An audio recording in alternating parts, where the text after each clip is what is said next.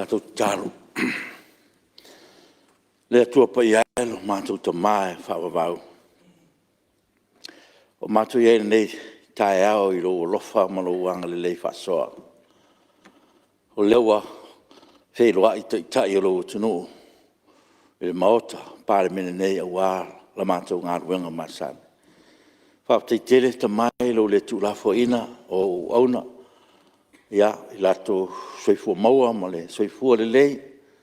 Ia, maise le lato malos whawhauina o walawa lo mātou wala uina. Whawtei tere le tua i lo le tūlafo ina o lau pāre mene. Whawtei fo i ta mai ta tono whapea fo i le manuia o si o mātou tunu atoa. Mai lava le ao le maloma, maunga te tele, na i ta māma, te nā mātusua, tāpo inga i malu whale. Si o lava i se o pitu i titi. I ia lava ma whawhataia oe lo mātou tua i lo lofa angale lei. Ma lo lofa whaasalafa, pēa lava pēa, mo i mātou ta mai, whawhatai tele ta mai, whawhatai lo usosori mai, ia o usuia le fono, tai lo utino. Ia, o la lava lo mātou, malosi le ri, e mātou toritono. E te leo tu lafo ina, au ona. Lo mau pēa lo lātou malosi, ia, au alava o la lātou tō whāma le uta, au asa manuia, o lo tunu whawtei tele le li i lo sosani mai a o whia ngai te tai o lo tunu mo le usu ngā whono. Iau mātou tālo le li ia usu whono mai sosani mai a wina mai lo nganga pa ia e te tōrua ina te tai o lo tunu. Ne whapena te tala latu tō whāma le uta mamao a walawa se manuia o si o mātou o tunu le li ia. Maua latu malosi ato toe le tino le mafu whau. Fasi sili le malosi lilo whaleanganga, e pou ai le latou tō whāma le uta. Au alawa se manuia anga i luma o lo tunu ule li e. Whamanuia tapo inga se o mātou tunu atoa, whamanuia hoi whaurulunga tanga luenga mwhalaptonga al malo, au alawa le latou mtafa ioi soswani, au alawa le tautuaino le pale mene, ia mese po le tautuaino le tunu ue ala mtanga luenga ese le li e. Tātou malau fio le nei aso le li e. Mangalo lau pale mene, o alawa ni o mātou se male ato o toa le li e, pale maia, ma e mangalo lau pale mene, alawa ya Yesu Keriso, lo mātou li e, mo lo mātou whaola. Amen.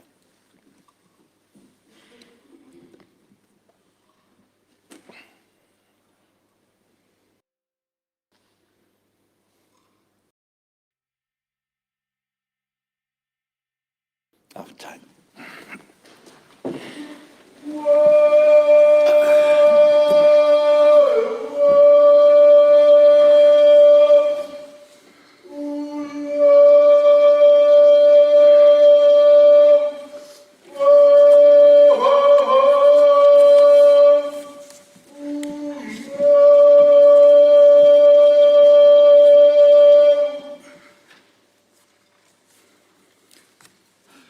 O te whasisiratu a amtaria ni tau manga le whono au whetu la whono. Ia wa te lava upu i manu nei tai au. Ina wa hutwhao le wao mala i le lofa, ma le anga le leo tātou ta pausiri le langi. Leo tātou toepsi whaiai na manuia. Fui pe ia vi inga ia te ia. O te whatu rima, whatalo whatu, wai pa ia whalangia. O tātou pāre mene, tai au manuia, ma lo tōsui fua manuia, ma le langi mamā. Whatalo whatu fwoi pa ia o tātou maota, i ona tūlanga whalupea, sui o mtanga ruenga, whalap tōntu moti, ia mese fwoi ia, nisi fwoi le tunu tātou mafuta whatasi, ia ma lo sui fua manuia, manuia ma le langi mamā. Whatalo whatu fwoi le tunu, i ona tūlanga whalupi peina, ma lo sui fua manuia, i le nei tai a fwou. Ia, o lo tu mau pēr le whangasolonga o tātou ngā ruenga, tu so le lafon whamaunia le whono nafi, mōs tu na ingo o tātou i tu la whono. Ia, o le ngana masani lawa le whongtalai, ia ngale leireri i usu ngā whono le paramene nei tai au, manu ia fo le sisira whawhongtapo e mai, asi o tātou o tuno. Tu nātu o pepa. Tas. Pepal palmene lua filosofo fa lua filosofo lima numero sela umle fitu. Di poti fal tau sangal pulengo fale mo le taalo samo mo le tausaga faaletupe lua felua sefululua lua felua sefulutolu ma le faaloalo lau fio Ngā wengo le aso, i le longa o li poti e komiti whaapalemene matali al malo. Momua, pepa palemene, lu oru tolu, lu oru wha, numero 5/5, li poti e komiti o le vaenga tau tamau ainga. I le pepa palemene, lu oru tolu, lu oru wha, numero 5/5, li poti wha tau sanga al wha laptonga o ele tu maoti o sa moa, mo le tau sanga wha tupe lu oru tasi, lu oru lua. Tasi pui tasi, pepa palemene, lu oru wha, lu oru 5, numero 5/1, tali al malo, i le pepa palemene lu oru tolu, lu oru wha, numero 5/5. Fe laflafo inga, wha awau as fono lona lua. E tolpo tau manga le fono, awao, atula fono le po na po, o lo sa unoa, tali fui tau le fionga i le sui te fono, i mta opu sa la ngā sui malu. Me lau tā pāmana ngā whāloalo lau fionga le sui te fono, mo le whawino lau sa unoa.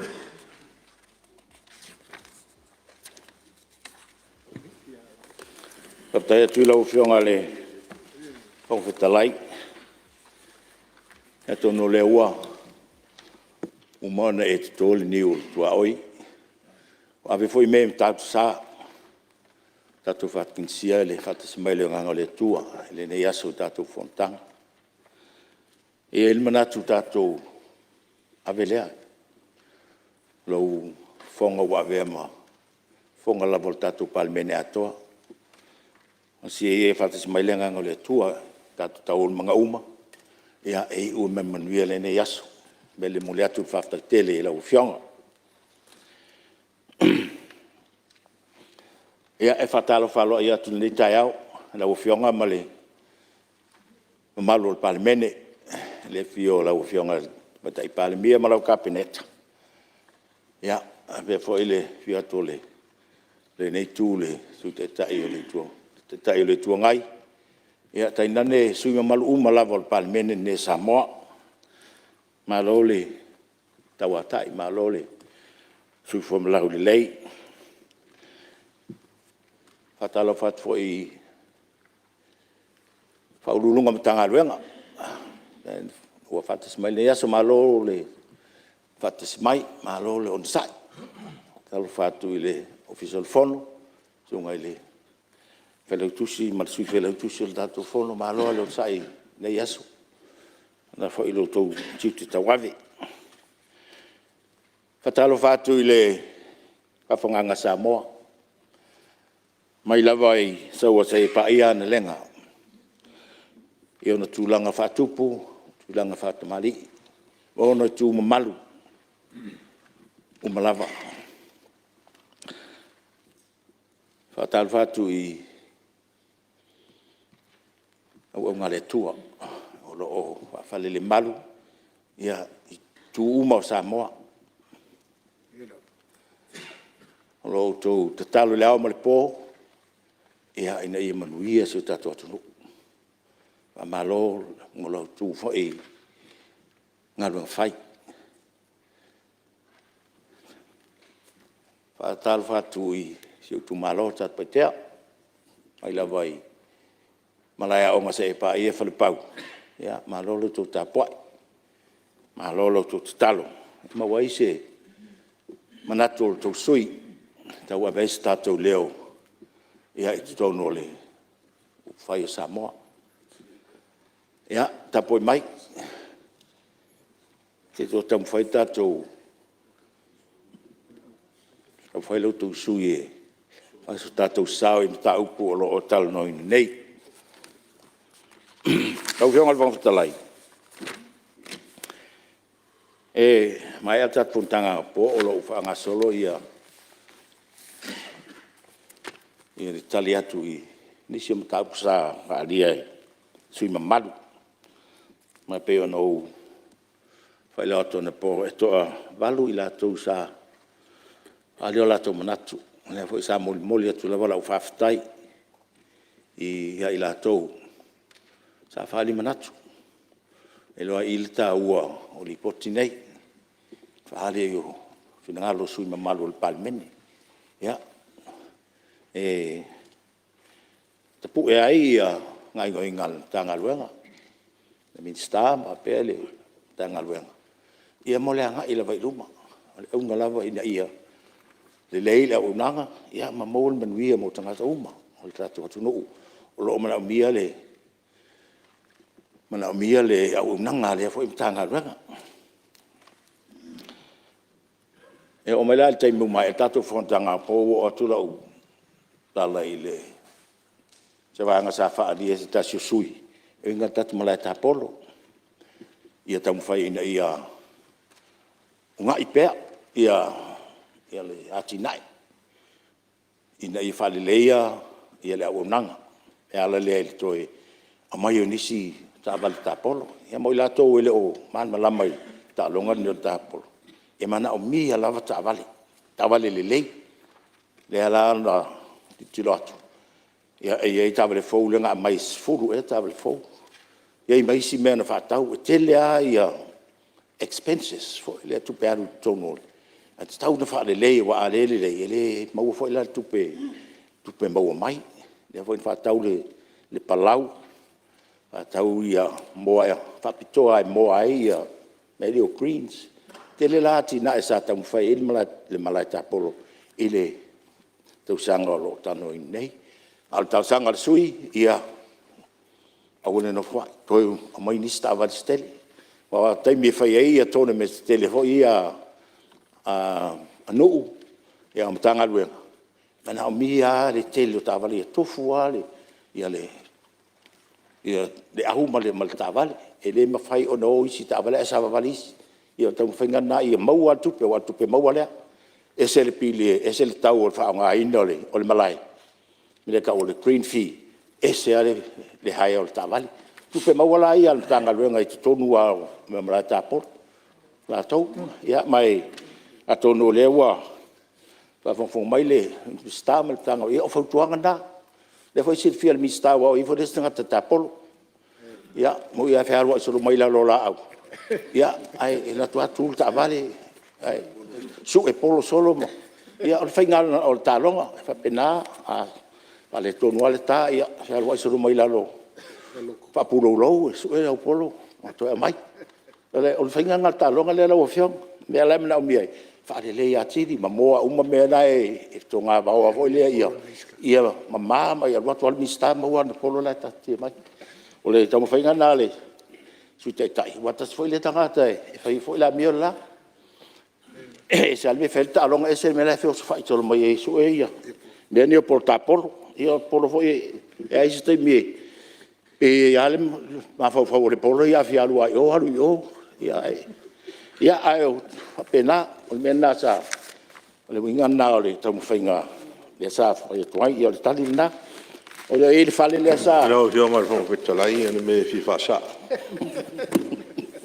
Malia la fiong asu te fosi ko kula ngole su te tai le tongai la e mori maula fionga le minsta le mla tapol wa ule si sui champing ai tau vanga uma tournaments e su e polo solo mai la lo o la uma tu langa ma pena ya e champing ya le kere la ka ya tai bro ka ko kalango ka val ka polo le wo le po ia tu mai lo fiong asu te tai lo fion ia o te fasa ole ia le tau no ngale su mat ia fu me lo ta por le ase si fa pe le lei ato e o ia tai ka ut so polo ila lo la au pe ia o la si mata ku na langa o le fale le o le se le fa pe o le se sa fa ia ile e al business a le o le to iai ile tai min fa ile le mato li potilea o la fa o ngal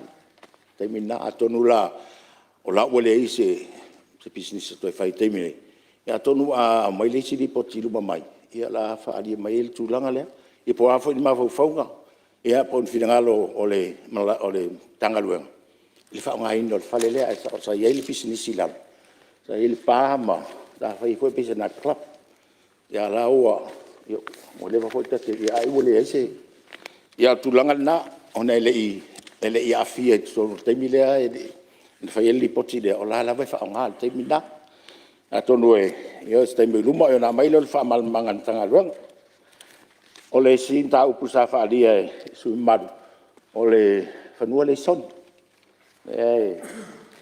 se fia lima e kale sa su e fa el tatu market o malana mama ato ma fa ta pia sai fo tanga tai lungo sa la la ina ona bo esela ni silanga o tai ta fa ngata nu ma o ia la to fasi fanua no foi ia na isi ainga la lava o sisi fo il la to mo mau ia o fanua ne o fanua la to na silfia ma uma fam sinonga o fam ni fo fam sinonga ne o fanua le malo ia alo fina o pele na la sila fo ia o lo ngalo du ai le tanga luenga ile tau fai tau nu pea ia fufuanga bo fe tau nu iai al unga ngal fam sinonga ia o isi vai ngal fanua le sa sua ia lo tilo le sila tanga luenga tulanga fa ngai e pe o le lisi inisio tanga luenga al malo pe a pimla ni fanua tuai ala tu fale po le ofisa pan tulanga fa pena a lo tilo ien tanga luenga se wala fa ngai fanua le nei dai song Dere le fongtolai ia maria la fe ngol si te forte fa mal malam la tu la no le te tai le tu ngai o la tonei sa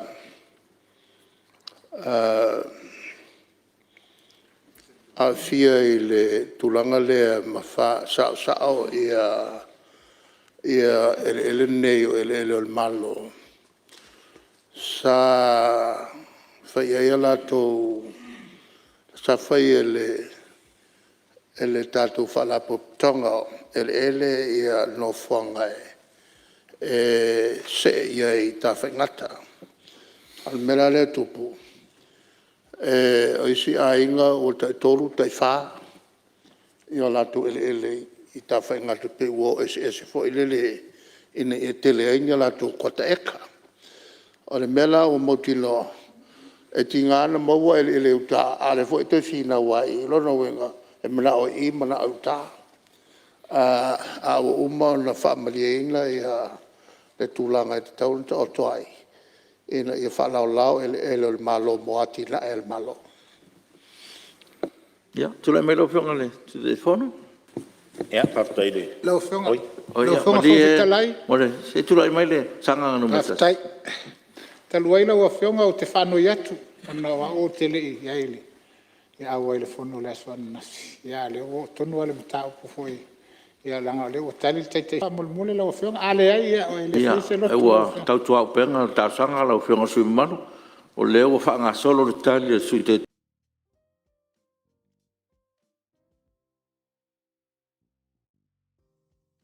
te fu nga maka mai lava nga por kal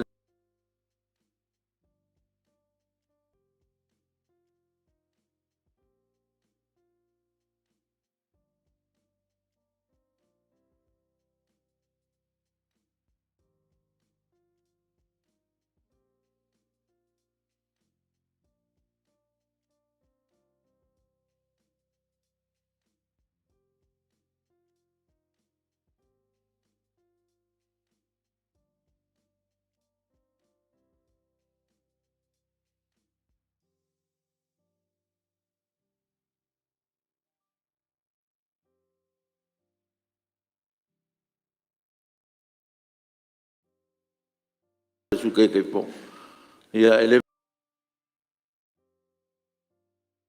foi ia ngal ngal ta Ia tu not whaftai. Wa lava lea. Whaftai. ia tu la mera fe ngol wale ai foi si fia nis fanua I o le malo le ia tua le lava le vale ale lava le vale na foi fina mai le ia ling fai pule le va fer vai le va foi ona no foi ai si I tu malo fanua le foi sa ele sui sa ia ta sanga na fanua foi lai tua e o la tu malo te le io fanua foi nai e lo tu I fale lima tau ai o ia sau o no te le na amai la lo sala si a le la tau fai e le matanga lunga e mafai ina ia so tai ma mo se marienga ma ri mfai pule e fa fengo fi ai ona alue ina fanua dei fa ngal malo o nai lata o ia fo is fanua te le fanua sa ma to ko e lava tai o le vale a fantale e se ia e manatu o isi e se manatu o isi o tu malo nei per foi I vai maua tu langal vai o tali la to I fanua ia I nei le tau langa pe o tai I no ta fengata ia mal fa so lotu na o to fu uma ainga ma fa eka ma u fa nga ina uma ia fanua na ia se banga na I lis fanua fo I no tua pe al bela sa tala twai la nga ru ia il komit fa ton ia fa pel tanga lu ina ia tau fai so la pule ma tau pule al tali na ele o man fa na fa ngoi na mai le il tato malo ono tu langa ia tu langa na o le whiunga pe mo sewa no. Malia lo fiona su te foti tu la mo su salenga no mertasi. Haftai lau whiunga le whangwhitalai. Whamaru atu I lau whiunga sui te ifono. Ona o leua o tonu lawan saunuanga le sui te ifono le taupule sa ulanga na po. Ele fo ia le malo I tua tu lo tu malo. Si wao ma whangwhau. O mali te mini. Whate ia si o matou nu o si o wao ma whangwhau. Ina ua o watu ele whawhanua le lua afe malifitu. O mona fua vaenga ia. Ai mori si le fia le mota. O le tua o yo whale lima ma si o wao. E tua o I mea ta o le toso ngai. O le fuatanga la e le lua afe malifitu. Pea na utau whaeilo atu. O lo iei lu ia ta se lau eka e lua. Ma le taurisfulu eka e tas. O le lua afe malifitu la lia. Pea na whaeilo atua. O lo whaate ia e alim whai pulo ne ia whioang. E no whaeilo atua. La tau tere iloa te mina fuai. Au ele ia. Ia le sai lalo le o karame foi lea o to ino la au al forest. Ia pea le tau sanga tua. Le o tonu la wasau noanga lea. Ia mal te mina fia mamlama le a whianga ni tu malo. Aftai. after lo fio after go su mat al me tu le sa tu wa sei ia ai langa o tal no loi I fanua ia o fa ngam fanua le o fa nga ele no ta wa I lo finngalo na po ai lo fionga on ta pulea e si di fa sa o le songa mi stamna tanga luenga ona ele o afi tonu li potiele ale tanga luenga le tal no nei e am ta pula tele atu ele mi fai o tal no li potile le o ia ai tu nai fa bel mi stai bia atu no o ia santali I family nai le sui mad Le foi lana ele o pose lilo le pa inga o tunai. E o mal pa inga o finau wale nei tumalo I se tau e whaamatu mai mo nei ele le weskeke I nei vai monga. A fia ele tongo vai lele whangali. Ia le lau e toi o iai. Ia peo le tūlanga nā le sa whaipo le asa usila sila. E mal pa inga na tatalo ale vai monga. Ina ia ave ese le tol suli mafe. A wai tutongi tol suli mafe. Ai a minga o whanua whale anganu. Le whain tatalo ai pele ma whaina pa ulta isfulu afe waka eka. Ia pela le anganga na le sa langona I fia. O leo e sui tai tai. Ia le sa I malama le tūlanga lea. Ia le foi lau avi foi whaftai ale. Le tu malo staimi sau noa le minsta o tūlai mai. Ia po le asi tūlanga o yes fam.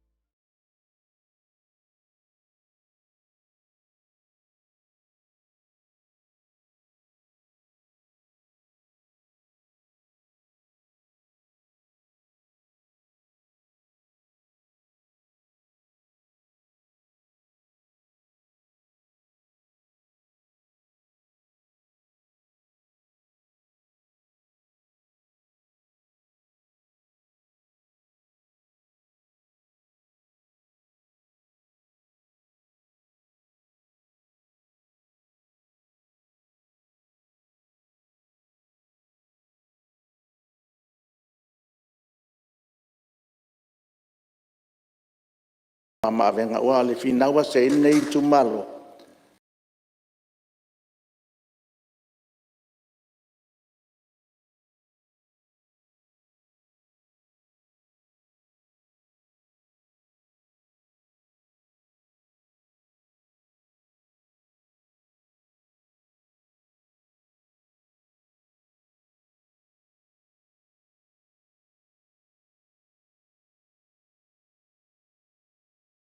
Ava pela e tongi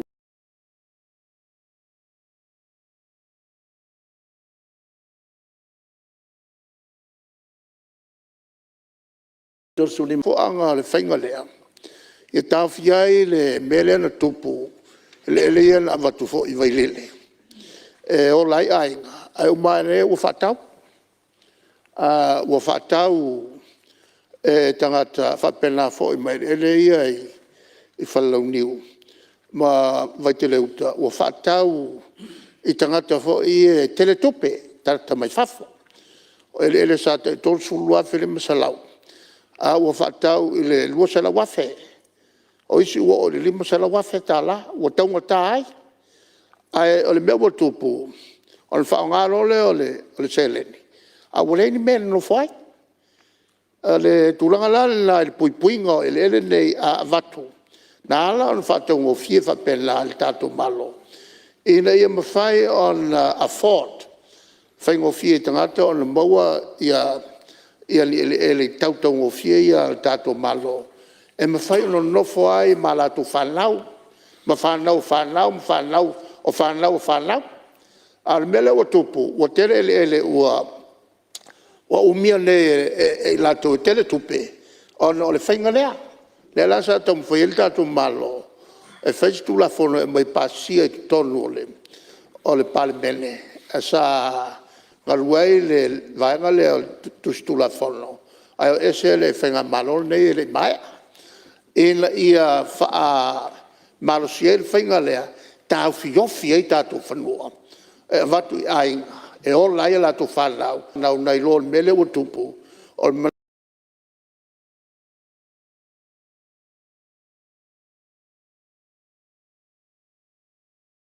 na vave o le tamai le taimile le seleni. Whakau kia i lol whanua. Whatau lol whanua. I le tau tele. Ai malai ai le whanau lumana. Le whasonga la e le o li whanua. O whanua o mia sa loto. O le whaonga e whaonga whalenga nu. Le ala e sai ei le tula whono te teu. Ia peitai o te langona o la e lava i o i le komsina o tula whono. Ia le tula whono le i mai o ntusia. Te role o mambalama le sui mamalu.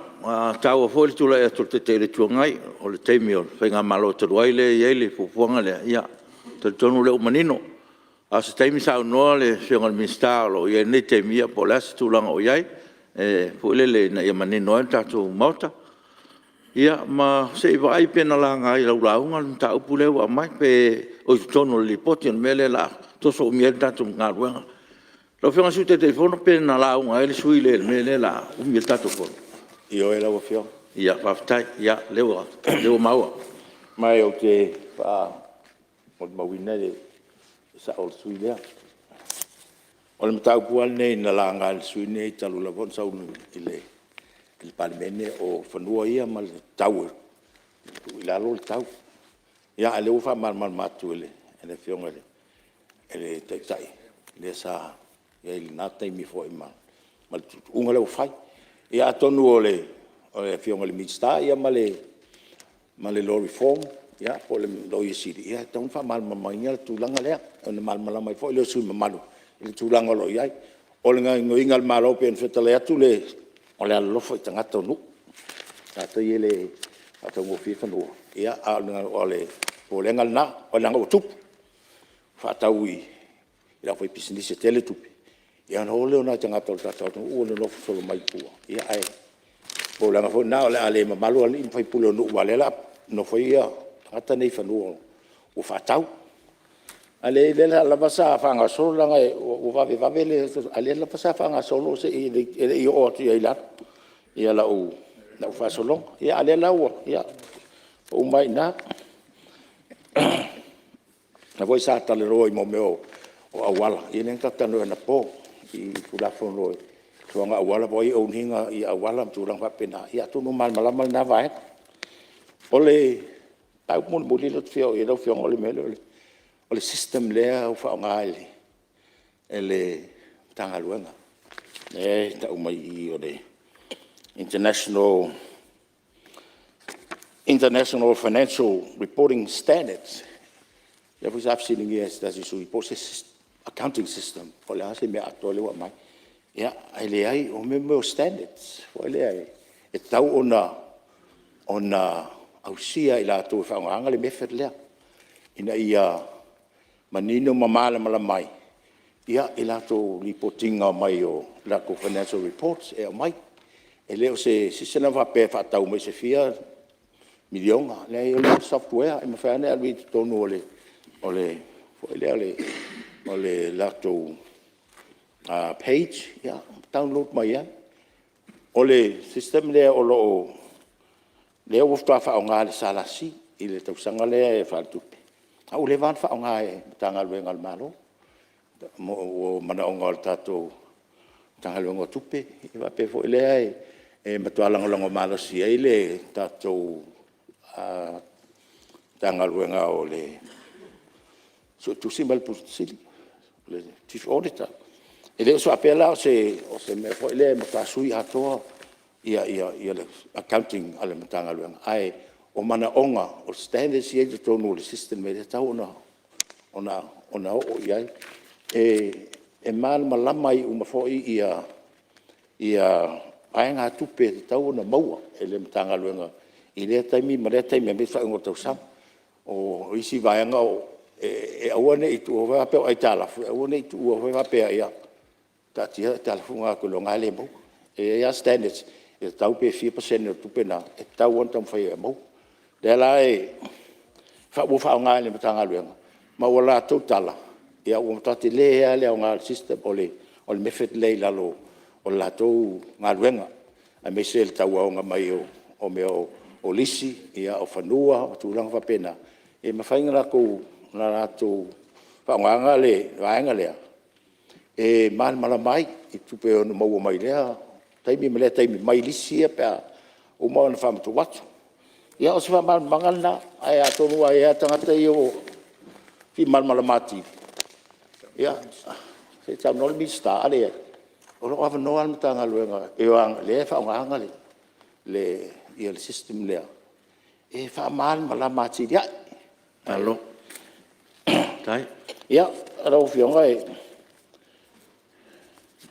pe no paunda o mata o pusalanga se le banga o bisisi me ya le o fa mo i ya o mo le ya ona o e sui sa fa dia sa fa lo manat i fa no ai o le malo pe fa no e ave dis fa no ai i sim tanga lo ngal malo foi le a ul fa tau pe fa tau sta ngofi e atina e ai la tau ia pele na fa tu ole mena nga le fu fuanga nga le tanga lueng o salasi ia e fa nga ile fa no le so e tu indisi tanga lueng le in fa no ia e watu lisi ai ia ona paulia o safari fa tele ale ile tanga lueng fa nga mi sta ma le pulenga ia lo so sao a mata ngo fie ile tau fengol tato ripoti ia e mo le tu fa tai foi sui ma malu mo sa fa le la to morato ia mai sa tap tap wa ia alo fa la la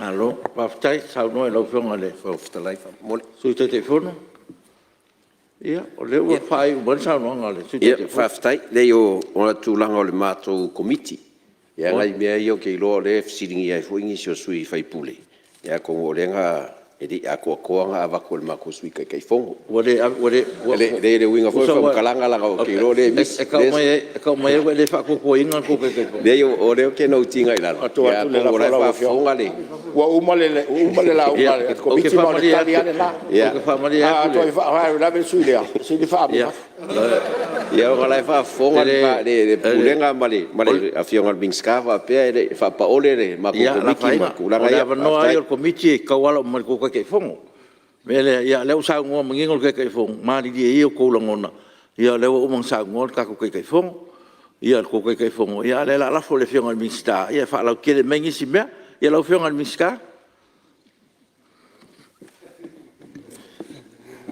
a tai lau fionga le fonfitalai mo la no ia e fono fa pi fo le taulang siti le tapau langi lana pulto ia Samoa mai se la tato parliament ia mai se foi na fa pa ia tu sa ma fa inga Samoa yon tu lang fa lupe fa le kalesia anga mo lia ai ola tam fai loe se vai inga le tanga luenga por fala por tonga ia e tu sai fo yo fa fsili tu lalo sa tu ina mai su ye evil parliament e fa tau le potel committee a me se o tali le malo la fionga le fon fitalai o le a o tau mo fai e avatu mo mua se tali i va enga le tali le malo le na fsilingia ma fia ma wai se ma anga ona o se atuile inicio mata upulau tele sa langa sui e winga i le au nanga le malfatinonga o tiutio le tato falapo putonga e tuma o til malo i le tele o fesili le ua mai a ona sau noa le taifonu le sui taifonu e tusa o le tato accounting system le whaanga o le standard le fuie le toi o yeise manatu pau le whaopopola o fionga o le tāua i le waaia le whalapo potonga i le tūlanga o mawhai ei o ngā toi state pe whaasao ia nisio le whaamaumaunga ele ono nisio ele whaatau ia e o le ua sau le amatanga e fitus fulu whataita inga e fitus fulu afe ai te tongi te tonu le fulu lima tausanga o le tāua la leo le stande le ia mawhaina vai ia le te tonginga le ai ua le alu uma le tausanga e tasi a le i sau i tonu le tupe o le tāua leo o le whataua ina o lea standard ma le whautuanga fo le nao mai e suetusi ma i latou e meise o le tātou maf le ua lai ona toe vavai ono le tele atonu le tele o tausanga ua pe e te le tupe ai le i o mai te tonu o le tanga alwenga o le tongi whaasopsolo o le tāua leo le tātou a foi tātou vaenga leo le standard lau fionga le fong fitalai ana i se meila ia le vaenga le lona lua le tele no whaafisili ia lea foi ua sauno manino le fionga le suite taifonu i le tātou a foi ele o le fausia le o awala ma le a foi ma le vaenga i lalo le salasi ia foi ona whailo atu ia ona waiai foi nisi u whapea o iei se ese inga ale salasi ma le LTA ele ese tu langa whapea o iei lau fionga o lea lava e mai o io ngā luenga whaatino so si kangata lava e whaatino sona whanua ona ia i ele tutongi ina o le whaatino ina o le awala e ona whailoa fo i le minister anpo o utilities o le paipa o le ala o le elitise tau ma le awala o vaenga e tau ona whaatino e ona le whanua ai le whaamatu atu. Peta iane, ia o se tasi fo i o vaenga atonu o le i tātou whanua lisi le salasi, ia maisi fo i whanua lisi le malo. Ia e whaisi tau ngō fie tele lau fionga, e le lava le tupe whai ei awala. Ma wha sopolia i utilities ia. Ai ono le nau ta inga fo i lava atonu i tausanga uma vai. Ina ia whaatau ngō fie le tau o le lisi. Ia ua umaifo. Ia ua te lele tau ngata le awala i te tau ma whaasino le leia o utilities. Ai le lava le tupe o le lisi. O le ala e tau mwhai ina ia toe whaatūlanga sao. Ina ia mawhai e le lisi. E lisi umo o se subdivision. Ona to tongi le whai a whaale leio le awala lea. A mai ona whai. Ua whaakaloa. Ia ona o tātou pea ona iai fo ia tātou fio. Anga maa lalwhanga i tua awala ngā alu e whaakaloa. Ia o leo i lalo le malo, i lalo le LTA le vainga. A se tasi o atunga lunga lea pe ona whaalia. Ia ona o le afui, o le whaia leo le awala ele o meet ia standards ia mana o mia le tātou LTA, o lea lai whai utanga ia. E tā ua fo i le tuuina atu ina ia mawhai o na whaatino ia awala a olu iaile whaamalmalunga. Ma le vavaainga ma le fui. Siaki ina ele LTA ma olo o whaatino ina nei la lea vaenga le tatou, ele ngato le tatou pulenga whalapu patonga ele. Ia lo si sila o mai le tatou mtanga luenga. O ele mfuanga whanua ina ia whaatulanga sao. Ia mawhai ana whaatino o tatou a wala mai utilities ia. Aile itu ina atu le disi. Ina ia mawhai ona tutongi ai. Lau fionga o nau peo le... Lau fionga rong tēnei. Ia, Maria lau fionga minister, se i tot pram noi. Sio palari ni mantas. Ia, aftai lau fionga tēnei mula wanoa. Ia, atonu, iwa la ngasilangona. Ai li se mau ese le fionga le minister ai tu sai le. Ta li le sa uno ia winga I whanua. Ma le tūlanga ia atonu le sa mawina whana pōle. Le whaasoa inga whai mauta. O lena sauno manino le fionga le minister ai tutongi le lisi. Ia le tūlanga leo le ele. Au le subdivision an mahalo. Pilu winga le sa matuele angang le fwisa sauno manino le fionga le teitai o le mahalo. O le teitai o le tuangai. I le tūlanga le kabineta. O le nganga vai ia, o subdivision al malo. Tauna, wai ia budget implications. Ia I budget al malo. Loinga, e te tau na ise condition wapea. O me ele se yoenga al kabineta. O lisi al malo, ma subdivisions al malo. A le la lafole. Le burden di lungo. Tangata la no folisi ai. O le nganga ia sa matuele ai au mai le development consent. E te tauna isi approval le kabineta. Ona iei la budget ia, pe ona iei le uti o le whasoa ale mtanga luenga o ngā luenga ala I le LTA. Iwa penal langona ana lea wha sa unola whionga le minister. E te tonga I la tō eilis, milanga whaloa. Tula mai lau fionga minister? Lau whionga. Ia, Maria le fionga minister, se tula mai sui o pala tatolu. Ahtai lewa no. Pe iam tātou tuwhai ana nafi. Ai manino al tūla whono. O la tō iau whanua. O la tō tawhai oi. La ko legal obligation. Whatino whengo awala. Ma utilities le vai ma le kisi. O tūla whono ring tātou mai mai whafo. Le la ka kua kui whafo New Zealand ma Australia ka kua ie. Ke la kua ma whola a koa subdivision. Whaka ma awala. Me uma. Ai le ngofoia. Koso ma paipa me uma lava. O na winga lava mtalanga. E safa tangata ia mo whaatau whanua. Awai, e ok nei saka mo muli ne sfulpe tau sanga mo muli an. O le lei awala. Ale safa nei tangata ina mo. Ale ka kongi umar kupele ai ile e o whanua. No winga la lau fionga le minister. O tam fa marsia tu la fon. Ava vai ro whanua. Ia matua whaata lea wala langa le pio in the cost le tau whanua. Ale tu e ton mo tau mea ni. Ne whawhengo fia na whai. A o mai le so, e ro whanua fu ngai. E vinsa whatau nupi whai ale sa. O mai le so. Pua le ango awa. A tala whai na mai. Whatau whatasi le tau le whapopo le tau awala me wapena. No winga. E tau na whamarusia. A whai o nai alu tono tau whanua ia Samoa Land. Whatau. E tau ana mautinoa. E whai ele lea wala. Me umane. Ai le whatau ina whanua. Ia so atoa lava le. Le tise mea. Ma wale e whai tangata free. Tangata fhoi tuma ocho le whatau las whanua.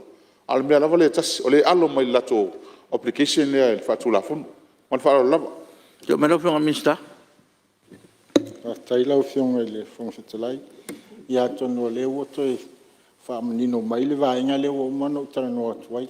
Le tā ua le o le afoi. Tā pena le lei uma le land owner. O vaenga ia ona fuafua ila ia o le utilities le vela wala le tise o le vai ia ma drains. Tā ona ma io uma ma fatino. Tā mwhai ila ia ona titilo lisi. Ona o tele o teimi utuanai. Ia na fatino le lisi ia. Tamai awala ia o atu tangata. E mana o mia le lisi. a laile o le lei awala o le lau toe wawai e limtanga le na ia wha malusia ma wha tau ina nei vaenga o mai tapenanga. Ia ma whetau ia i foi le tau po le whanua wha tau po le whanua lisi e mo le wha tino ino ia vaenga. Ai wha malia atu le sui o whale alili. Ia sei tau to mai le finangalo e te finangalo ai e whai umel malu o vaenga ia.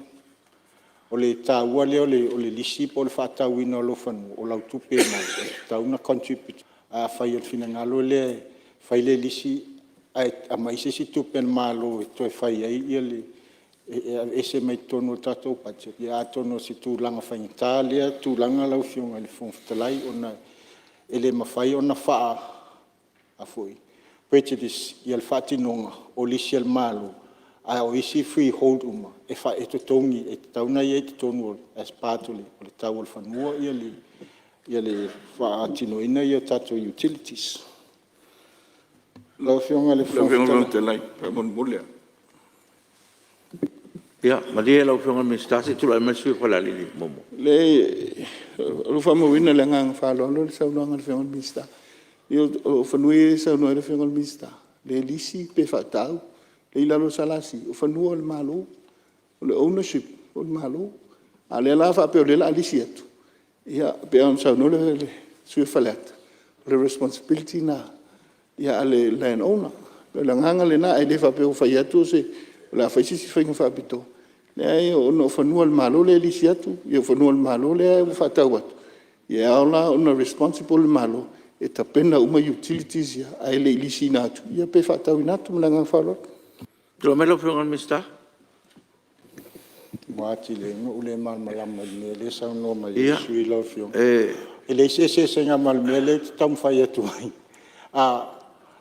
Ele o fai atu a faile subdivision al salasi ele se infanua pe se lau eka vai ta ilima eka.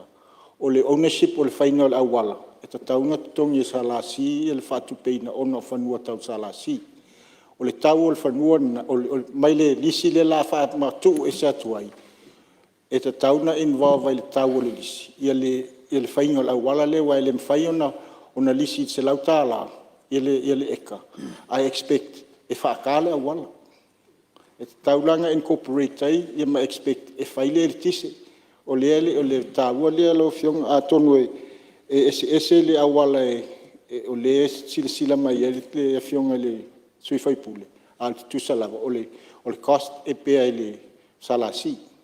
O le implementation e te tauna fua i lunga standards ale LTA ina ia mawhai o na uma na whaka pa whai whaka ina le awala. A lae o atu le maintenance ele sa ele LTA o laua o lae le lei ina ia awane i toi uma le awala. Whai whapa ele o whai a wha le lei el salasi po sesi lava freehold. Ai uma e fuate le toiletinga ina o le LTA malo e te whatu pele tele le whale leile a wal a le maintenance lea a o le peo la tamwhai atu le lau fionga i le whongwhitalai le tūlanga lea. le fionga le wongtalai e wo mana tu a ia o atatu fo ia i lavo le sa mista nei to sol tatu temi o levo sa no mista a ye se si me o toe ia ele ia le tala no ye se temi no tatu ngalwa ia fa mo vino lo fionga ma le ngang fa lo ia na le sa no le fionga binsta pe e le manino le mele tum fa tuai a lo manino ala no sei di fa no tangata ono le tutor selen al tulanga le awala ma utilities long term investments of that infrastructure lisil tasi o matan lisil tol o matan lisil sefulu e alu lunga tama ainga long term infrastructure e ta pena le tatianga alu mama e to ye le return e pe on silfe le tembul muliani la ngang fa lo te tu la me lo fionga le mistao la tu la ia le o le maniera o te tu ala no mi sta nga le tu la mai e mana ia la vale rongo le tupu te mine ia le tulanga le fatal noina o fanua ia e fa le subdivide ona disi la ia pe fatau o ka inga fangua e salau afi o nga fola ia o le ona ku ia lo su afi o nga saula ia lo suru afiranga e kava o mai utilities ia. O le mea lai kupu. Ua ngongofo kangaka. Ai ka ngofi aunas kukuri mai e kia. Kukuri mai mga ngaruenga. E whaakingo la kou le awala. Whaakingo la kou ia le vai o le erikisi. A mantua whalau whionga le whangwhitalai. O tātou SOEs ia. O le e run whaapisingisi. E le mawhai o ngā whaapea kule IPC. A mea ua leia makoa koe koso mea ngā. A o whangua ia o whangua. Pe o whangua ainga Freehold Lands. Ia whapea ngā whunga kule ati e whapea. Isa te vai la ko whangua e whamea kule ati e whela wala. Le mwhai. Se ilonga ala ua i eire ko unga lea. Ko ngi mer ko kupe lea. Ia ngoa kulala ia utilities ia whakaungu ngā ruenga pa. Lau whiong. Kore mai lau whionga te teil tua ngai. Hello, whionga na se sosoni atu mta apul nei.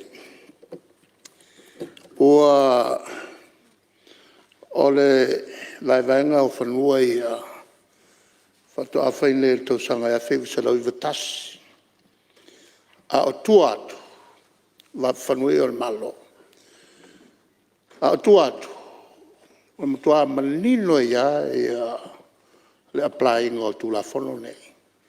E lua ia vaivaenga te tele na whai. Whanua o Douglas atoa i sale moa. Le ana ave le whasalau eka e le lupi wha e tau tongi se vaenga lei talafu.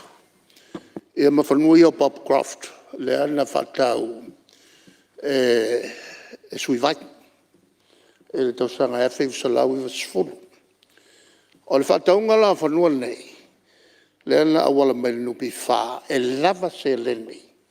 Al lupi wha lava se leni o Bob Croft. Na whaiei vai vaenga ia. E le teimi tūla mai sui vai o il na lea sa a vea ma agent. E rei alas whawhitau li tūla mai teimi la i le applying o le tūla whono lea. E whaia e la tō e vai vaea ia whanua. Ia awala. Ia whapea fo e male tosa tu le tise wai ki kele ia tupe na whata wai o wala nupi wha. E ui, e le na whai. Ai whakaakupunga ia e a vevesi. E na ua whatau whamatu atu whanua ia al malo SLC. Whakaakulai me lo le vevesi. Ona o leo ua pe ua nini atu le malo iai. Na pe leo le a whaisa whainga whapitoa mo le malo. A le mea ia. Sa taua na alu pēr tu la whono. Whaia e whalaputonga. O iana e whalaputonga. Ia, o le fisili le la. A whai o le malo iana e whalaputonga. O le malo e pau iai. Se o le whaunganga le common sense. O le mele tupunei. O le whinga o minska. O le body e whai o le authority e whai le whaiunga. O le kabineta. Ia, te lo le umanino le tūlanga, lau whionga minsta, leo e sao no tūlafono, ia, te lo le umanino le tūlanga lea, mo le silfia le tātou mauta. Whao sau no? Dai lau whionga le whongwhitalai. O se mai lole i e nisi o whautuanga fōi po o tua laloa sui o le tātou palemeni nei, na amata mai le songi lau whionga le. Ia leua mai a fōi o na sau noa le sui tai fono ma whaali fui. Ia le teiminei ia o lo ta oto ai ia se a fo lo ta oto le o whaatino le maketi.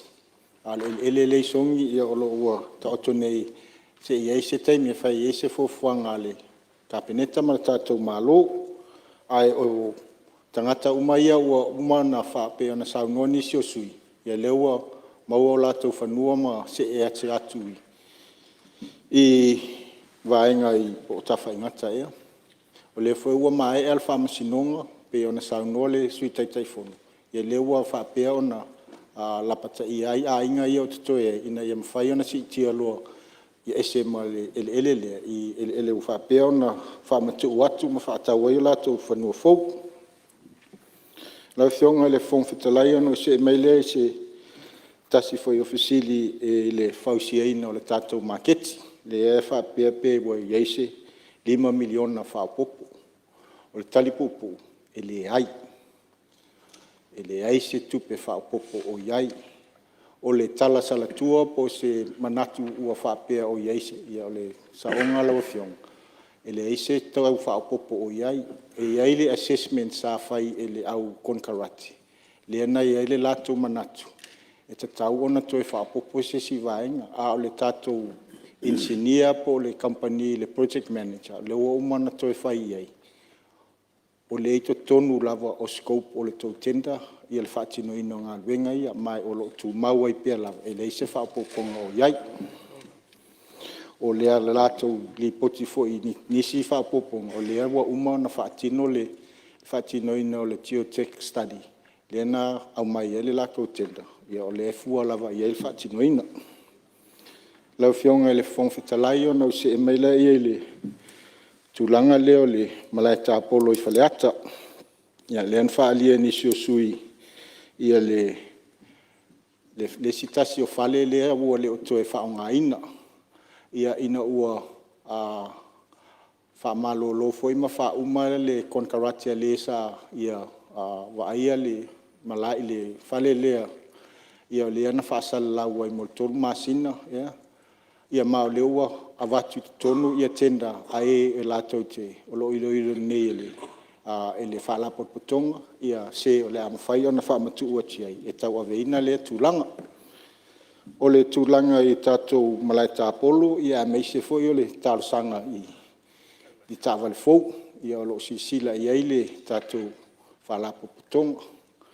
Pei ona sila fia ia meise lava i lātou ia na whaalia ia a tonu o lātou tangata fia tālongo le tangapolo.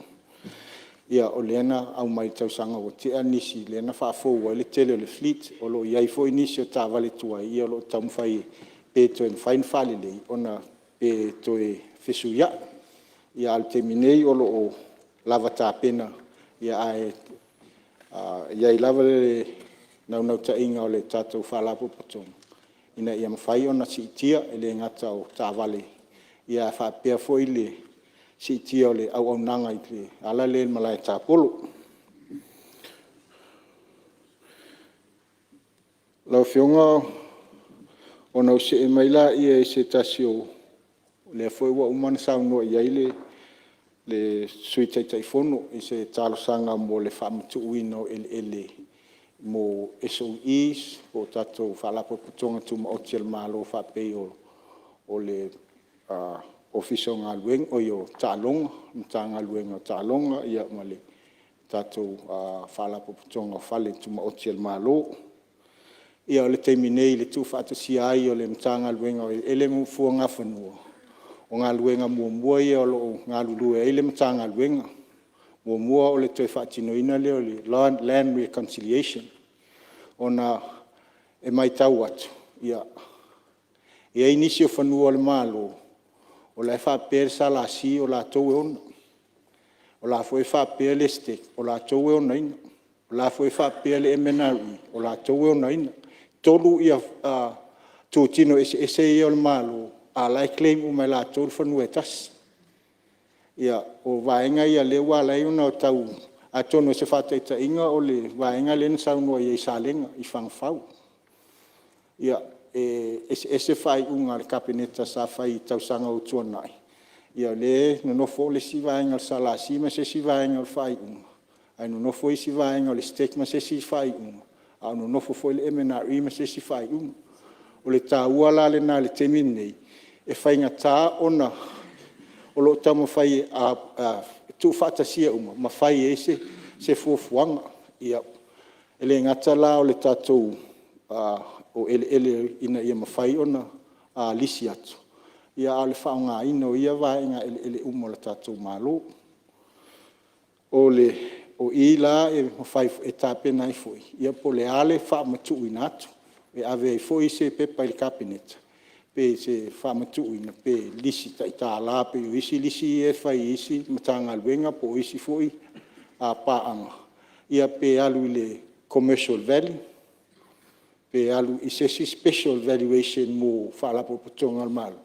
Po le whaatau e matanga luenga ia, po whalapo putonga ia ele o le vaenga leo lo tau fai e whaatino po whea lava se vaenga e tala whea unga ona i oele tautonunga o le tātou mtanga luenga e te lele tā ua o ne ele o le polenga fu i o iai ia e au fu ina sisi ona e peifo i lava ona saunua nisi o sui ia watu whanua fu i e tau siai ainga ia watu o to e whatau ia naunau ta inga fuile ia ua fuile watu o e tātou whalapo putonga tuma oti i se tau ngō fie po se tau e waai ei mō i lato a wofai e guarantee e lato lona mtanga renga mo isi atina o vaenga i e ao na a fo na o fionga o vitale pe mo se no Ia lau whionga minister se e tuatura mno le sui o salenga numero tas.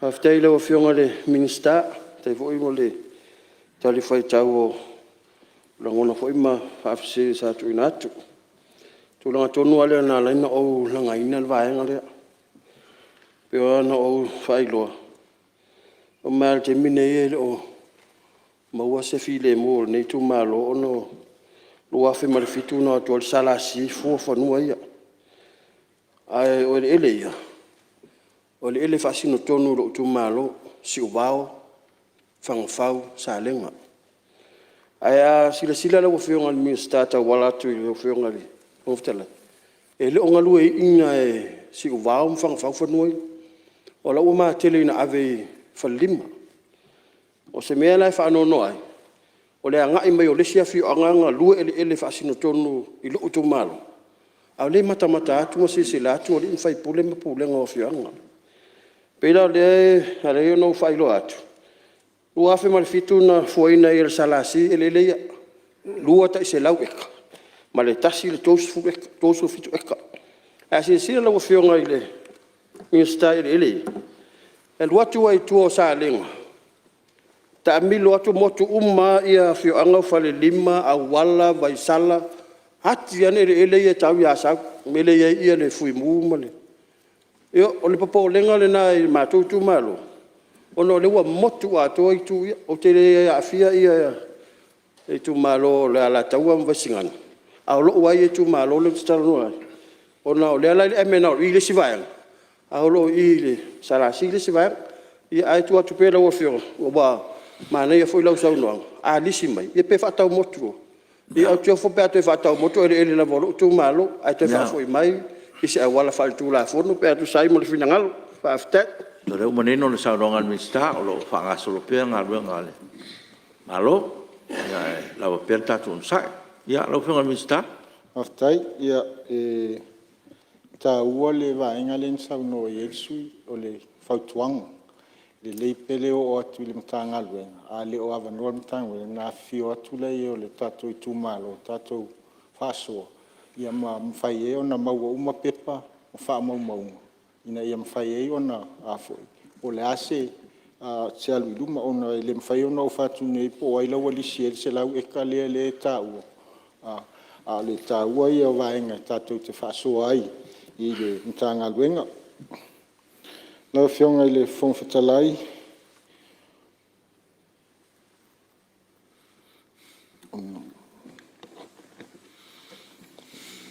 O na o mai le e se whawhisidi e se tasi o sui na whapea e whai i ele e mana o mia development consent ale puma.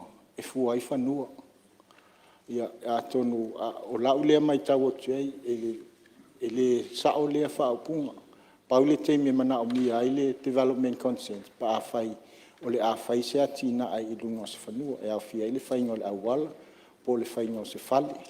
A le fua ina o le whanua. O le ngā luenga le a lau fua whanua o lo iai fo ia la tau a fo i wha maunga ma ethics ma vaenga whaapea. E lima taitai ngā la tau tai ala e le lima taitai na ai ia le fua ina o whanua e iai pe ona iai. So se whanua e te tau ona iai ia le right of way. Ia o le lea e te tau ona iai au wala ia matua oi o le lautele ma vaenga whaapea. O le fua ina la whanua e maea i ona su e atu na watu lea mato e siaki e le mtanga luenga. O na mwhai e lea na wha tino ia le afo i le wha matu o ia whanua. Ia a aolo o fia mana o tangata i ei whanua whatever na fua. Ai lea ia se ngā luenga o whai ei a aolo o fia mana o wha tino se atina i lunga yo i la e tā uaile pe on sa no sui yo i la e tā uaile a savadia ma le mana o mia o se fa ma ninga mai le a le puma ona o afianga fa si o manga ia o afianga fo i a inga tu a oi mai si fanua o le tāua leo le vaenga lau fionga fon fitalai ia tonu pawia fa poponga e tusai o le vaenga na fa silima ia nisi ia o sui o le tātou palmene ia watuele nganga whaftai lau fionga le fon fitalai amol mo se tu le masui falale numero tas Le atono lewa, manino le, sau noanga le whiunga minsta. I le tūlanga i le mana o miese, te wau me consent, tu sau le whaino whanua. Ia, asitisila fwoi ai, i o function si e sa i lalo le WTI, tūlanga tau planning. Ia, i futia uhaluma. Ia, le asa develop ai le Puma Act o le au ngā malwha moe i a pēla lo pēa o sitwhia tā ngā luenga i vaenga o iei subdivisions whadei te ngau i le lata ia o tūlanga sā lue le vai ia sā ia la vai futia ua aluma te mūsolo ia la ua tanu uma ina ua vai ina tūlanga whapena ia ona ua pe whapena e leo amana ia le tūlanga tā ua wala vai pe msau no le whiunga minsta ngā luenga aina o se tua lalo a whape o le li tue leo iai e sa wilo talitonunga sa iai ia tue sila iai o le mea o ngā e tā ua le whetau i le leo tūlanga i tā tia ile ala vai ma tā tia ile awala ia nai lo le umai fose awala se tasi ai se fulu ni awala lau papa ia ono le tūlanga le nau subdivision peona watu fa pena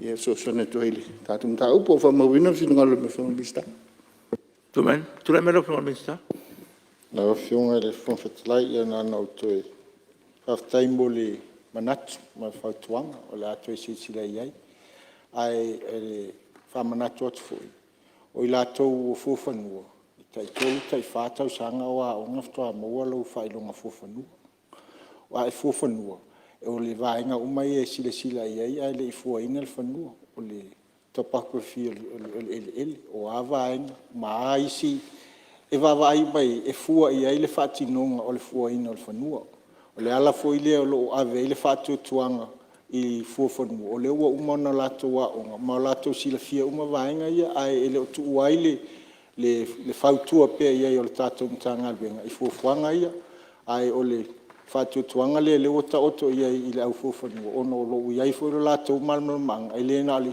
no fo mafua tu tono fale le fo ia la to te sava val i tuo i vainga tono ia fo no ia fanu ai fa tai le fionga le fo fitalai ona fa mai atu ia ia se fa mtala tu le melo fionga te fono mole la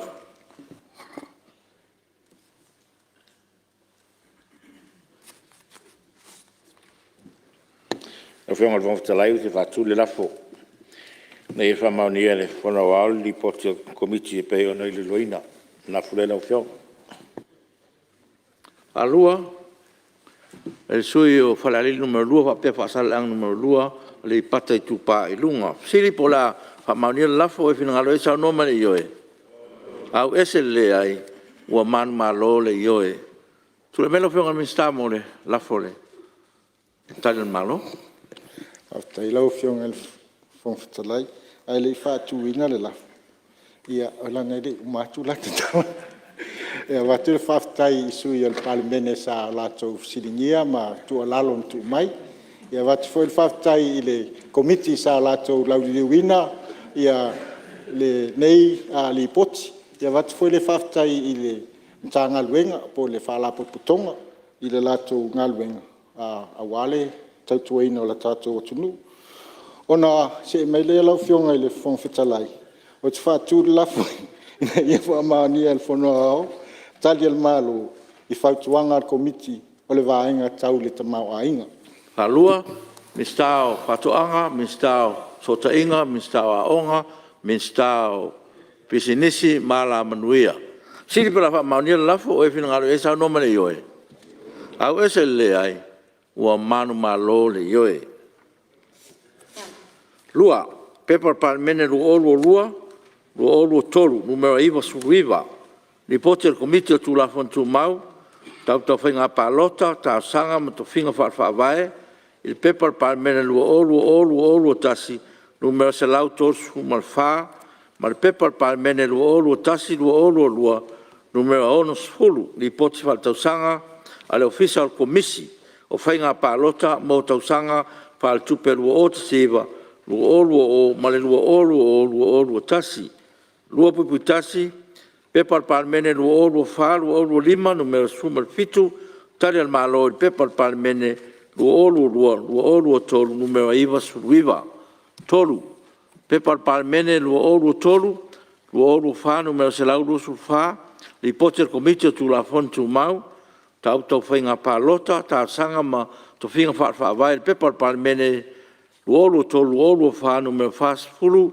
mal pepal palmene lu olu fa numero selau matasi li poti fa tau sanga ale official committee fa nga palota mo tau sanga fa tupe lu olu tasi lu olu mal lu olu tolu pupitasi pepal palmene lu olu fa lu olu lima numero fasu fa tali el malo pepal palmene lu olu fa numero selau su fa tu le melo fianga te telefono komitio tu la fontu mau tau tu finga palota tau sanga finga pa vai Faftai atu lau fionga fonftalai ma lor pale ma lor flau lau fionga fonftalai o te fatu le lafo na ia fautangia e fono aoli poti e lua al komitio tu la fontu mau tau putau finga palota tau sanga to finga fa vai o lo watu ina tuai ana sa i linga fautuanga mai una fong. Alua, ele sui o ngai whamaunga, numero lua whapea whaleata, numero tasi, sili po la whamaunia lafo, o e whina ngaro e sao nomane ioe. Au ese le ai, ua manu malo le ioe. O tapala u whionga le minsta, o fiso whenga, komiso whenga palota? Aftai lo whionga le whongwhitalai mula manoa, lo whionga le whongwhitalai, au te whaatu le lafo, ina ia whautangia le whono au tali al malo, whaatau i whautuanga al komito tu la whono tu mau, tau whenga palota, tau sangam tu whenga whaare whawai. Alua, minsta o whatoanga, minsta o whalaptonga al malo, siri po la whamaunia le lafo, o e whina ngaro e sao nomane ioe. Au ese le ai, ua manu malo le ioe. Ia leu mai a whautangia le whono au li poti al komiti, e pe no failo atu fa pe fo Italian malo ia te lo le tato tonu tato tai malo lo tai ia ole a mata i se sui fia sa no tato li poti e lo pe tato te liu mal tato malo longa fa tati ese ngal ngal fo no ao mo la malo longa masani o tai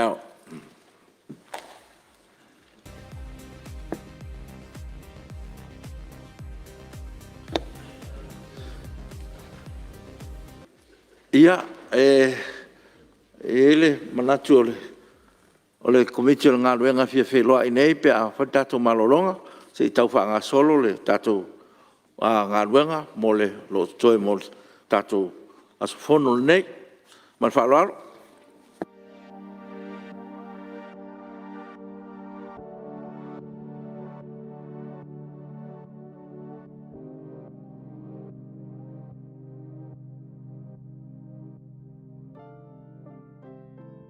Mene.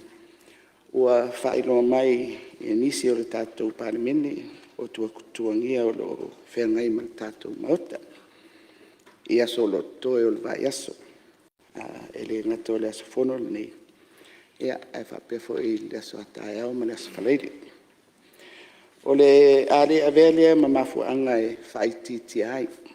Le tāua o ngā ruenga o lo o lauliliwina nei.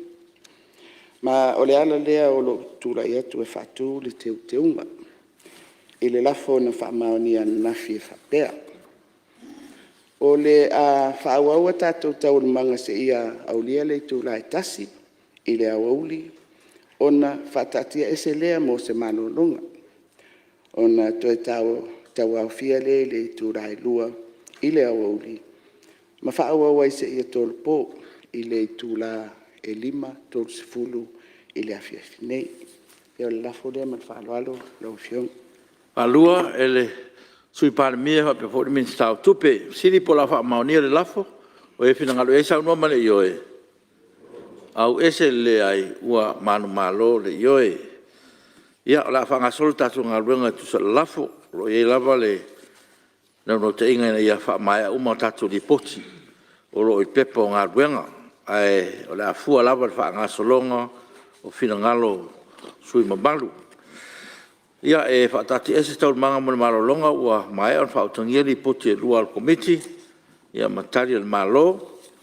Ia o le avanoa ne mo status sweep ia sauso noa.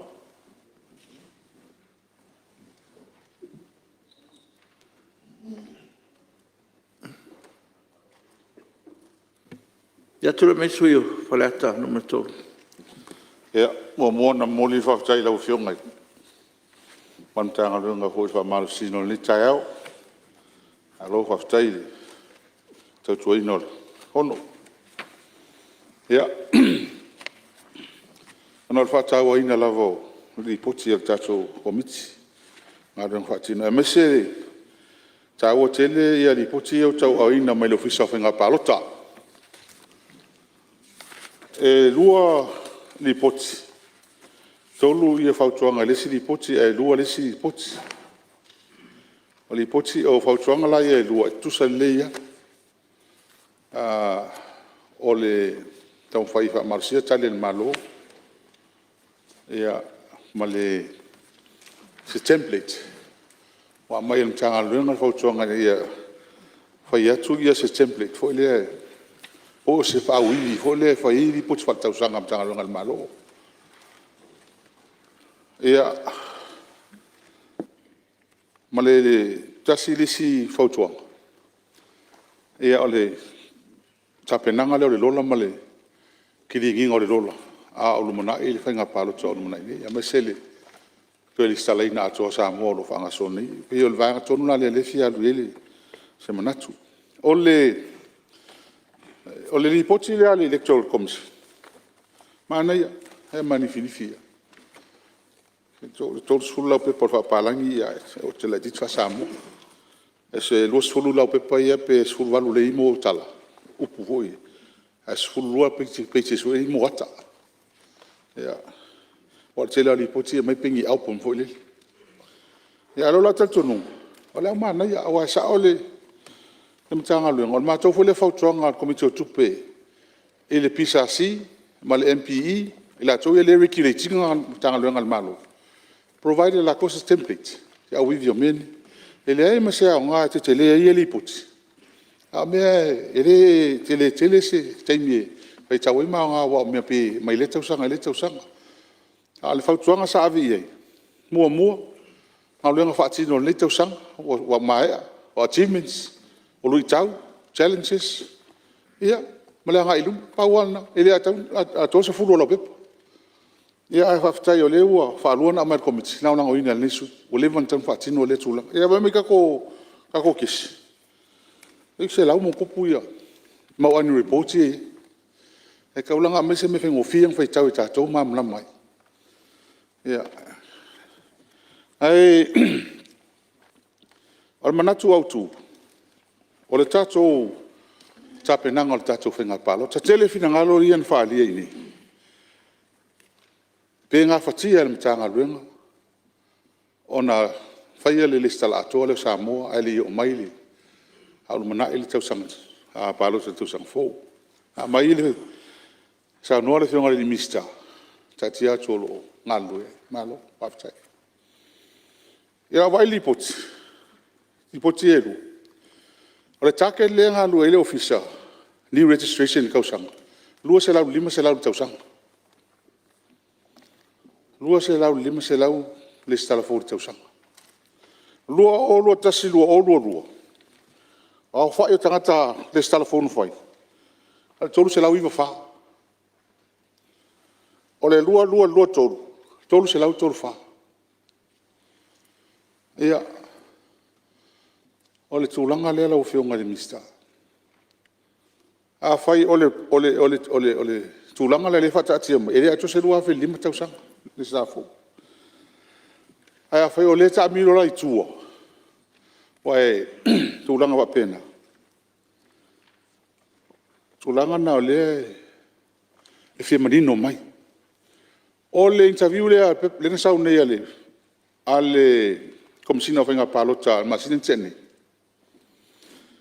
Saf siringi ai pe fia ni le stala o ia. Ia pe futu atol suru mo tupu a fea. Nto siringi ale pe fia tangata fui o fa o le stala mai online. O le tala na o mai. Online, so far. Na le valu se lau lima sfulu. Valu se lau lima sfulu tangata. Individuals. Valu se lau tolu rua. Samoa lava ia. Na ole tasi mai Amerika, valu mai New Zealand, e fiku mai Australia. Ia. Ole tūlanga, ale valu se lau lima su. A mai lea valu se lau lima sufuru, na ole tolu se lau valu tolu. Ua mae ale lei, le stala. Tolu se lau valu tolu, mal numela lea. Ai o tata mai fafo ia o le skala mai fa ngai ka ko me ia le masini ni. Nga sudon. Mari taimi a tole na mata mai se ia o mai masini tene. Fa fa o monga ia le va tu fa monga. Man tanga. Le ala le tu fa manatu o tu ai tatu tala no ai. Tu langa le. O fio ngo. Na tu e. Tilo le la o fio ngam tanga e tu langa le o ia tatu. Il faccio solo o le stala. E lo tali tonu. Al mea le alena matai ona tu fatasi ia whaongale. Ia le ta inga fo le fai palenga a ho ile ngol mea. Tu fatasi so ta inga mtanga lwenga. Ni fengo fie ona fatino ngalwenga ni. O lawa ia i le ofisa fenga palota e tangata o mea sfanau. O tauna i malolo matai. O mea mu fa pena. Fai ngo fi el ta tunga lu. Sa waru las falele nte nei mavel o ainga minusila fa na lo so malo fa na we o to fo. Su lima ma to no. Haftaia e fatina nga lu ngala sole. Wa to uma ia me na batu. E o foi la ya want to ngo fa le skala ile las falele. A tonu wa nga na isfai pule na o mua safta ia infanta o la ku fengo fia ya wana folte o ke la como la pe matai ya la lexir fia ko yo fa nga lai uma record ya la to tato umani o le mele sa va tol fautuang le amatanga ma mai fo ile sa no nga la ufio fa fengo fia tanga tatua ia o dunga lola se va na tanga ta fo mo tanga ta fia transfer is ona vai ili le a tangata lava ia o leva ona ia ia pese fainga wa o tele tato o information na mai lu sulta usanga talu ai pe sulta usanga talu ai lava tu ma a uma ne lana faile le stala ala fa na uma nai yo te yo to light o ma ho fa pe na le o fa lo ka mai fa a le mal man me le ku pusamo Ferolo langa yo ke ia wai ka sulta usanga su lunga onga ngi primary school mo college o lono foi fof a fo ala il tanga fo lele la palo ta mai fafo de palo ta nga vai palo ta mai ai o mai samo a fa polina lo ma fofa polina lo ma fofa langa e lo fionga fonga fono e ala leo ye le tatu tilo tai mai fafo ni silam la fa sa lawe la to Anga oa fe ko mea ngai, le laka ko paroka ko mai fafu. Eu i lavan lesu la fono o mai. Am kwa langona fa no no pe fa yo tulanga le ye o amatan tan no tanga tani. Fa se le tun. A lesu la fono o mai. Ala u le au ngala u fam talang. La u fiongal mistamal tatum tangalu. Ia e tulanga le ye tatu le stala. le taimi nei le faatinoga o le ua faalogo toe o itua e po se si workshop e po se si faalauiloa lei e sau faapea e faauau le tatou galuega le faatino afai ua isi faalauiloa fou o lo fuafua fai pou fagasolona uiga e insuiga tetele o le tulafono ea toe toso foi ale itua le mea na tatou iai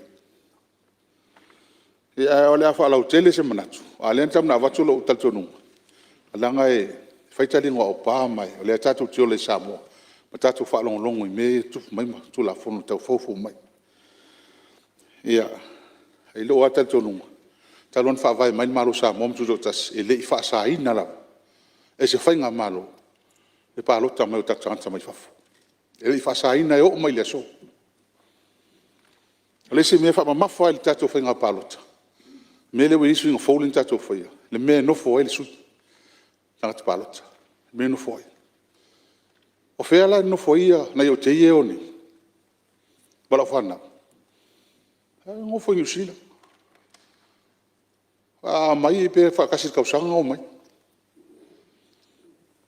ia ale la fai fo la ko palo kai aya mai foi tatou me fai me tau singa male fa foi ngal tatou tu ia na o fionga le fionga fono ia na nai manatuna anga ftai tele la o fionga ile te fono mal tatou committee su sai ole tu la fono tu na mai fa la fa ftai ai male report aftai alo pa tai sa no sui fa la tolu ia ngaro fa dia fo e wale report ile tatou committee ile office of nga palota ia avnol tatou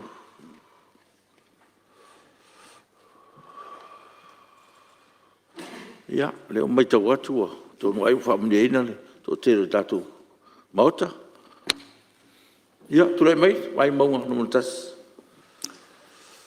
sala le fes sa le tu malo lo yonga tong talai mo le foi lenga fa tai ila o fionga e mesel fele tu simale official fono mo le nga se ina fo yole malu tai o tali le su le mota e le foi la se sa le tu malo e mo le lenga fa tai le fionga te fono ia mesel committee na lau liwina ia le potine ia le ale vaenga le nei official committee fenga palota fa tai ta pena fa tai fo imo fo tuanga na tuina mai tonu manatu le nei tu malo e o se vaenga le nei tele ni fina ngalo e ave ai ona i fiwa le mtanga luenga ma tulanga ile fa ngayo inga ni tu la fono e fa tau tai ai e a o le taimi e soli ai ele e o ie lo fia man malo tu la fono ele me fa ya ona nau ia man malo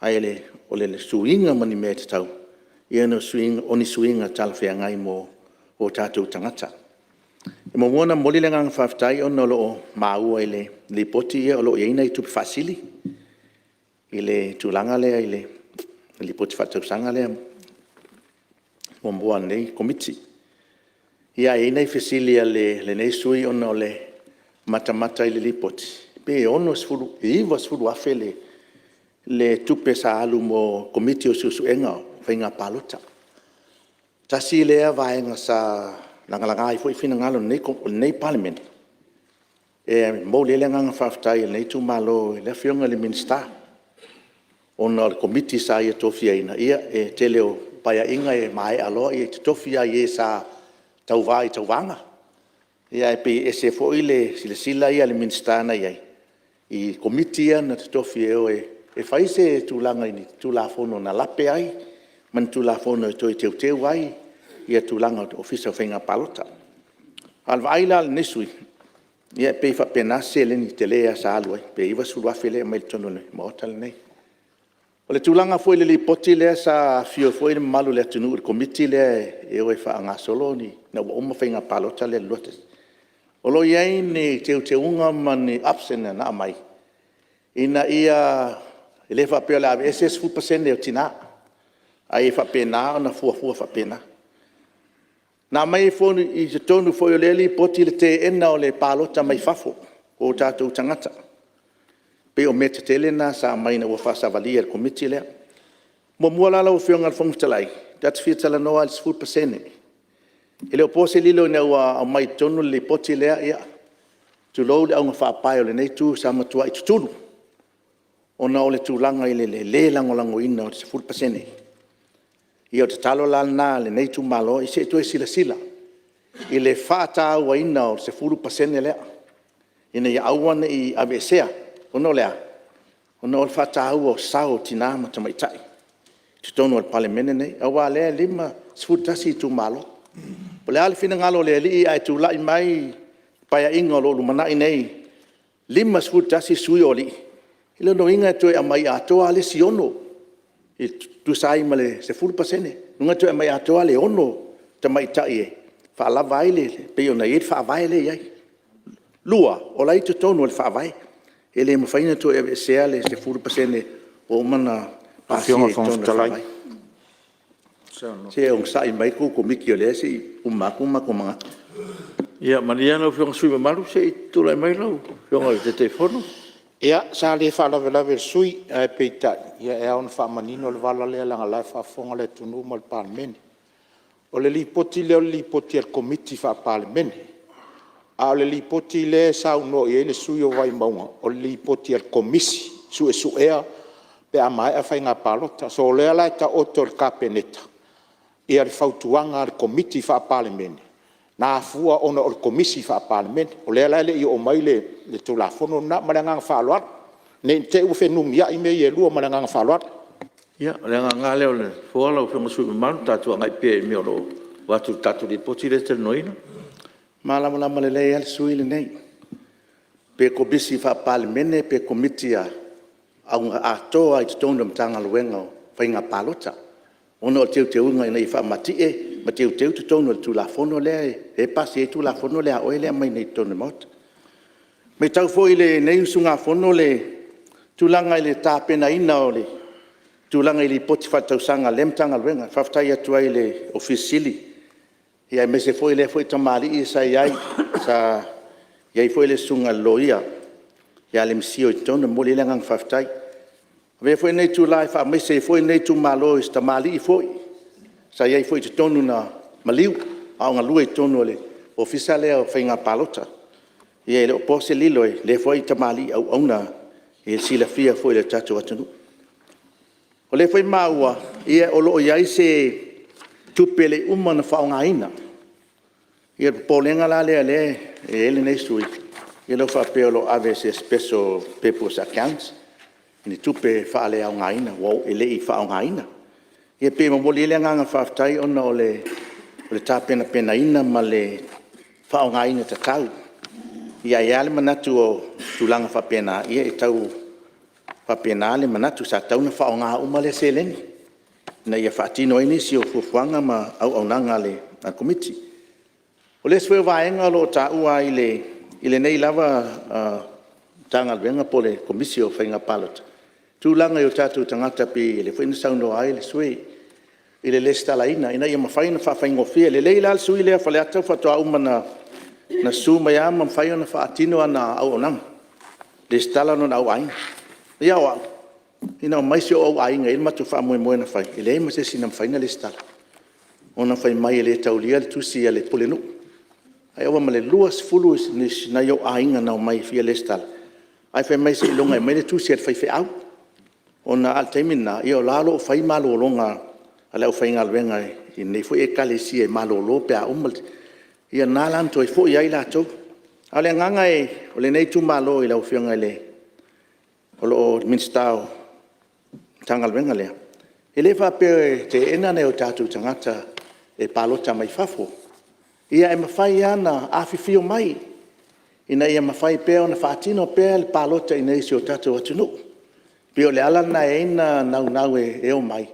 o le tele o tātou e au ngae e mata atu tātou a ina mai lo atu ia o sa o le tamo le vai monga lea o lewa nei fafo ia pe o polenga na e le wha pe e wha tauanga vale nei o tātou tangata mai fafo ia o le aita tala le avanoa a fifio mai e asi mai ma whaatino a le palota I nei o le polenga la o fionga le wha pe fifefe nei o tātou tangata o lo whaia fo le tautua mai nei o manga I fonga ia ese al palota e tofi nei ia o manu malota I te nei ai saure special lola lai sau mai New Zealand ia lai malota ngata lai no foi pe tau fa pe na sianga ai tātou te nei sui le fa pe fa tau nga vale nei a tātou a inga o lo fai mai le tautua nei na fio ma papa a New Zealand o lo tautua vai mai asi o tātou atunu e mamoli foi le nganga fa ftai ale nei usunga fono ona ole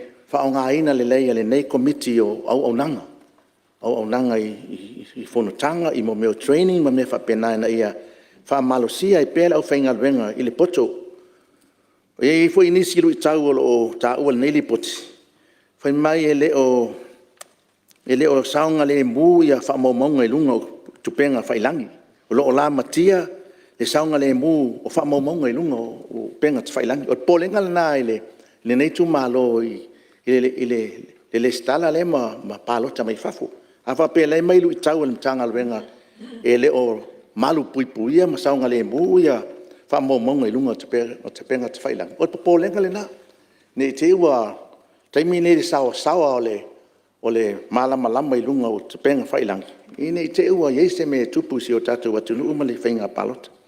Pauna o nei manatu ma tu alalo ala wawhionga le whongfitalai e langolango ina ai na I tu alalo e tu inatu le komiti mabalo. Ia manu iat whono uso le tunu la wawhionga whongfitalai man pa ion ni mot. Alo, aftai, tau noa, tuyo vai mongolu mutas. Tuyo vai suyo, whangawhala se la? Ia, mole atu le whaftai lau, whionga le whongfitalai. Ia mai se whole pa ia mawalunga o le whono uso le parmene. Ia mai se le tapua inga whaurulunga mtanga luenga. Ia ma whaala tonga tu maoti. Ia tapua inga Samoa. Ia ai tau tu malo ia se whaise saol. Tato sunga whono ni tai au. E tu sai o le report al committee. Fai ngā palota. E mua o atu se whamtalanga e tu sai o li poti le vaengalon wha. Ia mwese lawala ngā solonga le li poti pelo tal noina. Ia e moli le whaftaitele le taitei whono ma le komiti. Ia ona e le whaingo fiefo e lautou ngā luenga. Sa ili ringa o tūlanga umaina ia. Lava tā pena. Ia malawa tā oso foi wha moe moe. Ia wale alo atu al tātou atunu umo whainga palota, lumana nei. Al whanga solonga e peona iai e whata ua pele. Vaenga leo o suenga al komiti. I lala tō ripoti. Peona iai lava le tūlanga leo lo o mai I lola. Mai se au le vaenga leo le o e maliliu. O lo a fia pea ma le mfai ana fo e alfa fitau di e lola lo o tau au ina pea ma fa o atu e tele ina lo ye pe ya swa fo ila to mali ia ai pe fo lingo lewa le asui el tulanga pe ona ia le vaenga le ia tonu le a mawai se tulanga e ma popo ma fo ia alfa fitau di dia a tonu fo le ale to e a fia ai ma le to e o atu pea ia suafa o nei tangata. Ia nai tangata o tō whama I tia sa. O lo whape lava o nā whia I tātou lola.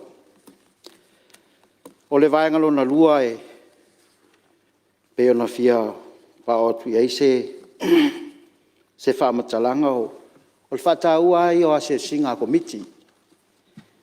Pe lava o na iai fwele taimi e tau ve si ai tūlanga ai ai le whangai o inga o ngā luenga ma ase si ngā komiti. Ai al tento nunga nei usfono. E se le tāua.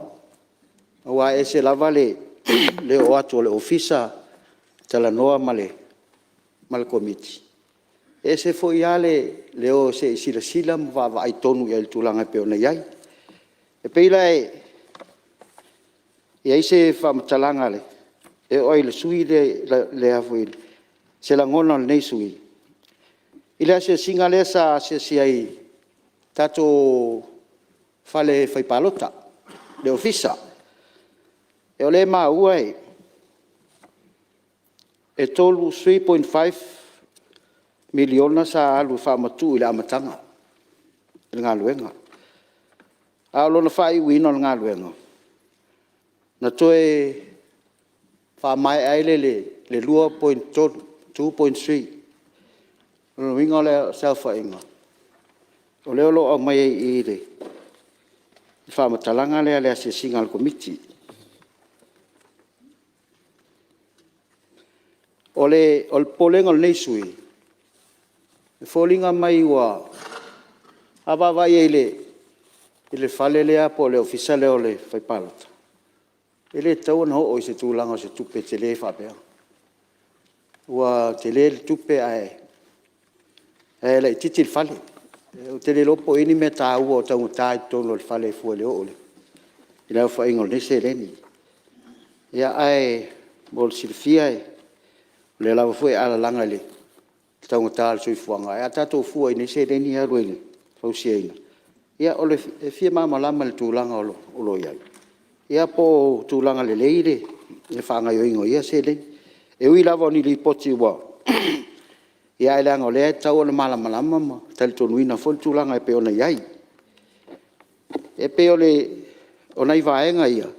O lea e fia malama mai lo sui. Pe a fai e wha malama mai nei le. E le te teifono. Le vaenga le e pe ona mai ele. E winga le ase singa al komiti. Ia e pe o tali ale malo. Ia o lea e whaamaria ina le tūlanga e pe ona iai le toe Restalaina, o lo whanga solo nei. Ia, e ono tala whiangai ma, fo iai whawhitau dio, o lo o tōtu ngā ai ale, ma fo whau le te leo nisi o taimi. Ina ia ato atoa ma le lei.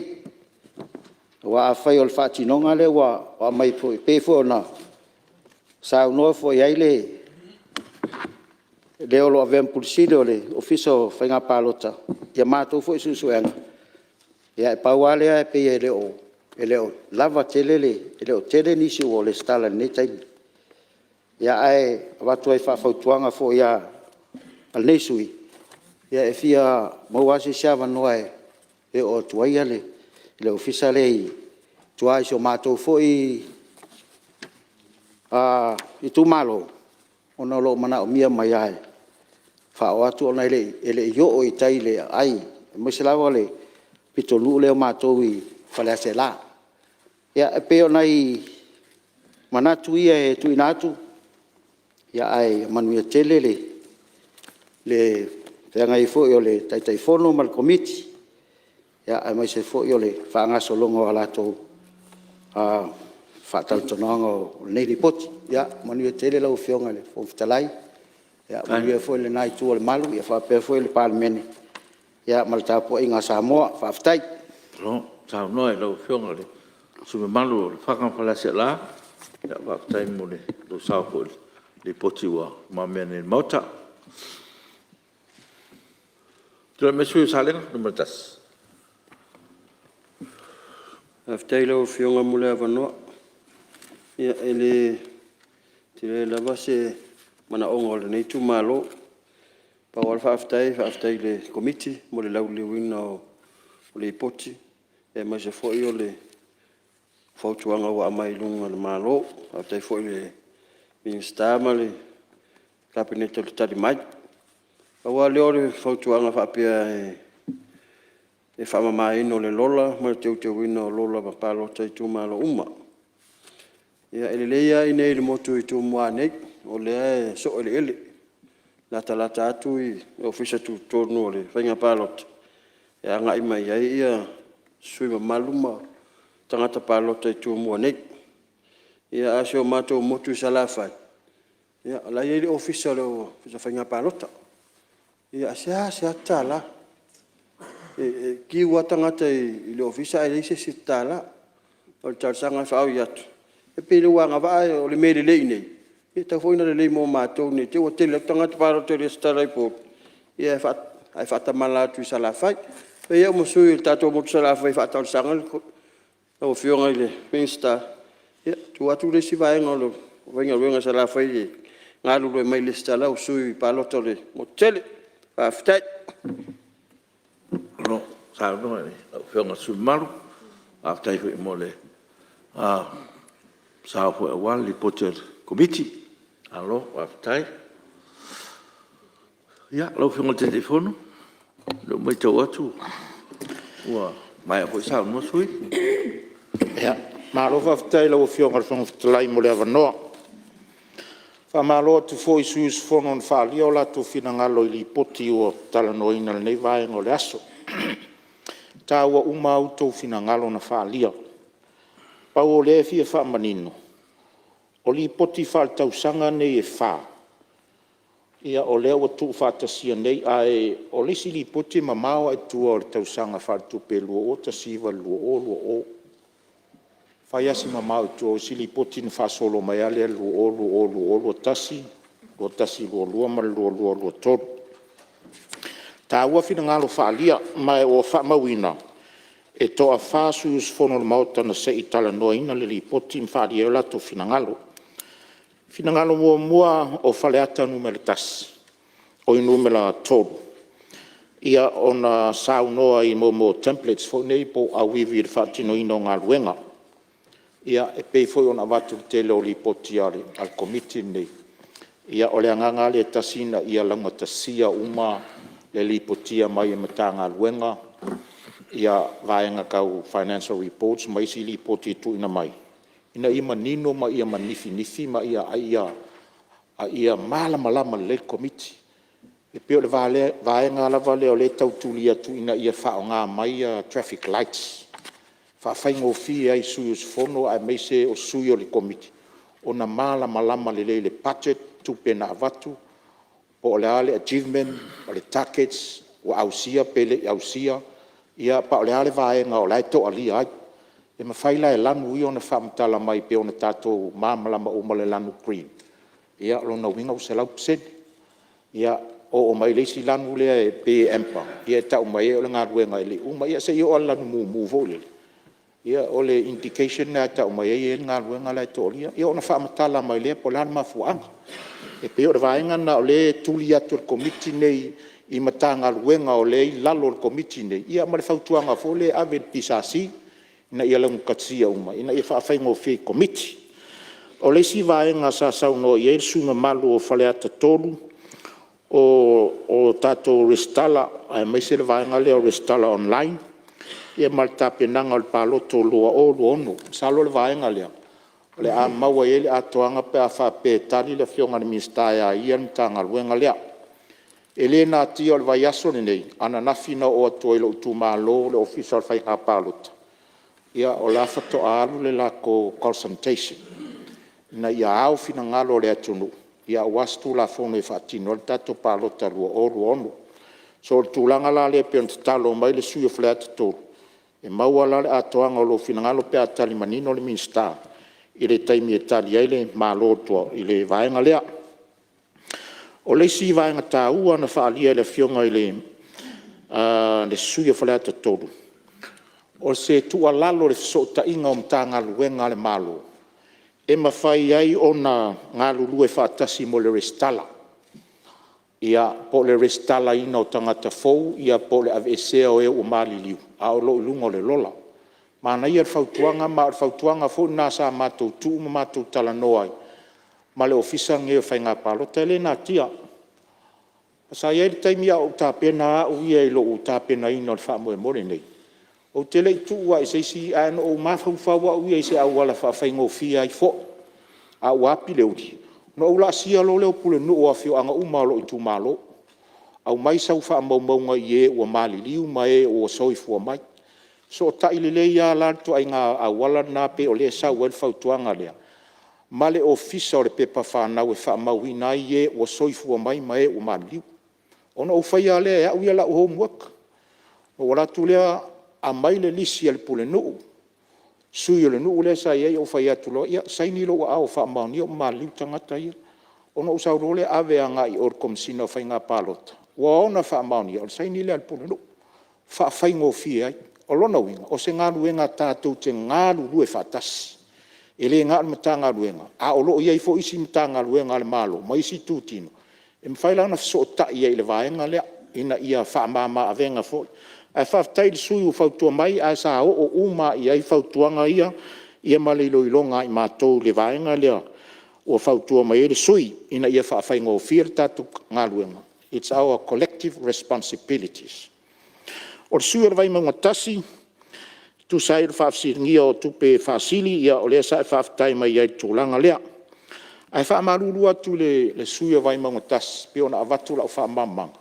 E le tūlanga leo 10% pe ona e sao no iai. Te whaamaruru atu e ese vaenga ia. Leanga o le komisi a la tō ia, e mai alor fai ngā pālota, komisi whaapitoa e ina, ni vaenga na toa lia i fai ngā pālota, a oani toa tūnga, vaenga lana, o le mta whai oi ngā pure whaatonu. E whirifide le pure whaatonu o na sui, e whai ar ngā ruenga. A le komiti a ia whaapalemene lea, ia o le komiti o umana pāsia, ma whai ar komisi, o le palemene whifilinga o na sui. A o le lipoti fo na komisi, e o mai fo ia i mātou o komiti. E ese la whaatino ina li poti namto e fo il palmeni, o ai mine le kapeneta. O le tūlanga lea ne te iwa, awa numi le whau tūlanga lea, le uwha amalma mātua tūlanga. Ai a o le taimi e tāpena le pālota peona e sau no iai. Tu whaatasi a vaenga i e lua tāpena le pālota le tato tunu. A on mamlama le sui lo uwha amalma mātua tūlanga na. So le mwhaila on o tā ua le vaenga lo 10%. Le anga lele ia mai ali poti ali fai ngā pālota o ia le ale minsta e o tu la fono ia ona o mai le ai tupe whaamanga me fi whaamalamalama Ari ero whionga le, te ai sila la whionga pon mena na whea tui vai mongono matas. ai sila i le li poti whatau sanga lua olua tas lua olua na suela i le tūlau Samoa page 21 whautuanga i mata upu whatu la fono ma whai ngā pālota le lai whautuanga nena o whea tuai Fautuaina tu ina atu i whauinga ina, o le whaonga ina se 10% o tamaita i le palemene, i le mai ai o whainga palota. O le iei i le mea lena o talanoa ai. Pe o le winga na talanoa sui vai mongo. O le au te lenga. Ta o whai uma mea iei e relating at committee le nei. A le sau noa mai se 10%. O se 10% e lea. Pe le ala na lena tam whai tuai le nei tu malola o whionga le whonga fitalai. E le o adu SCA. A whia mana ola se 10%. E le tono komiti le amali tūlau nā lufu tasi pia e leo maua na iau whamamanga. Ia, malo, tula mele whionga te whono?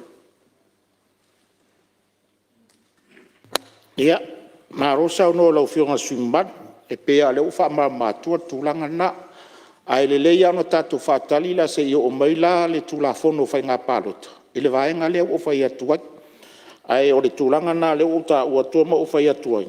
Ia o le atoanga o mea i o tu whaatasi o li puti e lua. Ona ua o mai le vaenga le ta ua e le sui o le whanga mwhare ase e la. Ia i le tūlanga le i le lola pālota, tārsanga ina le mtanga luenga ina ia o atu i le whanga mwhare ase e la. Ia manatu o le whanga soro taimi nei, pe ia le ua toi alu tāmi sanga lona lua al mtanga luenga, ina ia o e toi whaasopolia fio anga ma whongi mai tūmalo. Ia ina ia tau mawhai ina ia ao uma ia tangata pālota e taun pālota. O lei tūna tā ua ai le tolu te sima le 5 miliona o le se lenin whaalu e tusa o le asi singa al komiti. I le nofoanga fau o le ofisa o whai ngā pālota o lo iei munu. Ia o te whaamaluru atu o le tūpea ia na pāsi e whai ngā luenga e tolu te sima le 5 miliona. A o le tupe le tā ua i le whaapea o lo iesi tupe whaopopo e 2 miliona tau se lau onus fulu afe ma le 2 se lau ma le fitu tāla. O le vai ngā tupe le na muli mai le si tāla o le tupe. So ele se variation la o le whaingar ngā luenga. A o le whaingar ngā luenga le amatanga ngā tasi miliona se lau tau fitu se lau iwa su tolu tāla. Whaopopo la i e marseleni le na muli mai le si tāla o tupe. I o na mauaila o se leni au tu e whaingar ngā luenga. Tolu te si male 5. Salo malama le vaenga tu sor finangalo whaalia. Ia o le finangalo o salenga tasi, siringia le whautanga mo le whaamamaina o le lola pālota. Ia o te longa lena utari manino atu ia i la uho muek sa whai. Ai masalo la atali folia whionga le minsta a le tūlanga ana ia i tātou. Salo le aia seisio i tātou le maotane il pa ia le pāmin. e le ai se nau ta inga ina ia wha mamale lola. O e o sui tu malo ma e o maliliu. A olo avatu peo la to sua fai tono le lola palota. Se lu itau fo ina mo le malo a mai se ntanga ruen. Ina ia tatu ta pena le whai ngā whiliwhilinga le atu nu afe lu suru. Ia o mama umatulanga ia. Ina ia aria e mai ia le lola la tau ia tangata o le a ia ile sa ilia o ni fōrona i tu malo. Ia lai wha maonia wa ave ese uma vaenga sa iei tō tō ia o le vaenga le lo fionga le whonfitalai. Ta tei whono, se i tuatura no le suyo sa whata o e o sa lenga no matasi. Paftai lo fionga te tei whono. E matango fiel tali mai. E o le nganga tonu na reino ula yatu o le. Patau sanga le fionga le minister in whaiona. Whawau pel tala ngā le ofisale sa le longa. E ngā i whai mātou sa la whai. No le ofisale o tala. E yengi tangata whātōtonga ina le vai. Si mātua ngā i nei whaingo whie mō mātou. O le nganga nā tār sanga le o whionga te teifon. Whawhitai. Ia, tula mera whonga te te pora. Ia, whawhitai ro whionga le tōwhio sālenga no mertasi. Ia leo whawhonga tu le minsta. O le nganga nā le hunga le taimine. Ia o le ātari manino le minsta. Ia whaanga ina o le ofisa mō o tau sa la whai. Ia o tau whina ngalo whaalia uma. Ia e taulia uma ma e whaa e whaonga ina te taura komiti mo rea ngai luma. Ia, avato e lea masi whaamtalanga, ia, alo whangia na maota, e ano whai atu, e re whai ngō whia ngā luenga le nei. Ai mai se lavo whaalau te tele nei, tu la whono whai ngā pālota o tātou walo, ia il sa ilia o se pāli mene whoru lua oru onu. Ia, e whaape ngā lea nganga le iai nei, au io lea. Ia, olo o mātou ngā lurua ar komiti, ma le whātua tua i le tua, whoa i le mālosi i suus whono. Ia mai se usok tangata vai vai manuia lo fionga fonga talai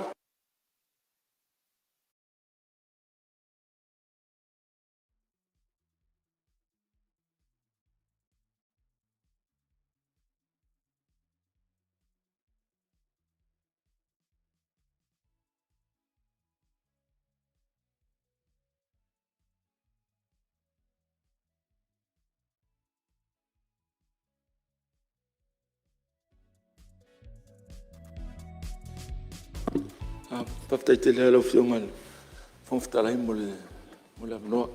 Mo le atu le whaftai te le sui o whaleata numero tolu, sui o waimonga numero tasi, sui o le whangam whalea se la. Ia whapere sui o salenga numero tasi.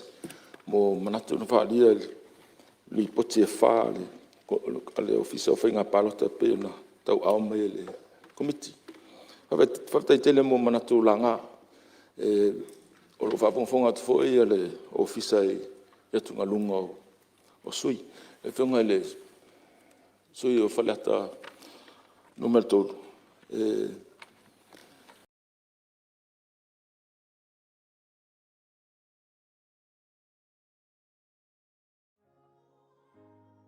Mera ia te whamamau, a na uwha pe atu.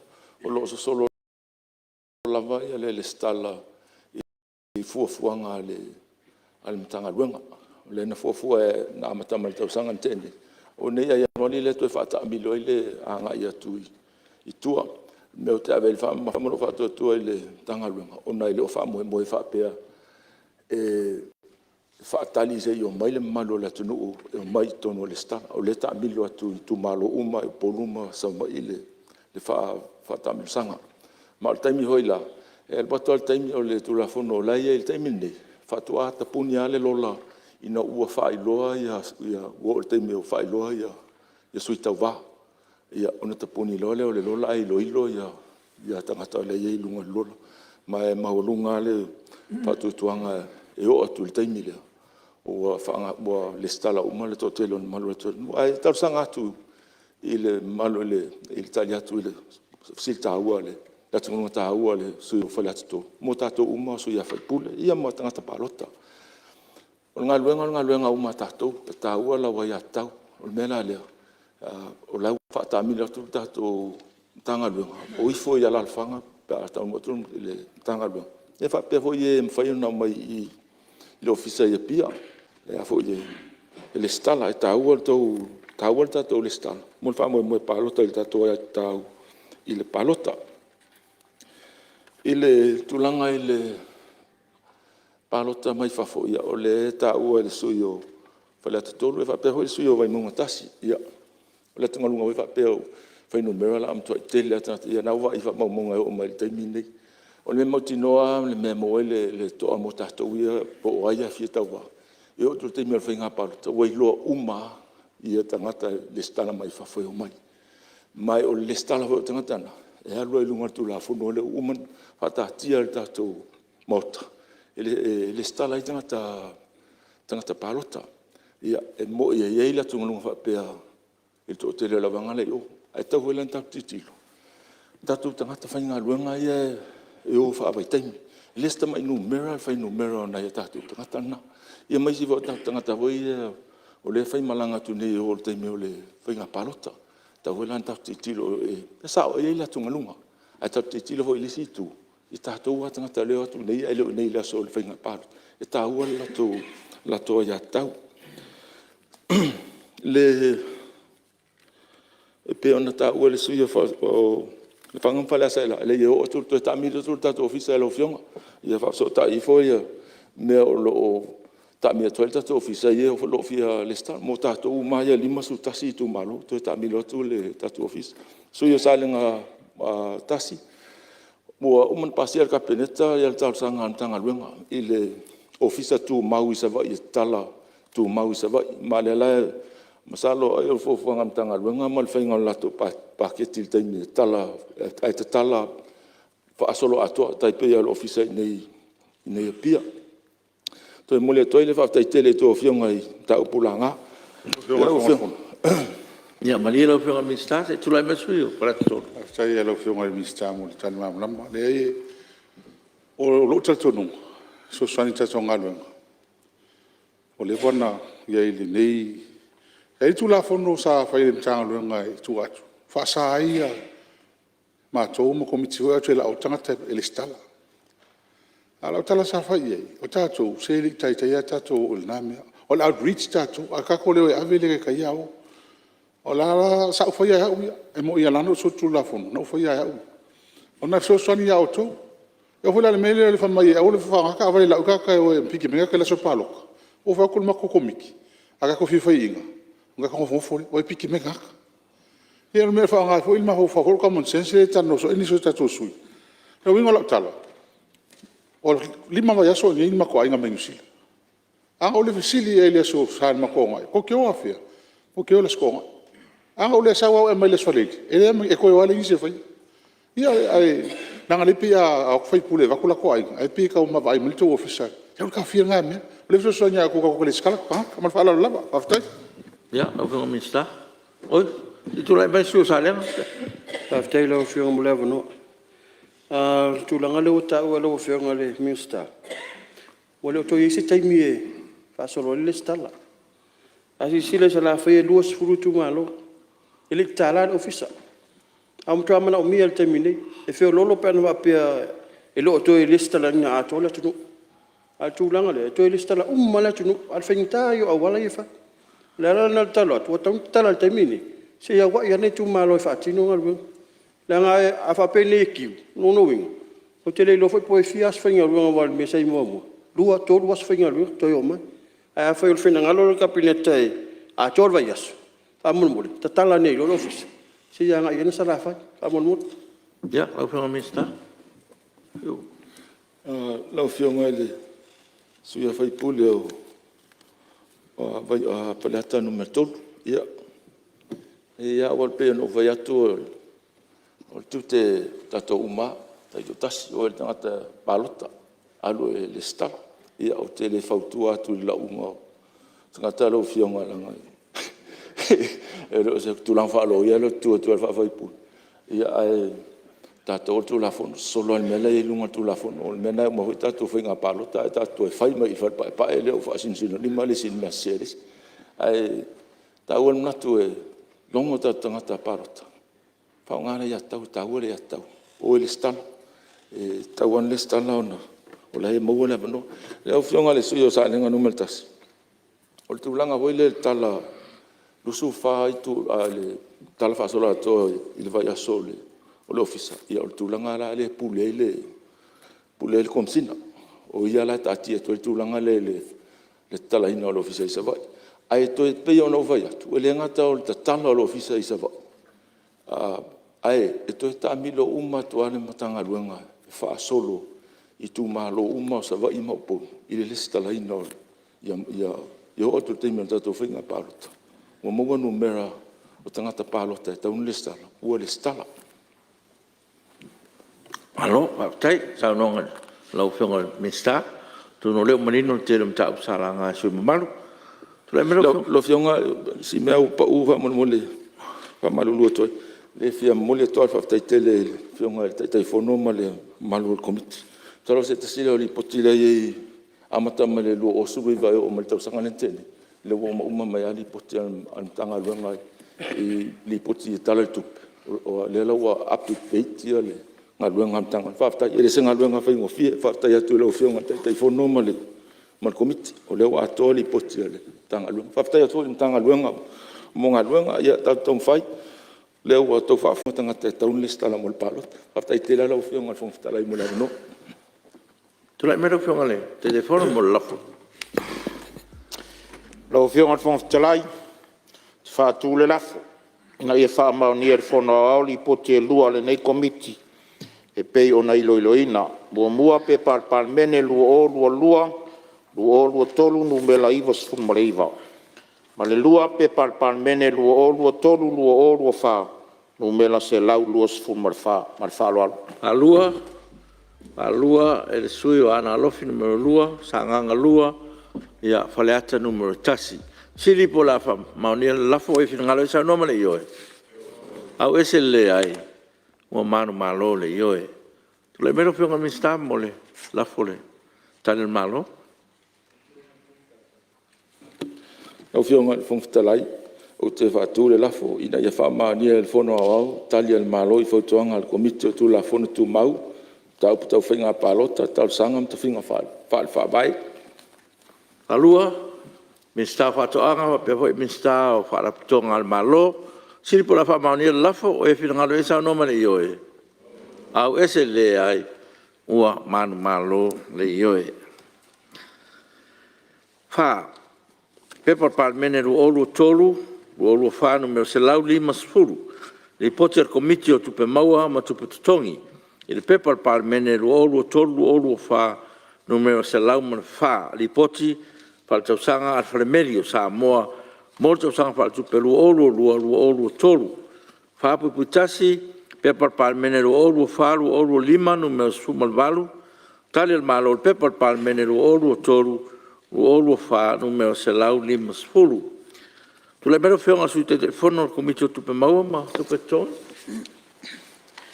Lau fionga al fon fita lai o te whaaturu le lafo. Ina ia whautangi al fona o au li poti al komiti o tupe maua ma tupe tongi.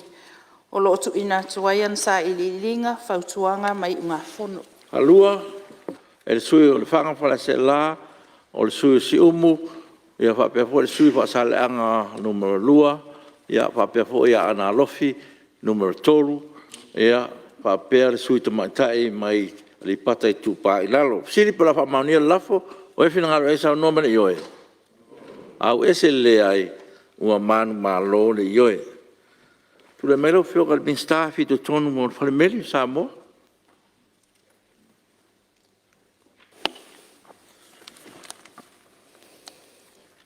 Lau fionga le whakaftalai o te whātū le lafo, ina ia whautangia e le whono au tani e le malo, i whautuanga le komito tupe maua ma tupe tongi.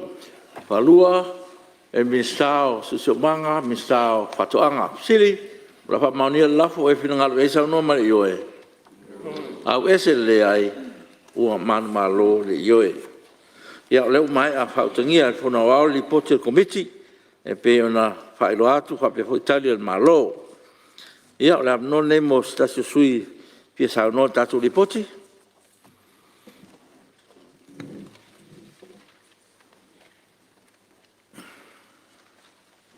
Oi, ia, tu mai le sui le tai le tu ngai, ia por sui malu foi mai ano ma numero lu. Ka aftai lo fionga le fong fitalai. Sa no fo no fo ama fa tatai se noa. E se li poti ale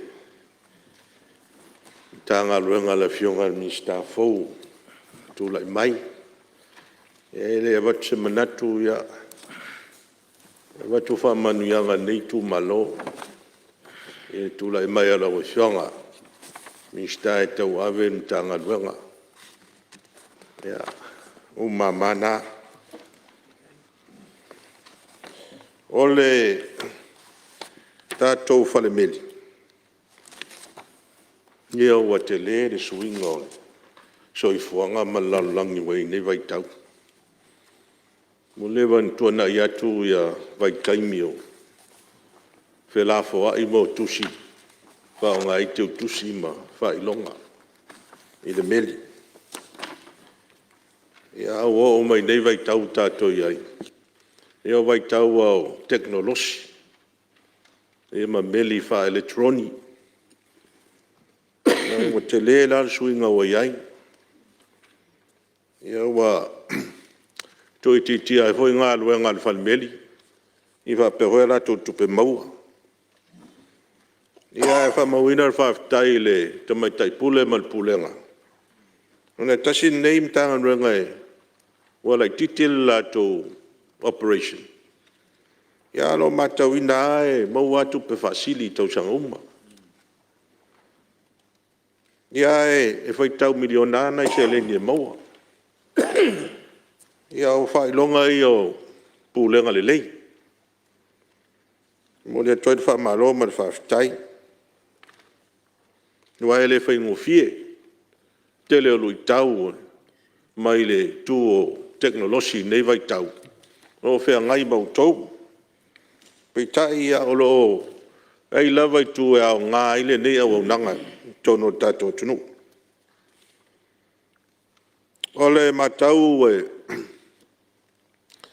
pei e foliga mai o lesi vaega e tauna ave i ai le faatāua ma le faamamafa o le tatou falemeli mo me o afifi po pasos foi e lafo ia tunu e mamao ua pei o mea ia e faigatā ona lafo i luga o interneti ma faaogā i tatou kompiuta ia e tasi le vaega e auā loo manaʻomia pea le auaunaga i ne foi vaitau tatou iai ia tulaga ia e tauna ave le faatāua ma faamalosia le faalelei ona vaega o le tatou aunaga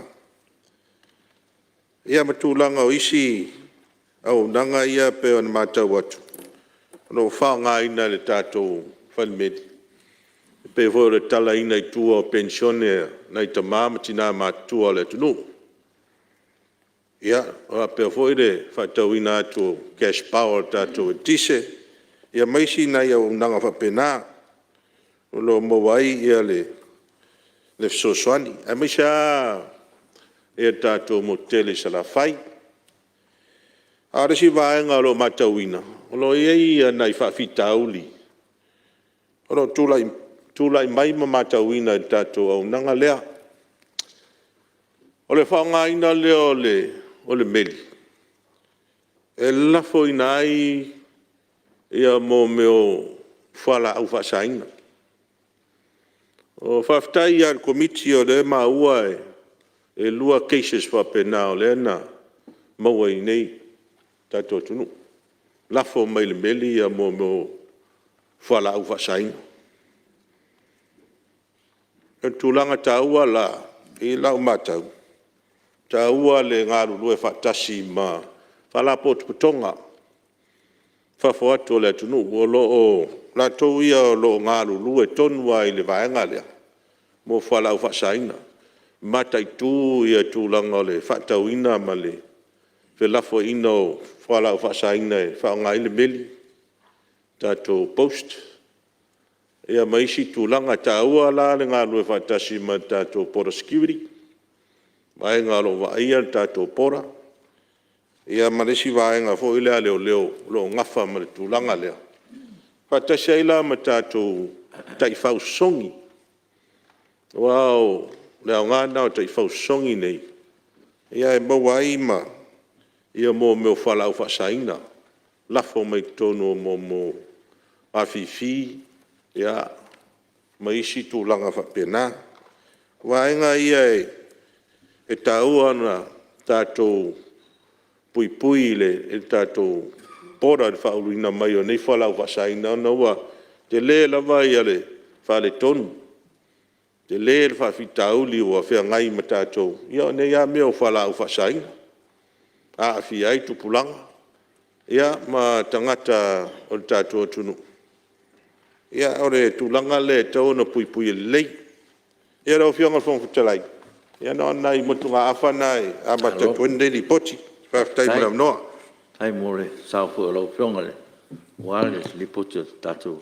Por meri tu la mesu sot petea. O te ila o fiongale whongwhitalai. Ia o nai manatu pu ufo lava. E winga li poti ale.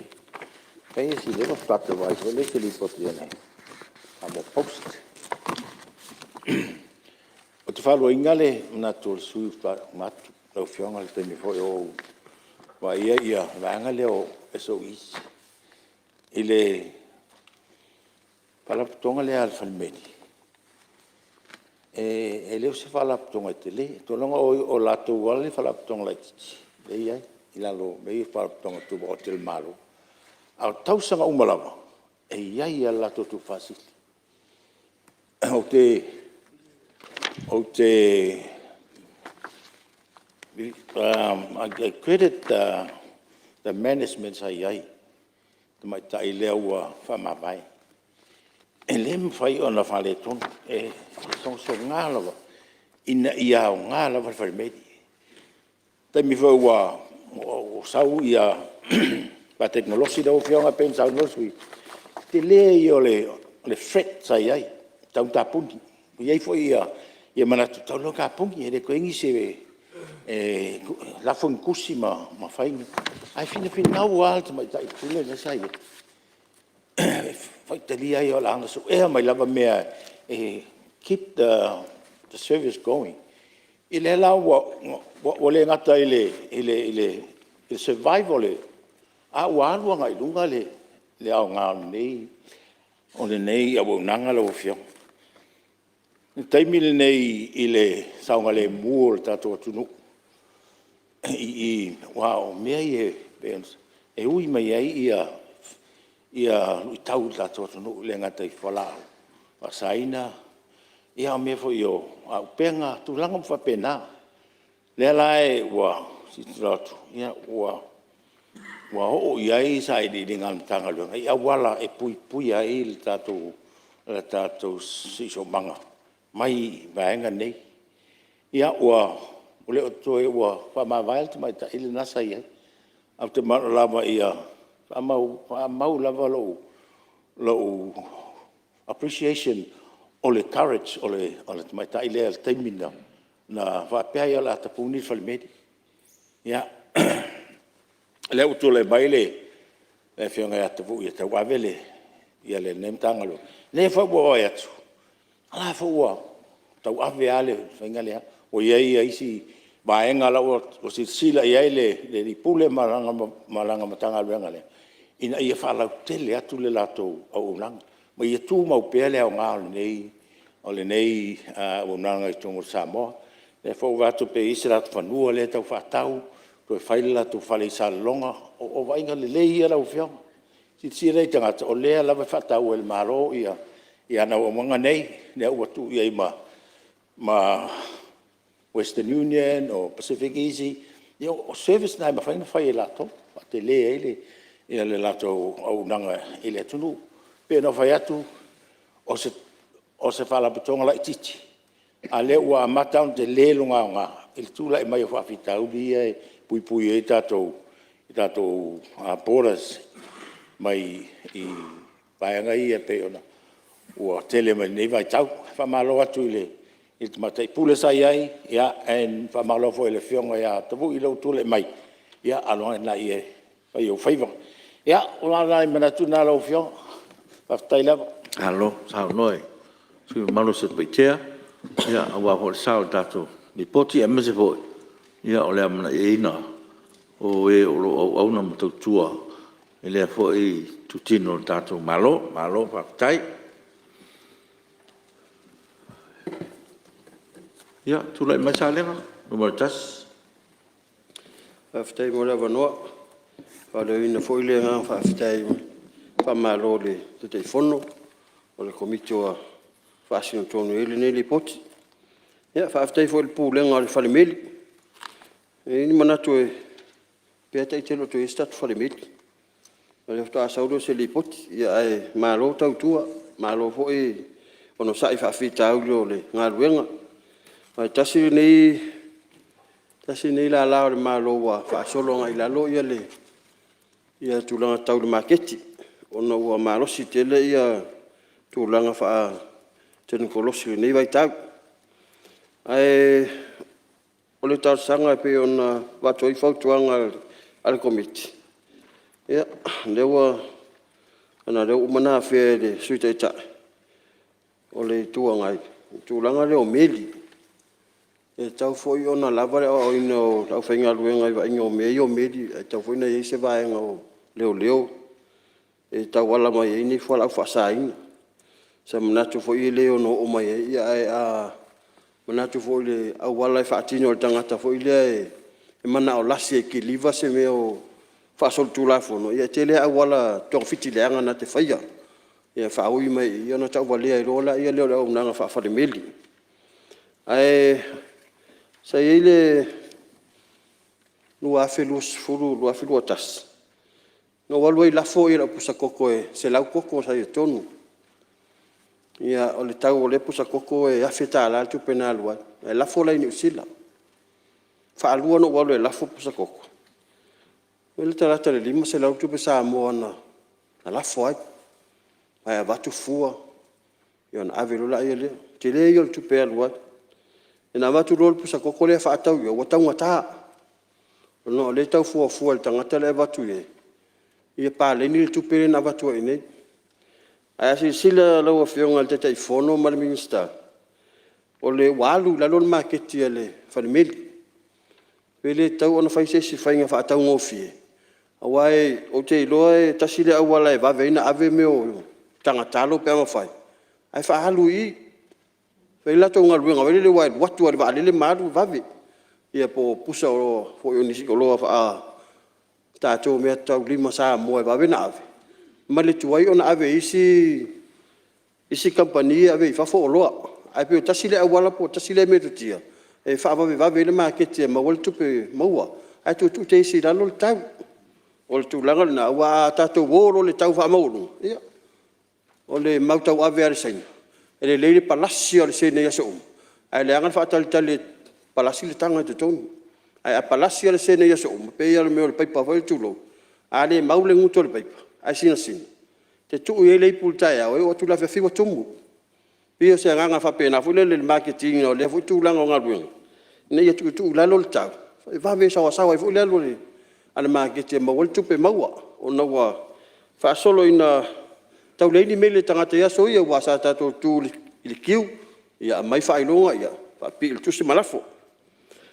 o tu langa fa le meli e sale longa ia to ia po ma tingi fa le tu lo fo le mota la tu wa i sale longa tu no fa sa il fa le met mo le to yes fa le met a pe ia lo disi le market e pe tu langa na ia se a o ni se sa va na fa le met e wa o le ni tu se te talafo ia ala wala fa tupula ia ma fa maite ma tama fa inisi awala e mau mai selen ia pe o tu langa na tu e tu ne sunga fon ia ole so sonia tu le committee ta wala ro fionga le minister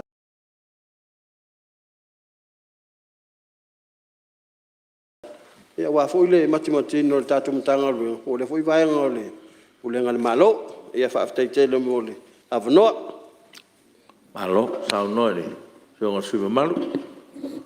Ya, tu lai mai sui o nganga e monga na malua.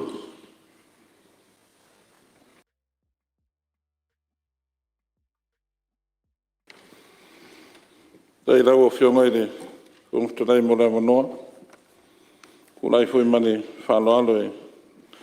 Pai foi singa ngā kōrenge, foi ku malo. Ia, e kusai foi mani li poke re komiti. E winga i re ulanga kau re au nganga re whanemeri. Whakalo whaku i rau whionga i le whongwhutarai, a mese o le pa i o le mauka whongo, sui mamalo le panemene, ia, i ngei fwoi oki, sunga i le whailau kusi ma lau whiso le whongo, ia, a mese fwoi o le kapua i ngā Samoa. Whakalo whaku le kapua i ngā si uku malo, whapea fwoi ngā whawhongwhonga mai, ia, a o whengai le kako panemenge ma langa whonga usu ngei fwoi vai ngai, kula i mai fwoi o le mingskao panemene, ia, whionga kia kongko inga manu kanga ruenga pia sa. Ia, mese foi ole, kanga ruenga lukufanga ma rei paka. Ia, upu e masangi ai ere kungu e, ngei makere le apa e ngā loiru kako sokanga. Mangui o lua kofi. Lau whionga le whonga whitalai ma le poi o le panemenge mo le aku le ngang whawhikai. Whionga le kai whongo ma le sui mamalo komiti. Ia, e kusai ma le lau diri winga o le o le ngeili poki wa kaungu ia mese foi o faukuanga ma le kani mai na malo. Ka roai o ngole makongu ma le ngei foi ku malo o ia le whanmet. Na foi leo le kula yaku e wako foi singa vai vai. Ia e kusai foi ma mako foi pare whenga iai ma le foi wharapu kongar ka ku malo. O le whanmeri le whanga malo e o se whanmeri e kere songa kamau ainga e mawai. O ngai e peo lokoro koire o ngā kongu mai ngā ngaifo mai ngā ngā. Ia le alawa peo ngā mai li poki. Ngā le lua ia wharekupe lai o risi ai. O le isi mane ma le commercial bank. O le kāua foi o le whanmeri rea. Langa e so kua oi ma le mkanga ruenga leo leo. O le ila ua kilo whale whaipisingisi e o le kere o vaenga e whakau mā whea i le whanmeri. O le kere fo i o kupe maua le. Waenga le whanmeri. Ai peka iange, ia peo ngā maua ngisi. O aso ia o le makua kūmua le waenga lea a o iairi a whanikupe ese ese. Ai mese fo o kupe lafu. Ia se wangala au nganga le isi mane ma le commercial bank. Ia o ke ronga le pau i o waenga e.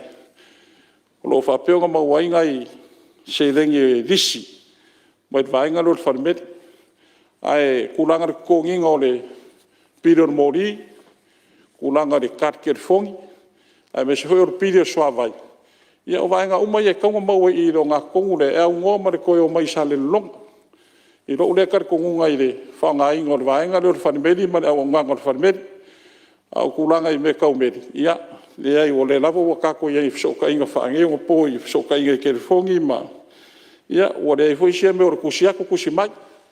Pe o le mea sa ia aso e ngofo mai fafo le uo ai ngofo aku nge ia au nge aso. Ia ua pe o wheroa ia i kerifongi ma ke un korosi nge aso o le koe ia ingi kusi aku mangi kusi mai. Au kulanga i le au nganga whanmeri whafkai keri lava. Le ua maua ia ua ngarua ia se kasi o ki ngā ngei ngu uire. Kulanga wa ingar kako whanmeri. Ia o whiwhianga i o le loko. O le Waaya ka ngā korongu ma le kumalo. Ia wai pau i o vaenga i mamalu ai ia le kulanga le o nganga i kongo le. O lungu lava ia. A o le whamoe moe peo ngai ai. Ia le wofa iak.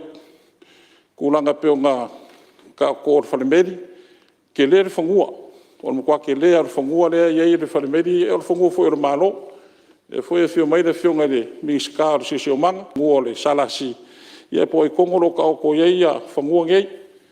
La la foi leo lo fai aku e ka kaunga whakere e skulanga le leiri kako whanemeri. Ia o ngā kere leo ngai pisingisi o aku e risi ma mauai. Ia e meso ngisi o vaenga e a whembo mia e la kungu o le foi vaenga o le kako wa kungu. E pe o se nganga lea e le lousu e lo kula yaku e kulanga e le au nganga kako whanemeri. A o kulanga lo iai o lo o makuhari leia le kulanga lo whanemeri wai kūro o ngā kongorungu. Ia e kau whai ke pakaulai pe iai le i le sirisila ako le kuala iuka. Ia e peo se nganga lea o kulanga foi peo ngai iai le foi e whio mele whio ngar miska. E kau whai sirisila lau whio ngar miska e wa aongi ngā kumu i le wharimeri li isi mane mar commercial bank. Ia e kau anga mo mia se paku ngā e whare moi ka vane mo le whinga soroa i le kungu. Ka ki aku ngā e lau whio ngar miska le vai. Ia wa foi ia. Ia wang e kupu o ngā kongu anga kupo te whalewe lawe, vai aku lo nguku mare afi. Nga mari uai le si makai no makongu ia o ke topa. luma kongo le fanmet ya me foi la lewa mangura o mangua le fenga miska ya se musumusua e se uso miska ngalwen ya wa foi de kulang ya e pe o se nganga le fa fungo mai foi o Samoa le fenga de fungo talai mai foi le fenga para bia mar capineta mar pa ia le para me ya wa foi ngai kwaso ya madanga fa lo tai oh alo suyo kanga mo no lua ya fa tai mo no sao tu me suyo le pata tu pai no Ia whaftai o whionga whaftalai mo lewa noa. Ia te ilo fo o leo wa tele na ma ua fo i whinangalo nisi o sui o mota ia tūlanga fo i peo na i li poti er komiti. Ia o se awanoa tā ua fo i whawhilo e tuai le whionga le Minster. Ia lo whapea ma lafa ma le tātou whalapo tonga lea. Ai o le manatu vai o le nei tu malo. Ia lei o leo ua anga ia tu e tangatutu salava manisi o finangalo o maea. Tūlanga leo le whaonga ina leo tātou pusa meli, me se ai i mo wha mo moli ma tūlanga u whapena. Ia o lea ia i le whautuanga peo na umai ia ngā lulue peo na tali foi malo, ngā lulue ma le K9, ia vaenga foi lea ai. Lea ngafa ma kako Borders Control foi lele. Ia o ngari kele o ngisi o wha mo moli o me foi lau kele kula i mai nisi a kungu ia u kele nga u meila ia wala u whasainga ma kulanga u whapea. Ia le foi sa ia i le case whapea sa kuvo lalulangi ori. Mora me o ke ukusi ai whapauka. Me foi o pauka ngā e a fia i kangaka e me o ngomali wai me whapea ngā. Ia ngi ke u whapea si kusi o lai mai si kupe si si o lokai. Ia e kalakala aku o lai pauka mai pauka rea sa lauroi i le skea whapea sa kupu se ngai kausanga upua ngai. Ia foi la wai ese wai ongo e foi e loko pa a ia kam foi fa anga se si or filo ar pusa meli ia ave ese skeu kusi va pe ia pe ngai mea ia foi le fa fonga mai foi fa la pu konga ia inga ia makala pe ila o ko puipuinga ia i kulanga fa pe nga ai mulia ko le nga fa fkaile ka ko fa meli o ile fa kupula ia pe o kulanga o lai mau ala va se lengi e o ia ko kere foi le malu la ku fa pe ai o kapungi de o lai fa wa world service o le kwara fa fa de Brasilia me se foi pulenga ia o ngolo ko nga pa kia e sa elim fingau ia ngisi o kulanga e fa pe nga o nga kupu ai pe le o nganga ia ma wai se lengi ia le pulenga ia wa foi le ko ko inga si o ka ko malo e ai se fa ka va ngi ku malo o le au kei loa e kere o kungu i fafo o whakupula i a mengi o whamomoli. O le ua iai mo meo online retailers fo ilele. E ke le anga whao ngā e oka i lunga le internet. Whaoso pusa meli. Ia. I fo piki lau ki pusa i pole are mea. Whai o i a mire ka kere ngi mo meo ko i ngā whala au fo i e. Le ai whao ngā e ngisi fo i o a whala konga i whakau. Ia e mise fo i o. O angi me la iki tois me o vapenga. Io kei roa kasi lea o afu. O ala ngā oa po o ala kupe. Ia e ongo mawhai o whalau kele ia kulanga foile leo le whao ngā inga pe o le o nganga kako wharimeli. Mumoli mai ia wha mumoli whapea. E mai se a ia kele o afu o whala konga kele ngai lalulangi. Le ua kele ngā yeila ko workshop malako centers ia so se kua lalangi e whai ngofienga oka mai ai le kai pe o le Amazon o le Alibaba le si o le eBay ia o le Trade Me ia mai si ame whapenga o ke loa la a iai kulanga whapea kula i mai ia o ke loa la wha o Sofia fo ile a kele ale ia me whakau le malu la kungu ai wha o ngale o ngangar ka kou whalmei ia o ke loa fo ile a kele anga i se lengi e maua ele e kako o nganga lea mwhakupula i ai pēr le kulanga o le lako o nganga e meisi o se lengi maua wa whapenganga whakupula i le lako kupe maua ia o le lako kaukua fo le lako dividend lea ia ware kaukua inga si o kako malo ia pēr ngai whakuanga la iki ia mai ngai ku malo ia ware ngai luma e meisi o puipuinga ia ngai ke u whakari a kola e sao le Amazon le a fo kimpusa ia o mai nge o la o mai ni pauka mangi si me fo le e o wa fiai ka koe fuala au whaasainga, ia e ui la o leka kala le avangoa, i e whaongai le o but at the same time, ia, wa ai whale le kulanga le i kele fo e risk, o le a fiai, ia malu pui pui si o ka koa ku mai kulanga o me whapea, ia mana ang whaaloalo whaaftai. Alo, tau noi, o fionga sui malu, o li pata tupa runga, ia, se tula mai sui o vai munga no mutas. Mo le ngang whaftai le o whionga le whangtalai, mes fuel nei mo te le lava on sai fuel nei aso. Yo le whai fwisi sao le nei tu maloi, li poti matango fia komitie, mo muon whaftai le nei tu maloi le, i le sa avea fwoi ma minsta o lea mtanga lwenga. Ia e mo le atoi le ngang whaftai, whapena fwoi na mo le ngang whaftai le nei tu malo, i le sa avea mo ofisili, ale nei fwoi whalapatonga le tato malo le whalimeli, i whapena fwoi na tu ua foi au nanga pe na sa no foi le foi sa be foi ma minsta ya lo sui o sat paitea ia fa talo fatu nei tu malo ile officially posili le we nei temi nei i lo tu lai mai e ave foi nei ava no lo fe ngal fungtalai fa talo fatu i foi ile minsta le o tu lai mai fa meli ia o mamana ma o foi le committee ne o tu pe ia sa tata i fono i foi le foi le wa vea mo minsta le yo autafa ia o le wo tu lai mai to finga minsta ia fa e foi i tu malo mai kalesia ia te olo te akontoina ia tom fai e le upo tu spai le faina au na ni tu se lua o le ulo te akontoina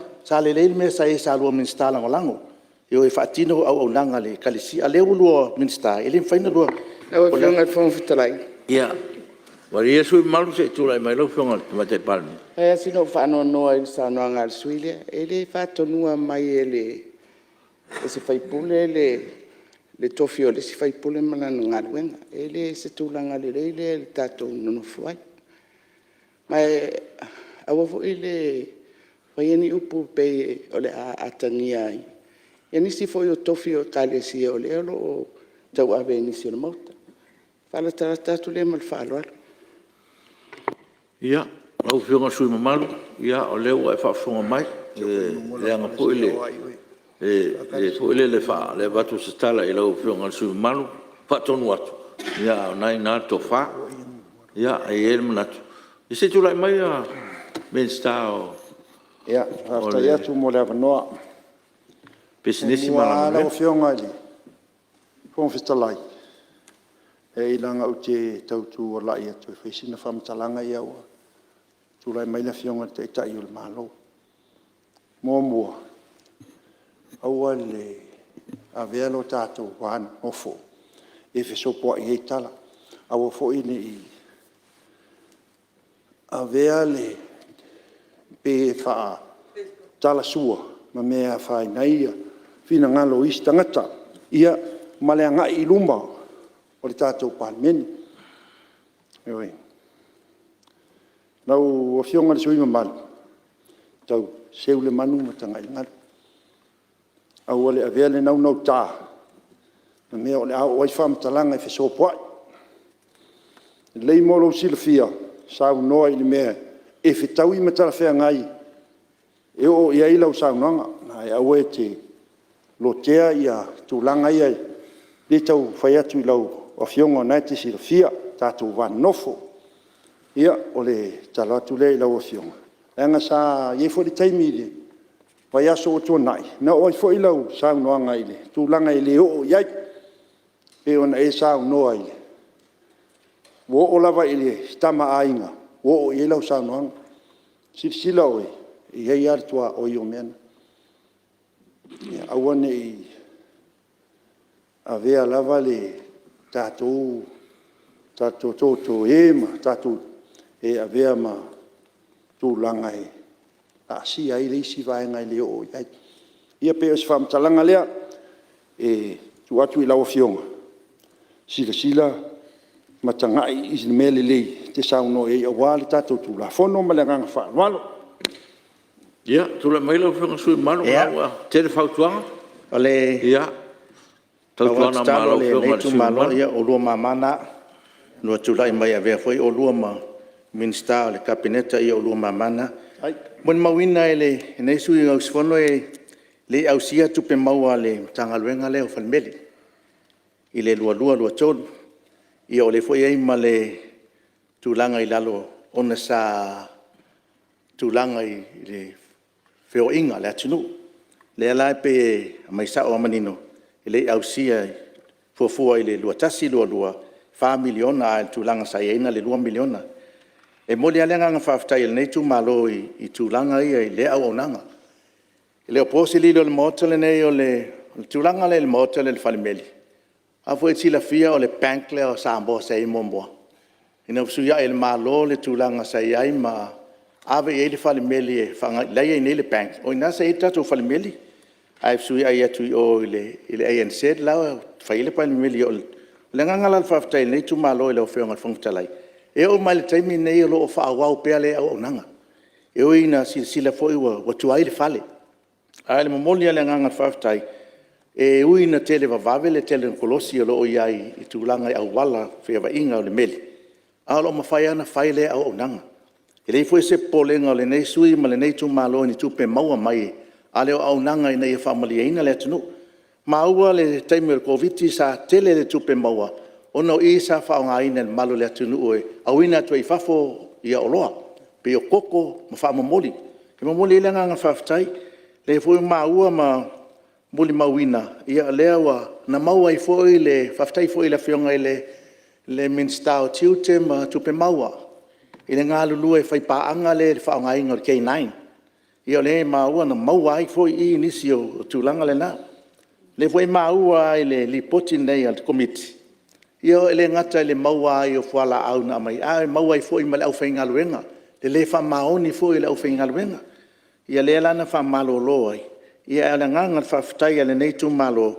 Ia o lo wha pena ona. Ia i foi le li poti ma le tūlanga i le amai e tono ngai komiti. Ia le tūlanga o omana su e foi o la tusi. Ia ma mai foi le structai. Ma whai lo mai ei ni ngā ni awa noa e le i whaatumuina. E peila o te talo le nei tu malo i ale maua e o lo iaina i awanoa i le i whatumuina. Ina i whapena o na whatumu. O ale i tupe le tato mtanga luenga. Moli whelanga whaftai te o ngā tupe i ali utos. Pe o le mea nan whawai e le nei fo i whalaput putonga. Ina i o invest ai ma tu oi tato tupe ese mai le mai whale tupe commercial bank ma whale tupe lo i ai. O nei o manga i whonga e tipi le tului tulou. A tato a utos ia e whapena e mai uma i tua le whasilinga ma se mea e moli lenga whaftai i le pūlenga ia ma le minsta wa i nei. Ia o nei tua lalo le naa e lango ina pe le nei tu malo le whaawau pe o le au onanga. Au nei tau fia le whale meli po le a le tele wawave o tūlanga i whio inga ma le telekolosi lo i e teimile nei. Aia whaawau pe le au onanga e tua e nei o tātou tangata i le teimile whainga tāru soi fuanga. O le nganga nai moli ele nganga whaftai lo whiong whetalai. Ia o se sauna le nei tu malo le nei te au, o le nganga whaftai lo whiong. Alo, sauna lo whiong al sui malu, mai maunga numero tas. Ia whaftai mo lo sao tato di poti. Tulai mai sui o vai maunga numero lua so le ma sui o sanganga numero lua. Ia, whaftai lo whionga, whiong whetalai tu sai foi mo le manoa. Ia, mo se sao foi nei tu malo. Ia mo mona whaaleo voi whaftai, te teifono sui te teifono, ia me se foi komiti malu, ia me se foi le pūlenga, au whainga ruenga. Ia tato ofisa, ia po le wharemelio, sio tato atunu, malo whaftai, ia lo whionga le whongwhetalai, whalongongo atua mo le toa, nisi o pautuanga pe ona watu, ia le foi o manino ma malama voi lo nei sui, fautuanga pe ona whatatia mai foi le komiti. Ia e fia pi iama foi se manatu, tūlanga lea ina ia tātou mataala ai, o lea mai le fautuanga mua ma le lua, ia o le mea lea ne i wheawea ina ia whala au whasaina, ia o pōlenga lau whionga, ia pe ona mai e nisi sui, ia ina ia tātou mataala, ne i whaonga ia le tātou whalemeli, ia ma whaitu toa e ui mai ia le vaenga lea, ia pe ona sila fia, ia o tele ona ma le vaai foi o le tātou atunu, ia i le whaonga ina o le tātou whalemeli, ia ne i amana ia foi nisi o vaenga ia lo whaia foi lea tūlanga o whala au whasaina ia ona whao ngā lea le vaenga lea mari whai tutoa ia au mai e tutonu ia nei mea whala au whasaina ia lo fionga le whangwhetala ia ai wha leo le lango ina lo sui le li poti pe ona wholosia ia ai meise foi le tali o le tātou malo ia o nei avanoa ia ia mori atu foi wha malo ia fionga foi le minister fau wha pe ona tūlai mai ia fa manuia le atua lo tūlai mai fa ftai lo fionga mode avanoa fa ftai no fionga sui malo mai maunga no mera lua ia tūlai mai le sui sanga lua tai lo fionga mode avanoa ia pu fasina fa ponga le o manino te lo finangalo foi sa u fia tautala foi ai ole meta au nanga de mata watu pena le lua se lau fitu suma le iwa afe le tupe mama na maua mai nei le lua afe lua afe lua tolu wa matu afa iti alava ana e maua nei tupe mama i le wawai atu la fautuanga ia pei e whaingata se tūranga e whai de mele o whare lei o ngā ruenga tau meli o no tūranga wei fisuia inga fo i o tātou fisota inga ma i ara te wawawe nei aso. Ai mata o iti mena i tupe mau mai whatau inga o loa. Nai tū mau. Whapena whiau nanga whapaanga. E rea se senga teri. Pau o mele uti fia whawhisiri ai. Le vaenga lelo whapea mai tupe whatūranga mai a seta wha mea lofa. Pe pauna si vaenga o le alu lunga le lato tupe maua mai ai. I le vai atu whapere tānia. O le upure whaonga mai le mele na. O le deferred income. Po lala le winga o le mea. Po o se income o lai defer e le maua. Se real asset i le tupe le pere ai. Pe o le mena le fia whawhisiri ai. O le winga o whamatalanga. A tona u tau accountant se māmalama le terms ia. A lo te fia māmalama ai. Pauna si vaenga e peforinga mai o le te lelo na si tianga. E me whaila antoe e sirisila i aile mtanga ruenga. Pe me whaila antoe whare lei a tili au au nanga ia. E me whaila antoe si tia lai titi lunga la tupe maua. Ia peo se so atu le mat wharo love time o levna. Alo, sa no lau whionga le swim sanganga na mera lua. Ia, e nai minuti lau whionga te telefono, su telefono e, telefo tau hoi. Nisi whio whingano kalanga. Awhitai mo so mato avanoa. Te telefono o manatu umai e valu ia sa sau noa ai sui a whaipule. Sana o whautuanga. Vanga nale sui muli lea whatua o mato na sau noa so utali atu lan fisili lea. Ia, ona o tele atu waila ia lea o se tala. O lena fisili le mea lea o le deferred income. Ia, po tupe whaatulanga mai aseta wha mea lofa. Po tupe ia. Ao on wha mea lofa se aseta i se whalapa tutonga. E le mawhaiona au mai lotu i tutonu o lato aseta. Ona whailoa lea e le au taustusi po le au accountants le mele ta o le deferred income. Po o le whaonga ino le aseta. E taiforinga tusama depreciation. Whaonga ino le aseta. A whaila se aseta se lau afe a le fuafua e se fulu tausanga e whaonga ai. Ia lona winga e se fulu afe le whaonga ina o le aseta. I lea tausanga, ma lea tausanga, ma lea tausanga. Se ilonga wa uma le tau o le aseta len wha mea lofa mai. Ia ona whato atu uloa le tutono tusia le whalapo tutonga o le winga le nā. E alon whaimasi i lunga. O iei fo inisi aseta na wha mea lofa mai pe le mai tau atu. Ia e tele computers mai si turanga sa wha mea lofa mai ili whale meli tausanga lea o le telepo atu lea. O le aunga saunoanga uma lava so ia whaipule. O le whaale lea leo le au ondanga e mesi lava le puipuinga. O le tūlanga lea ne ia fia mai ia fuala au whasaina. Whawhitai te lea mo au tō whautuanga. Ta lia ma le whawhitai. Liso whautuanga mātanga o fie ia o le whiso o tai manisi o whaalapo tutonga i whafo. O e o lo whaia lea au ondanga. Ia ngā lulu e whapaanga. a wale au mai ina o meli ia mua ona va ai fo ila tau pe ia masa i tue la tau ia meli ia aile i lafo ina mai a tātou.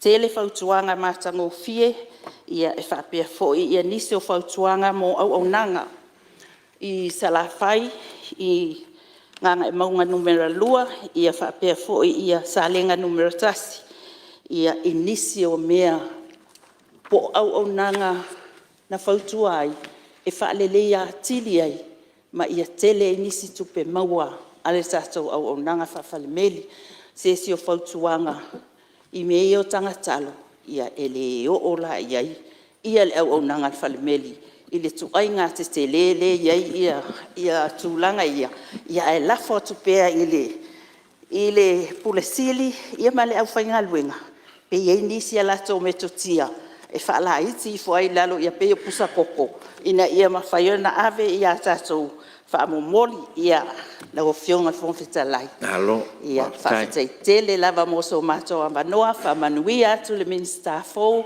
ia lau fionga ia fia lava komiti tupe tātou te ngā lulu e whaatasi manuia le fono ia malo sau noa lau fionga le te fono ia o lewa tātou taunu tātou tei malolo pa o ngā singa lau fionga e whonwhitalai e ea si vanga tāua lea ia sau si whapopo atu li poti o le mātou komiti o le vaenga tele lava al tupe sa masani o le maua o le toi maua. Sa maua mai le wireless e whaitau miliona. O le mutanga luenga le nei, sa whaingoa o le meli ma wireless. Ona e lima sifuwalu tau sanga. Talu mai o na tātou tūto tasi. O meli ama wireless. Ma wireless i sa te lele tupe na mau mai. O nolo le tau sanga e luafe. O na tātou ave sea lo le wireless. E tuwa ina le meli. E le mafuanga. O le tau sanga e awhi visalau i vatasi. Na ave ese ai el presidente leo. O Lucia le whakamunisi. E whatem kalasi loa. Ma le tausanga foi lana. Na whai e lole i unga ale malo Amerika. O le a whaasala lau lole la tō mea tau. Ma tau tia. Na develop ma manana. Whate tau mo meo taua. Whaongai mea tau nuclear.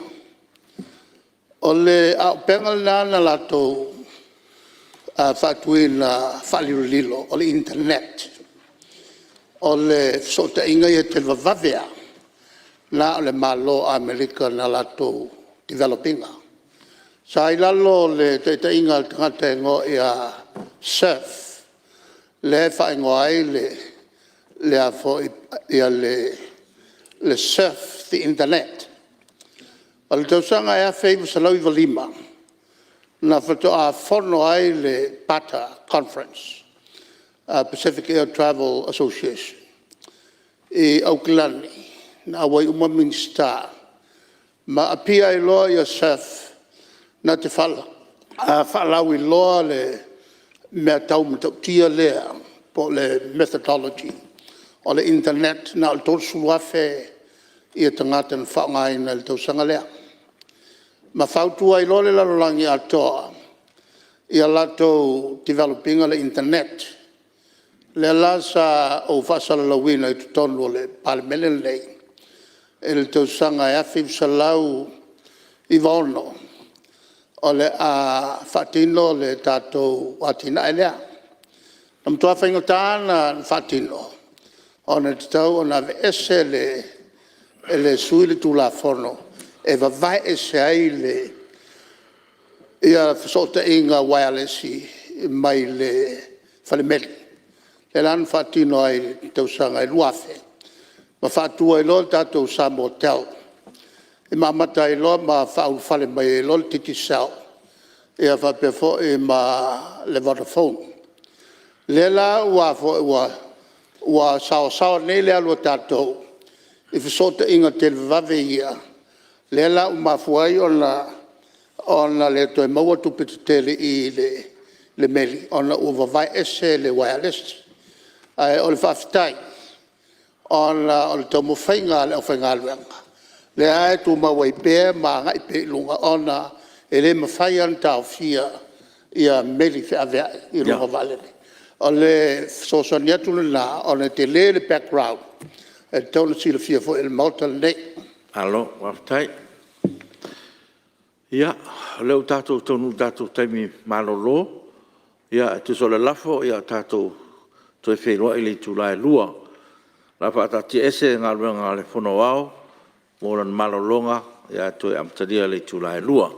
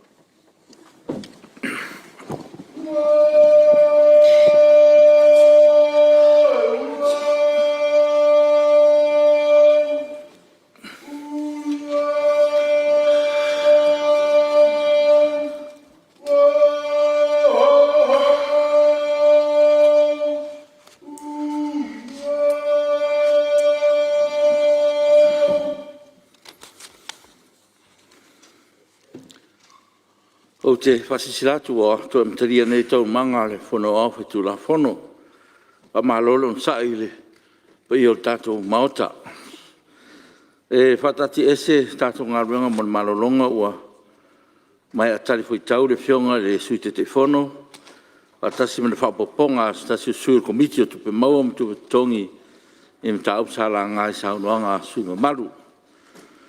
O me leo tāpā mo whaaloalo lau whionga le Minister of Mary e te sauno talfui tau nisi mta au sala no ia suinga malu le poti ale Mary. Tula me lau whionga Minister.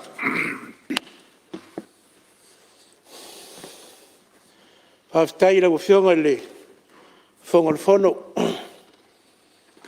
Te whoi ma le ngoa wa kuinga mai ia ngā whoi se pola sanga ia ngai whoi mkanga luenga ngā kulea o le whia se ngā kua kutai whoi o whanapra whoi ngan pān mene e wha leo le ngā whaafikai ngā kua leo a maua le whasiri ngā malosi e whoi kali sua le ai maulunga le mauka ia maua whaoi whoi a whiau ngā ruenga kusai foi ma winga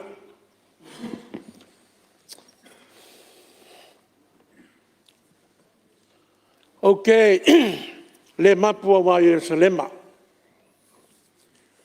okay le falo longo foi wa sionga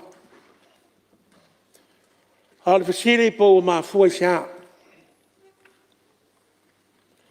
ingo leo wa longo I papa longo I ka le fa mo mo le pa mengi le kai ingai kuaso.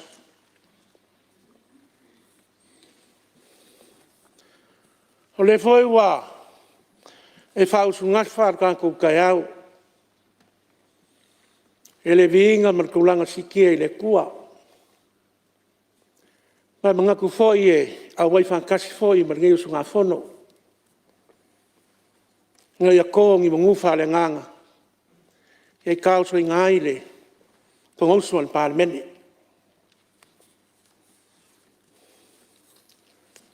Aku reala o whionga le whangwhakalai. Aku foi kele fuanga mese o lipoki whakarangoinga. Io la aku sao loa le. Whamoe moe o ngim ka ngā ruenga. E kusai o lipoki ia pe foi o ngā o leo wa mai ka winga e ko manu lei sui ma manu. O lea sa sau ngoa ma whaali o la kou whiangano. E kusa ai o le lipoki ni ngei al wharimeli. Lua olu o lua olu kolu. Le foi u whaafonga maua le. Pai al mauka.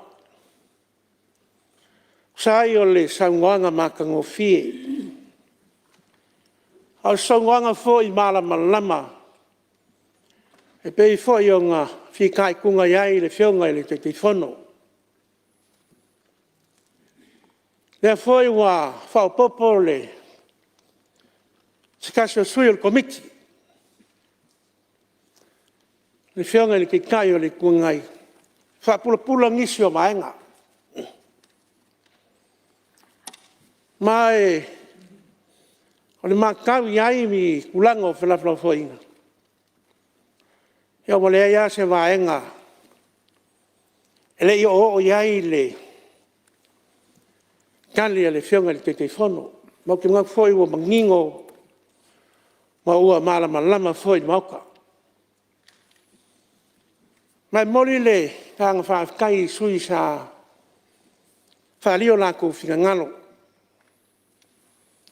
I le ripoki ngei le wharimeli. O, mai kawinga pēr le I uleo lea e whapea. O se pulenga le kiki. O se pulenga le kiki. O ngau mangkua leo le upufoi lea. E la kiki ai mainga. Ma fuisia. E la kiki le pulenga. A lea lava e mai kawinga. O lo maua pea anga kupu whasiri. O lo maua pea na kupu whasiri. Mai lea kausanga, I lea kausanga. Iwi lava e whape ngā ia leka lafi. O mea ngei o kupe maua whala pupukonga ia. Ia le au kele lava. Ia o lea o lo iai le kupe whasiri. Mai lea kaimi. I lea kaimi. Tau whiongan whonga whakalai. O lea o ki kele o finga ngalo e pe o whaalia. Mua. O le kulanga ma le papolenga ma le akunga lungo sui. Inga ia aua nge i saufa ngā mai. Fuala au whaasainga e pe o le pauka mangiso o fuala au e pe o ngāko mo le mwinga. Ia aua nge i saufa ngā mai o kongo e ala mai meti. Yo se kulanga e le leikele. O finga ngalo fau o whaalia. Yo kankong waka oso ngai foi ia le ovisiri ai mesio le pulenga o whanemeri. Wai le ngā kia. Kasi ngei o whaafika au li kele o lo kulai mai le lang. Ai mesio lava o le afia ai o alo ma whaangau ma kupulanga lalmaoa. Le lawa parangolongo foi kusai o kele o finga ngalo. Ia le au ngāne kasi. Ia maa le upumong o le awa. Ia i le fuafuanga, ma o le fua ua maea o ngā whakingo a onga. A leu whai ngā ruenga. Ma o lo whaau au pea. Le fua ua iei le system neu a la ku whao ngainga. O le Ionics. Ia whaalau ilo ai ngiso kulanga ia. Ia mai o se kulanga e sili o ngā mawa e o leo o si iki ai leo au nganga a le kanko o whanemeri. O leisi maenga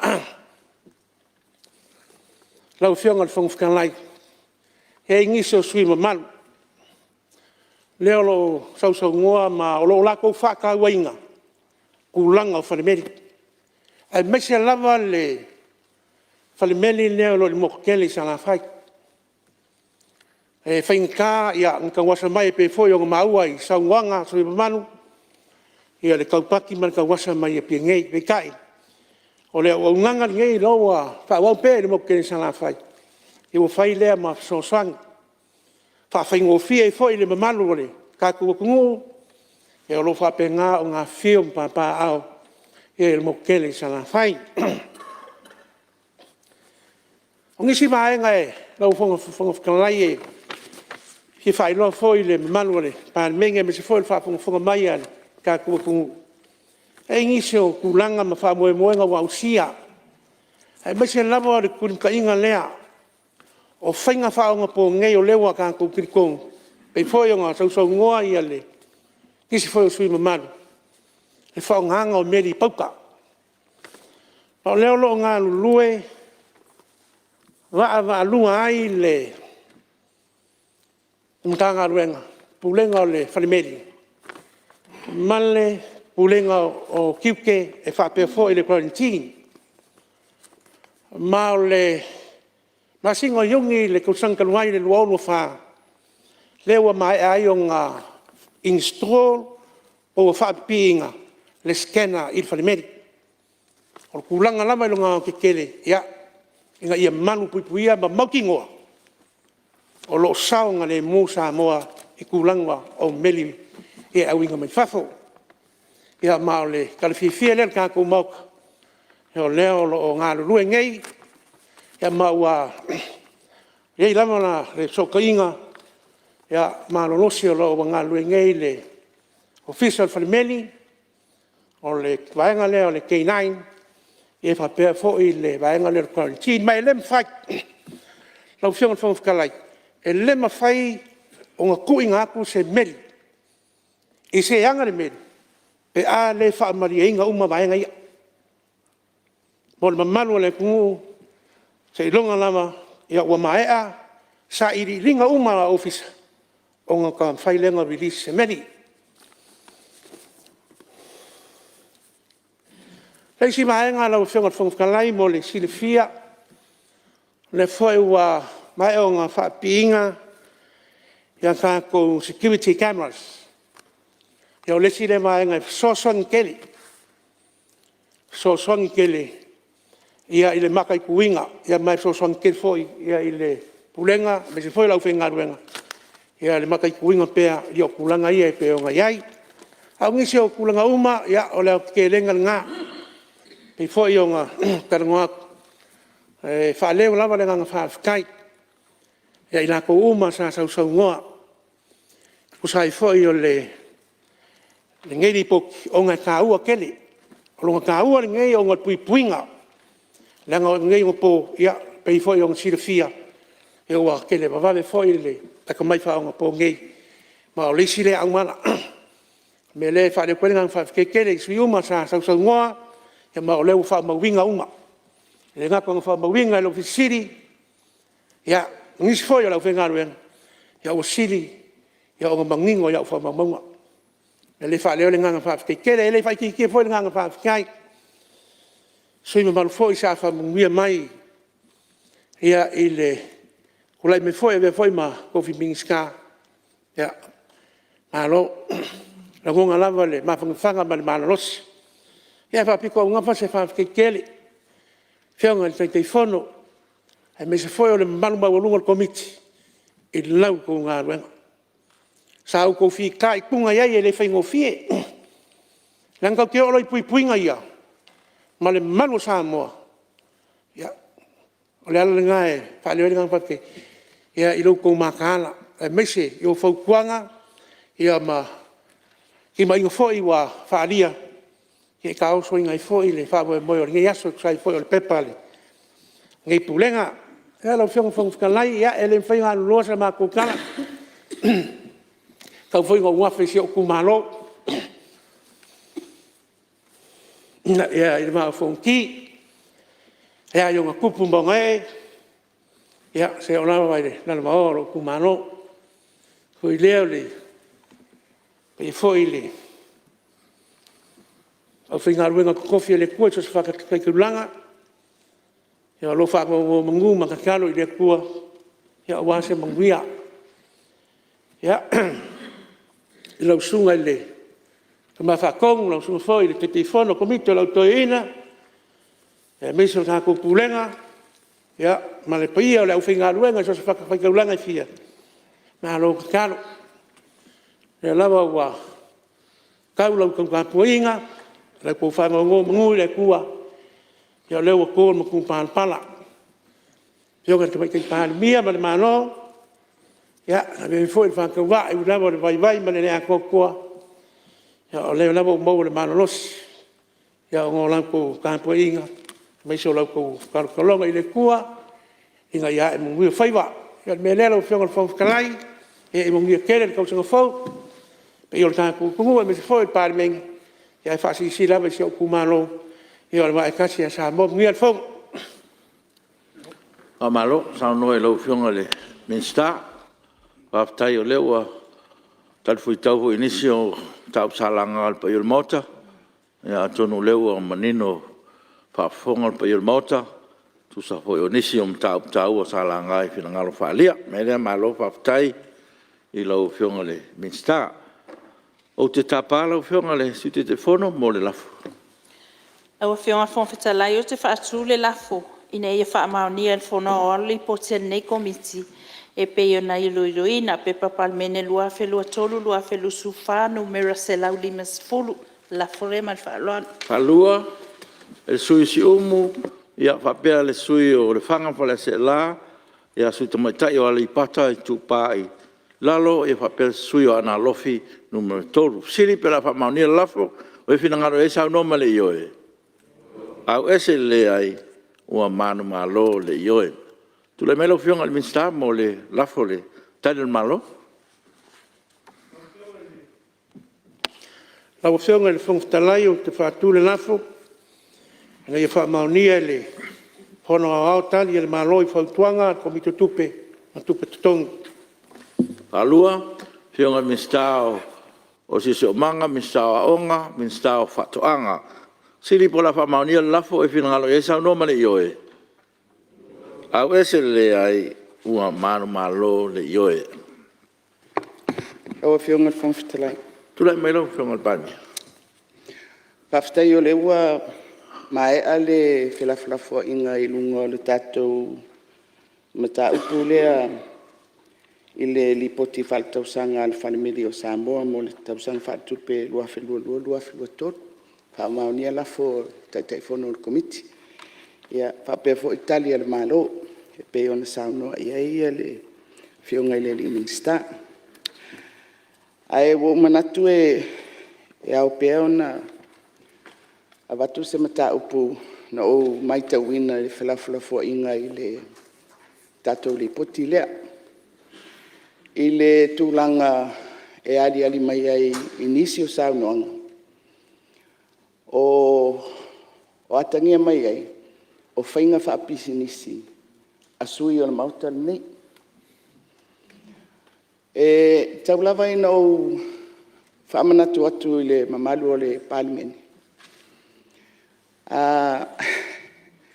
Ina te ilawa ua tilofia le mauta le nei, ai mai se le tofi o tātou o whaipule.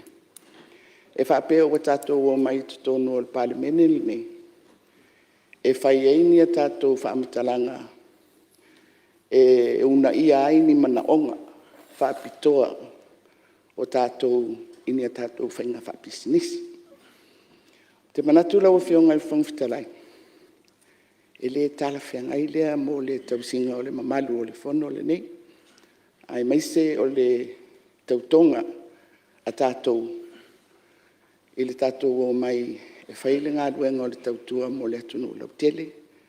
Ai le o tuli loa ina o tātou mana onga.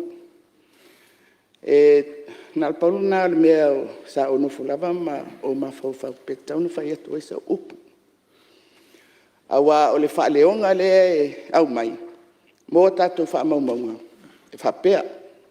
No o walatu e totongi ia lau wha amomoli i le whalemedi. Taungatā. O koko. Wa avela le taungatā le whalemedi. Wa taunu o tuai le koko i le mea ave iei. Wa taungatā i le tau. O lau wha amomoli lea. Upuna atonu e toe maua mai. O le si sao noanga. O a o le tangata whai pisinisi. Lau o whionga i le whonga whitalai. O i tua ia e ao na tātou pui pui iai. Ia ai mai se fo ilo tūlanga o le taitai o le mauta. Ia le tilo fia al mauta le nei. Wa avea le tātou sa whai o tātou na fua. E tuli loa aini a tātou lava manaonga. Ai mai se oni manaonga whapisi nisi i le tangata lava ia. Ia lau whionga i le whangwhitarai o se whamanatu. Whamolmoli i le tātou mauta. O le ai maa ua. Le tā ua o le tau o au au nanga. A tātou tala noa i le nauna lau tele. Nai le rei. Ai whamolmoli i saunoanga. Tātou alo mai i lea mai. O la umea lea, o la pisinisi lea, o la ala umea na o la tufai lea ofisa ma lea ofisa. Ia atonu o se whata ita inga. Ai tilo fia ai. Pe o lea uturi loa mea ia. O na lea tātou te sa whai tono o mautal ni. I o tātou lava whanau te inga. Ia man whaaloalo lau whiong. Malo, whaftai. Ia atonu e tau o le se whautuanga o atu ina mai le whionga te matai paramia. Ia walawa la ngā solonga o tātou ngā luenga meso tātou pilaflofo inga. Se sura meso i o salenga? Whaftai mo le avano. Tai au whionga. Whionga whitalai. Ma ua fo i saunoanga te matai paramia ono e leo tā uolo o ingoa. Ia ai lau te mai tau wina o autonu e ona le whamtalanga lea. Mo le whamanga lau teli. O lau whamomoli. E leo sa opisinis. O koko e ave se o angola i o e whailana whale o loa. Ai leo sa opisinis. Na lafo mali tupe e te au e batuai. Ai o lau tilu. Ua taunga tā. Ai sa ave lava. Ia o le taimi mua na. O le taimi muli fora tā. E le ito e la foina sa mea.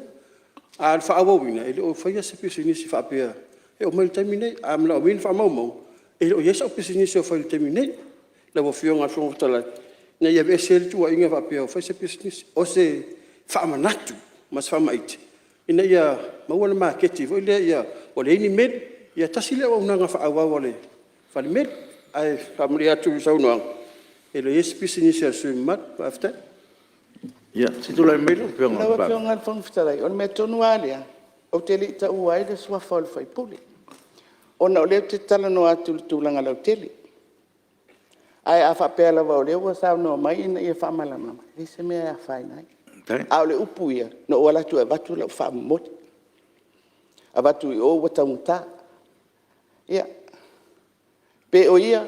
Pe o sona ai. Lei o le so te ingala na. O oi o le fai puli. Lau fia. Ia, tono leo manino le tulanga.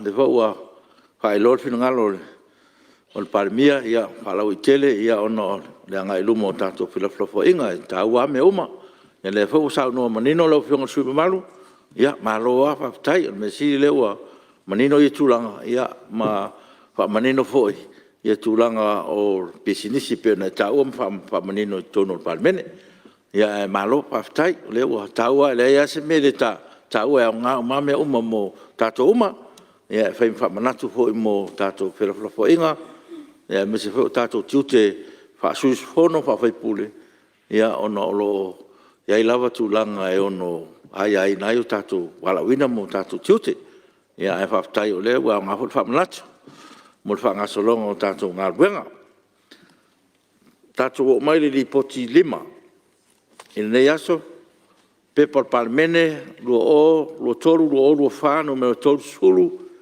i poter komite o vaenga tau te mau ainga i le pepa palmene lua toru numero se lau ono sumalvalu li poti whatausanga alimtanga ruenga o pisinisi ala manuia maleipa mo tau sanga whatuperu o tasi o lua lima pupuitasi pepa palmene lua lima numero lua tali al malo il pepa palmene lua toru lua fa numero toru sulu ono Pepa palmene lo fa lo lima numero tosulua i poter komiti al vaenga tau te mau ainga il pepa palmene lo tolu lo fa numero selau luas fulu i poti faltausanga almtanga luenga pisinisi ala manuia maleipa molta usanga faltu peru lo tolu ono puipitasi pepa palmene lo fa lo lima numero lima sufa tari al malo il pepa palmene lo fa lo lima numero tosulua tu le melo fionga su te fono il comitio vaenga tau te mau ainga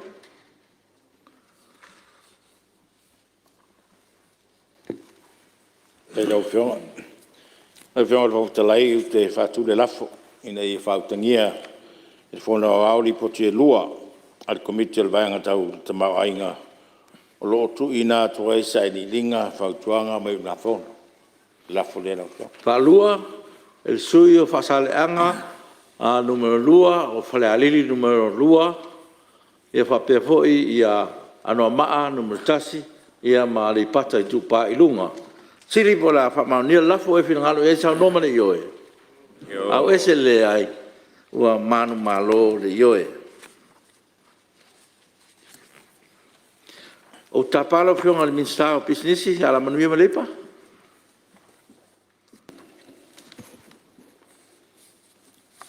Lau fionga i fonga fitalai, o te whātou le lafo, i whautangia i fono au, tali ale malo, i whautuanga, ale komiti o vaenga tau te mau ainga.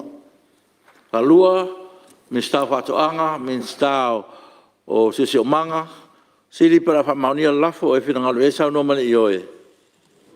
Au ese le ai, ua manu malo le i oe.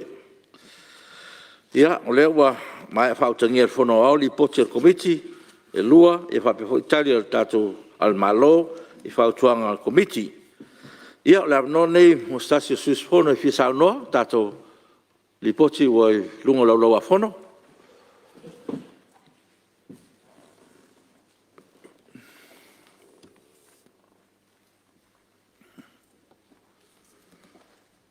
ia wa mai te watu wa fa mari ina uma sus fono ia tula mai le lo fionga sui ono a maa numero. Aftai lo fionga te lai. Fa nga ino li poti ma taimi o komiti, fa tai komiti. Ia va per fo in tanga benga ma minsta. O li poti nei ia le tanga benga pisinisi ala manuia ma leipa. Tausaga ia lusu lua lusu matolu. Ia ma lesi tausaga na ua pea ona mai le lipoti. Oa matauina e lau e whionga le taitai komiti. Iwa pea fo e lau whionga le minister. O mo company ia e anga i mai fafu.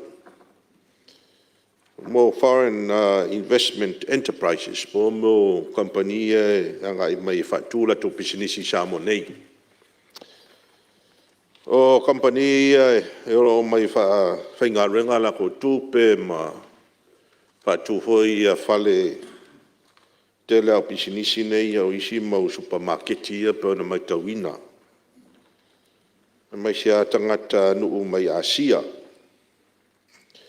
O le matauina e 5 sutasi ia le au fai. O pisinisi ia sa whamaunia. Matuina atu iai mo foreign investment certificates. Ile piliota lea pe ona lipotia mai. E alo mai foi ia tupe fofua e maua va pe maua ia se va ngā tupe pe sutasi miliona le tunu. Ia va pe foi ia vano whainga luenga. O le fesiri rau whionga taitai komiti. Matauina e tele o tausanga ia company va penei. E o mai tausanga ia mo foreign investment certificate. Ia e uma tausanga e se pisinisi o whatuina. Ia pe tasi foi pe lua. A le matauina 5 sutasi la tau. Ia po company an tausanga mai. Ia ma whamaunia. O le fisiri la pe fia la ni company mai le 5 sutasi lea. Ua whatu ia la tau pisinisi ma whangaioi. Whawhaingaruenga ia tangata whaingaruenga. Kia tangata anu o tātou turu. O lesi vaenga lau e whionga le taitai komiti. O matauina pea le tele o company e le stala tātou restala o company. Le pea na mai lipoti. O tausanga lea se lau mare 5 ia company. Le stala.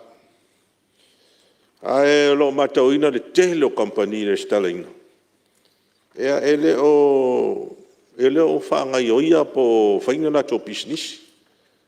Pei o la pōlinga mau tele i fua ia mo meo company i lunga le restala.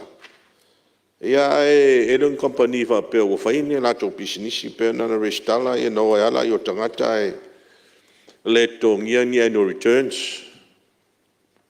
Returns ia whantausanga i le official restala company. Ia matele e fua ngā luenga matele e fua restala. Ia e le o ieinio la tō pisinisi o whatino. Tā ua ia mo le vanga le restala trademarks ma industrial designs. Restala ina le o whailonga foi o a foi o loa. O lea vai tau ma tau ina le tele o mo materials fo ie fa tau ina le tunu lo lomi mai fafu. O tele si e ia o va vai ati ai. Ia o fefiloi ma meo designs po ma manu isi atunu. Ia tato ma manu. O lea o vai atua mo whao ngā me ma manu fo ie tato tatau. Ia po pui uma ia mamanu o tātou atunu. Ar mena leu tupu. O tēnā lo lomi mai fafu. Whātaula i o ie nei po materials. I maua ia la tupe a pe fōlinga mai e leise. I leise tupe o maua tātou atunu. I tātou lava mamanu ma tūlanga masani tātou Samoa. O wānga i lo tāwhi. I tā ua tau na sisila i an tātou mtanga adwe. E wapo kalame whaalau i loa. Ea ma whaalau i loa i la tau e a mai tau sanga ina i a restala ina. Ma puipuia. Ia pala lava tūlanga e puipuia laro tūla whono. O tātou nei. O O mai se tala I tātou price control list. E lisi fo I le whaatulanga I tau o loa. E awa tele o loa ne mo o loa tau mawha fo I le alumia. Mana o mia. I aso taitasi. Ia alo matauina si pelunga tau o loa. O lea se tala whaamal malama I le tūlanga tau o loa. E wa tatou lisi lea. E o lea lawa si lunga. E tau o loa e leisa rifoi lalo. A lea se fuafuanga ia le. A tatou mtanga luenga. E tuwa te sia le lisi lea. Po sao o matala fea ngai I le tau o loa. Wae e pe esa ili mai fafole sau o. Mo whamtalanga mo whamaumaunga. Ia, e o mai Samoa nei. Ia na avele tatum tanga luenga. Whamaumaunga company. E whaavasenga im whaatulanga I tau o loa. O le si vaenga la o fionga I le Minsta ma tai komiti. O le lisi o loa. O le tau o loa. E le au fiai tau o mo mea faufale. O lea se tō wha. I mo o loa ia faufale ia mnau mia. Ina ia mo se soani mo tangata le tunu o lo fia wha le leia. Ia pe fia fausia vo ia la tō maota malawa. Awa o le hoi alu I lunga tau o mo me o loa ia faufale. Mo apa. Ia tūlanga whapena. Tau tangsiba. O loa ia alo mia. Mamanao mia mo le fausia ino maota malawa. O la se tofa, e le tau o na tuu iai. E pe e whapena se wa ai. Tau hoi o na tuu e ima. Mani o loa whapena. E fsosoani I le. I nei mai tau, le tau ngutau, tau o soifuanga pe o na iai. Tau a tele ia mo meo inspectors I mtanga ruenga. Nā tau ia lo asiasi whale whainga ruenga. Misa le tūlanga o le safety ma occupational safety ma le health I tono whare whainga ruenga wa mele le sa sau no e fui se tasi o sui lava yasu e le tūlanga le o mo me o le saunga le mu I whare whainga ruenga ma le whatinonga ngā ruenga ina ia le leia sia singa a tātou mtanga ruenga Ua siasi whanawhainga renga po iei mo safety gear. Ia wale le pui o le soifua o la tau lo ngā lue. Mai I ngā luenga lo ngā lue ai. Peila whataitainga o le tise ia mo me o le au faufale. Ia o vanga le fausia ina mo awala. Ia o tūlanga umai e tauna le lei ia le asiasi ia I tātou inspectors. Ena ia mauti noa o lo sta ia I tūlanga tausaunga le mū. O le au mai le lipoti lau fionga le tai komiti. Tolus fulu ono company. Sa maua e tātou mtanga luenga. Whawhainga renga I tangata anu mai fafo e au noa mangi pe mika whainga luenga. O lea se whamamla manga o le tūlanga. E wae I lena tia tele ia pisinisi ia o matauina. O lo whainga ruengai ia tangata maisia tulu. Tangata mai fafo. E lela matau atu li pote komiti. E tolus fulu company pisinisi. Ia na maua lea se singa. Whainga ruengai ia e tangata e au no mani pe mita whainga ruenga. O le tūlanga lea e whaafsilia toi fo. Pe fia la, nā se whai numera. Fia I tangata, o la re se au whaingo tangata ia ngā rulu e la tunu e au noa mangi pe mita whainga ruenga. Ai whaafena uru whale mai tono la tunu. O ato I ngā pe mita na uru whale mai ai. Ia ma company ia la o whaafhainga ruenga inga ia ia tangata nei mai fafu. Ia pe ole mo foi tangata nu o Samoa e la to te ngā lulu e whaongai ia no whai ngā runga nei. O le si tūlanga fia fsilingia. O tupe whaluina mtanga luenga. Whatawai ia mo meo o no foa makesi ia manai computer. Whaluina ele se lau 15 afe. E tau sanga le. Se tupe tele le tupe. Ele mata watu ia na mo meo furniture. Fo ia ma nai lau no foa.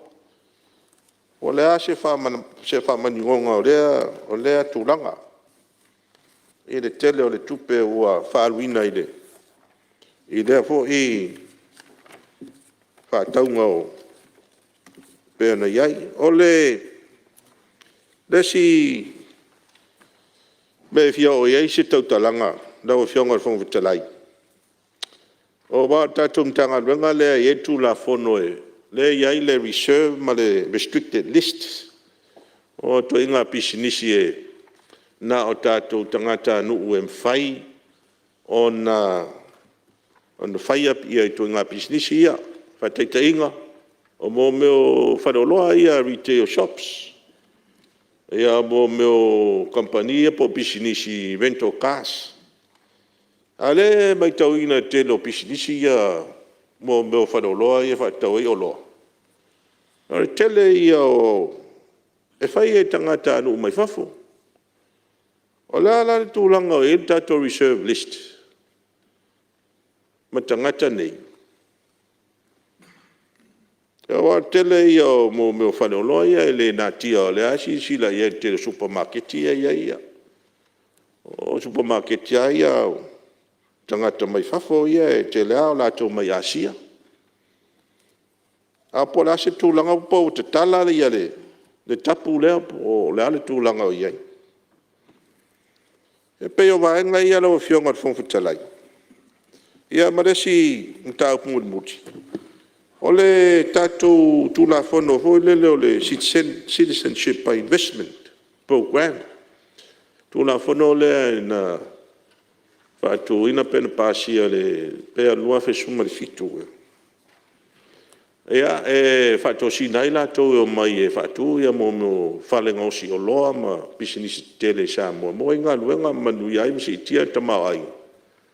Ia le pe mātau atu. Ele ia se company ua. Ua urwhare mai sa mō i lalo tūla whono lea.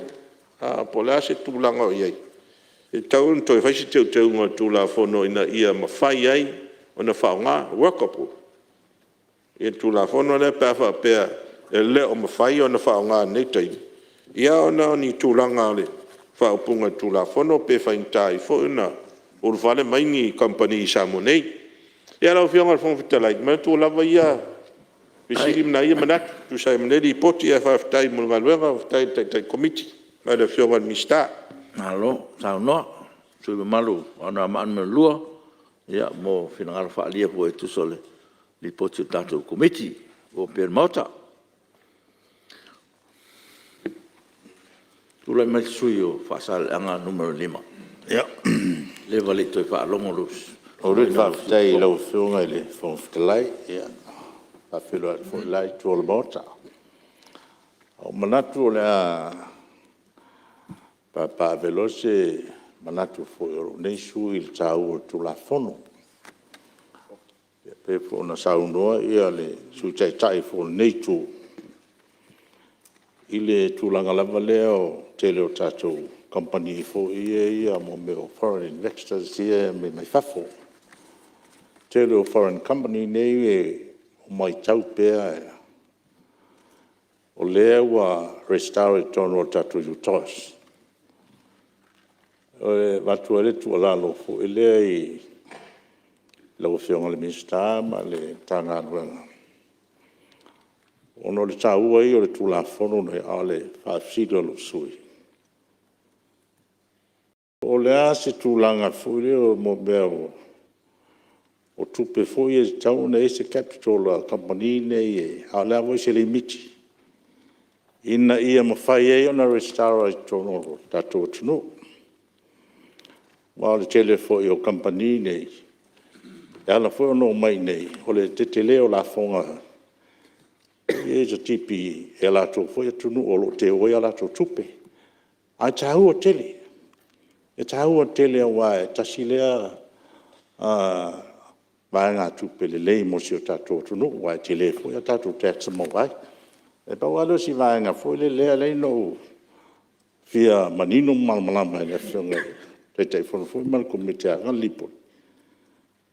Ona o lea iei la tō o lea fia restaurame, tōna pēla le utas. Ai, o lato whiringia tō langa lea.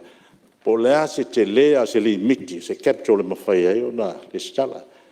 A wā a whaina le stala e le se vanga tupe fo e le teu tono o tato malo.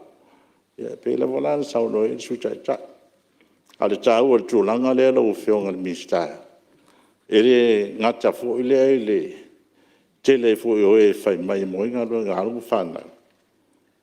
Ai o le tele fo se tupe la mo mata tō malo e ala i anga ngā whonga. Ia maro whalo lava lau whionga fo fitalai.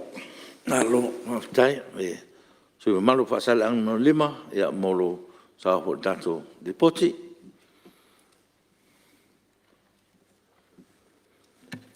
Ia tura mesui o holeta tolu. Tai lau whionga mo lava no.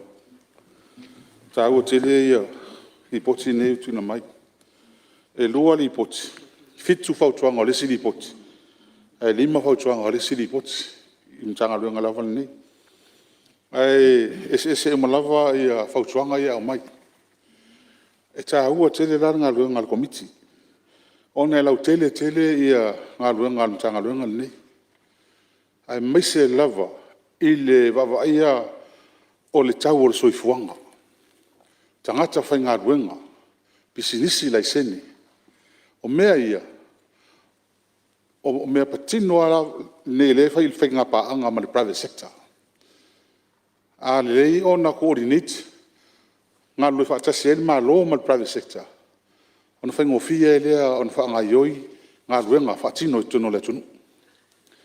Te le ia o whautuanga, ia tu ina mai. A tai e komiti te leo, wahenga te tilo mai ai. Mai ele amatanga te leo nem tau. Tasi ale whautuanga lea o toi pa uai pointer komiti. O mai o taunu whaise ofisa sa hoi. Ia o te ofu te tolo ofisa na tala lua fesu lua ia ele ele o lor komiti lea. Pa wana si vanga ua whale tono komiti. A o isi vanga uma, e mawai. E mea lea ala o fionga,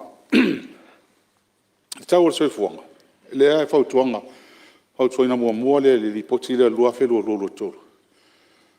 Me lo le tātou te pisa le price control board. E sao. Nā vese le malo talu wain wha vai me tal competition. Ho lea tu la fono legislation. Whi wha tau wanga. E tau wā lava ia kampani ia mauloa ma tu e lalo tau o loa. Pe ali leila ngal supply. Ai a o lona pa u I lalo supply. O loa. O mo mia lo lale price control. Fatontolinga tau o loa. Walo nuina. O la take mai la tola control la tola supply. Control me tau o loa. Lena vave tele na lunga tau o loa. Ai ole excuse ale mai. Ole tau o le swahau. Tau o pensin. O freight mai fafu. E sa o sa iaile impact o mena I la matanga. A matanga al pa ingal ni. A ua lea ua matua pa ua le tau o le swahau o mal pensin. E le tau o toi whanga inal na alwhanga ni tain. O le komisi le iei nei o le control board. E fōringa mai tangata mai fafo e a. A tali tonu. Sili ale toi price control board sa I momo. Nā te hoi nei ma tangata whaingaru. E oe wawa ai mea nei ma ripoti mai. A wa alesi me leo tūlei mai. Al me ma wa ai leo ini. O tau ngofi atu mea mai fafo I mea le mau tono Samoa. Ai alu nei e fia tau sami sau fish and chips I taimi nei te mo e sili whale inga. Po sei ai nei po sei mai fafo. Le taimi nei iwa super sene o fale fish and chips. Fa ngali a mai fafu. Fa tupule se me fa peta no ole samo. Ai le fa ngai ai tono samo. O me le e o i tau o fa le anga foi le ai. E fala o ina me fa pena. Ya e sire lo fa tau lo pepa mix veche so lili. Lo fa tau o pepa tomato mo isi mena le te. E tau o nese fua, man tua fo ele o taxi ngal malo ia, va ngai fa to anga na ia tau fa pale ni tau o la to. O lo me. Asi le va ngai tau nto tanga ipe ye ni tanga lunga. Le nga tele. O le quality o lo ia to mo sa mo temini. O me ia sa le to mo sa mo ya so. Le wa makan ko la o mai. Mo tua pa o le quality o lo. Ale tau, mo tata mo ta. Le ngata ina pa ul quality a lipo ni lipo tu aton e foi me e fa ngata to fa me o pusa apa fa fala vela pusa pisu po fa fala vela no vinga le tamo fa se tu lo mal fa fa vela ele ai a mo tu ale anga le quality o ni mia ale anga le sira me se tanga e me foi le recycle pele e mai si pusa apa o fia tau sanga o recycle le tono sa mo ele fangai mo to ale anga tau tanga e la fio ale meta u ale e potia o le lako regulatory function va inga le o tanga tfainga lunga mai fafo e mai se ia tongum tanga lunga it's quite seriously e onga le mele mai li potia committee mari se la wono sul tolu e fale fainga lunga na le fa paseni e mi tinga ia e a ho ilea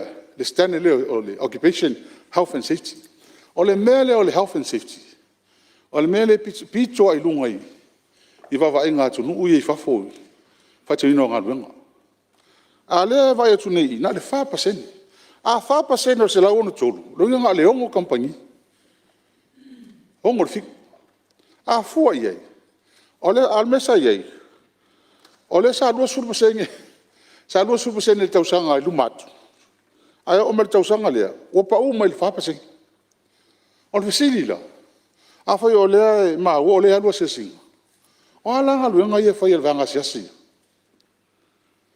awa ole si mea ole pa u li potel committee ele lo la ta to pular fa salanga nan foi mai fa sala ale lo po atu nga fa salanga nei sala ma fa peni o ma o le usta ia o ai inga nei tau o le si vai nga lo fiong ma luenga ia mai ia tanga twenga luenga mai fofo e pe tele ni tato fai tio mo tau na saina al mele ni o pe ko ke le fil penga lo saina Filipina Pakistan India o kele ia kaka ese ele nga sainga mele ka ke vai a po le leila o vai ma tau mai tau fe wa ni tanga ta nga luenga mo tulanga wa pe nei tono le tunu ala la fianga nga luenga mo ta tanga e wale pisa fa mai o tena a fa tanga sile men ka mai fa fo nga luenga pe o fa fo to ten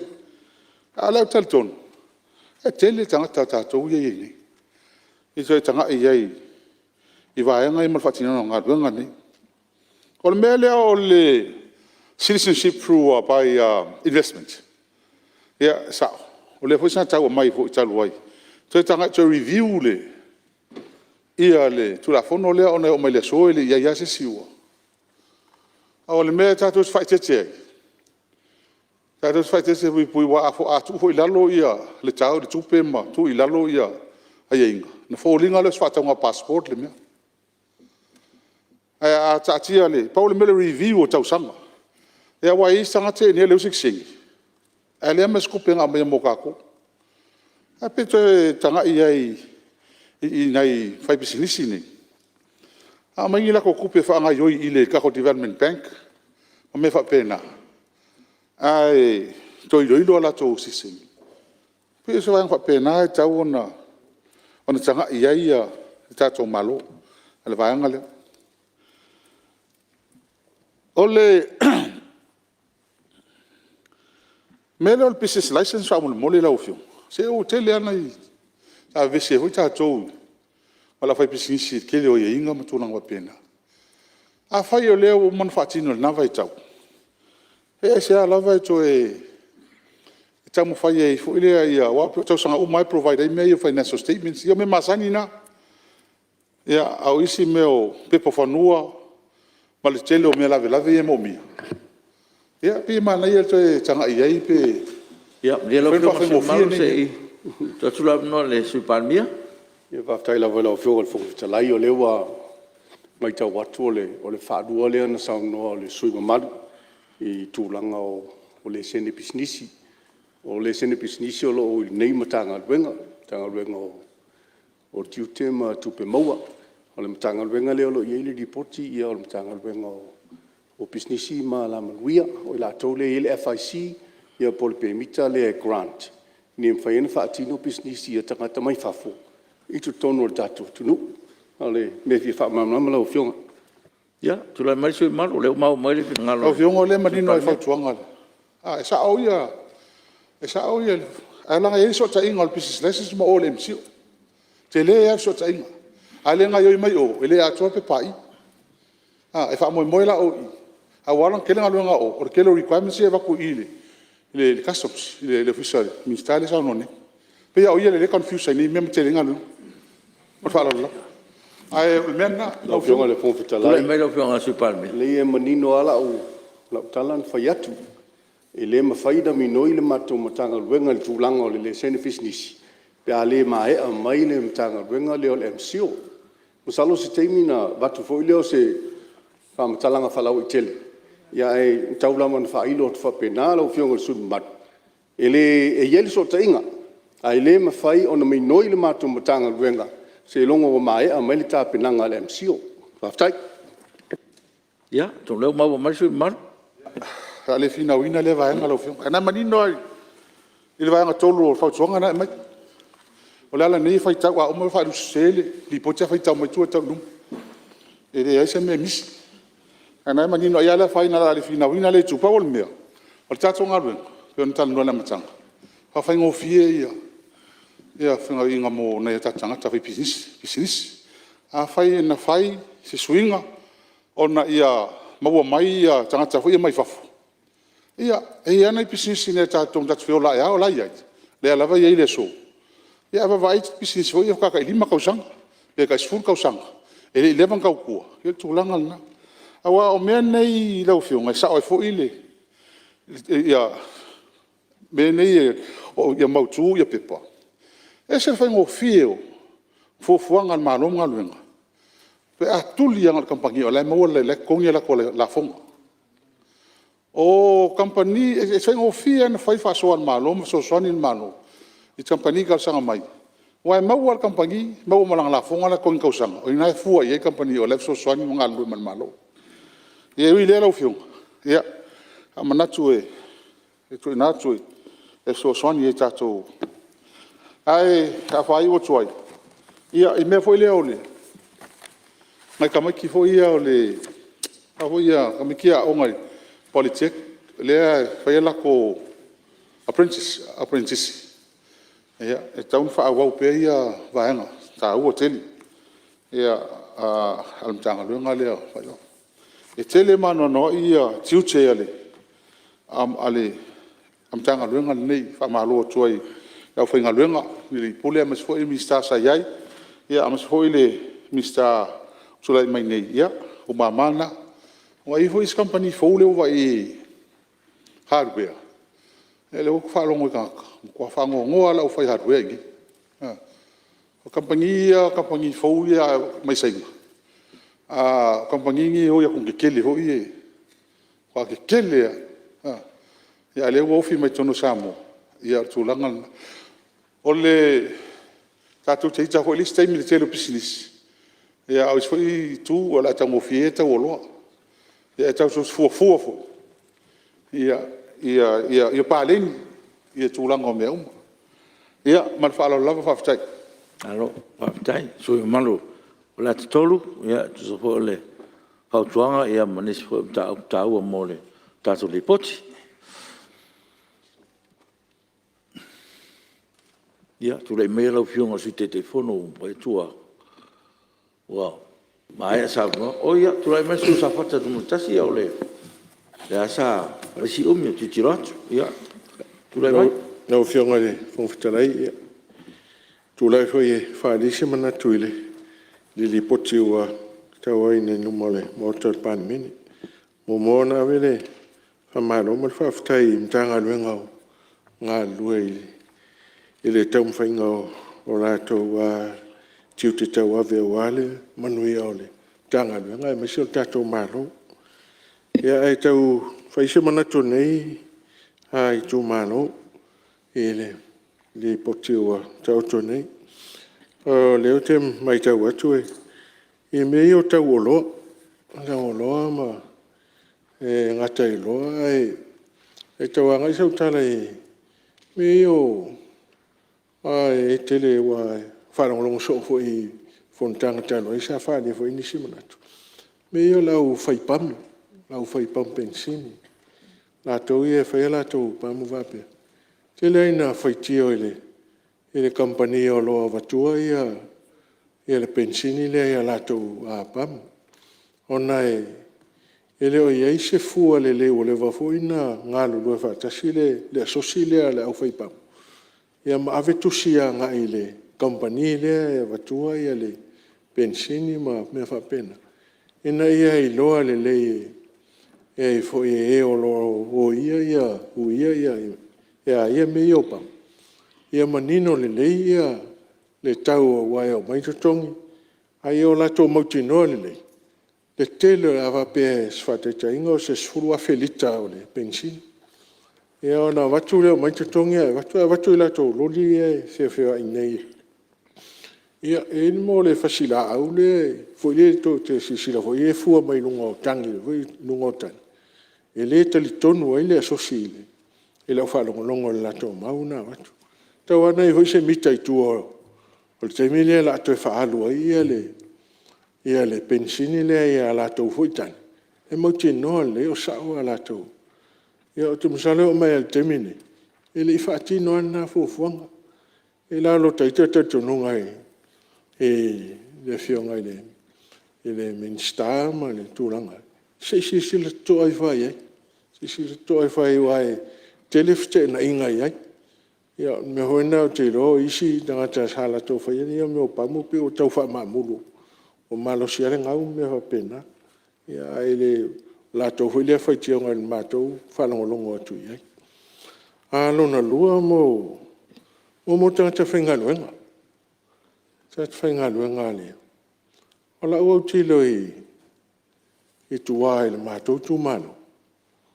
O matua whiwa I su ni tangata atu e ngā lua I whatoanga mtūlanga wa pēnā whai. O whiwa su. Au le ngā whatia fo nei a inga e nau e whaia lato whatoa. Ia le tau o hui le leo tangata, tātou wa tangata. A le mea leo le whawhitau li leo o tawai atu hui le. O whiu o lai ia tupuranga e leo iai.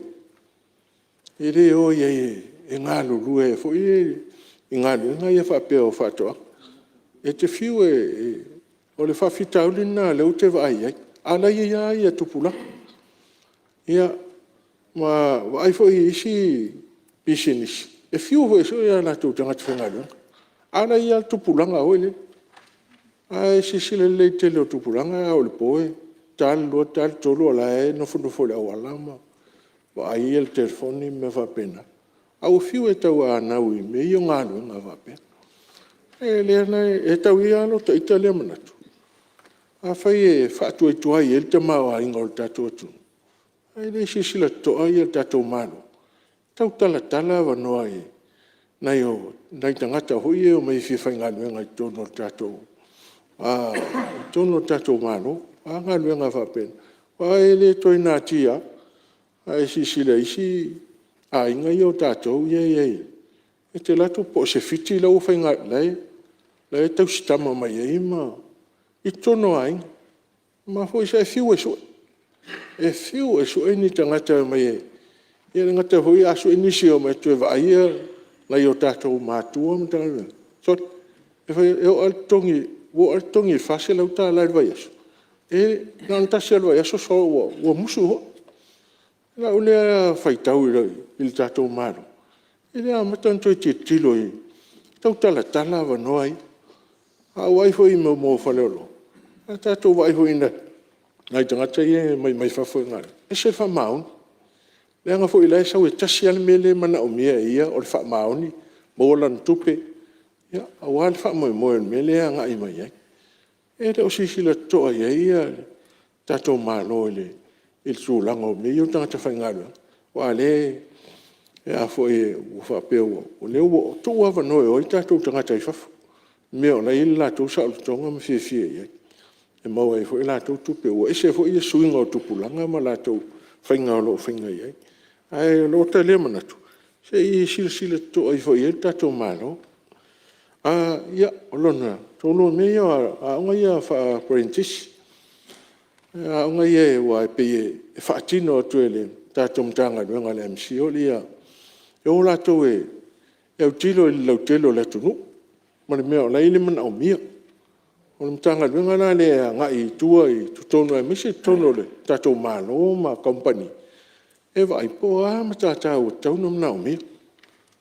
O la tau te sa ilia ia mea o lo mana o mia sef so soani tono o fanfenga luenga o fo ilele so se mea.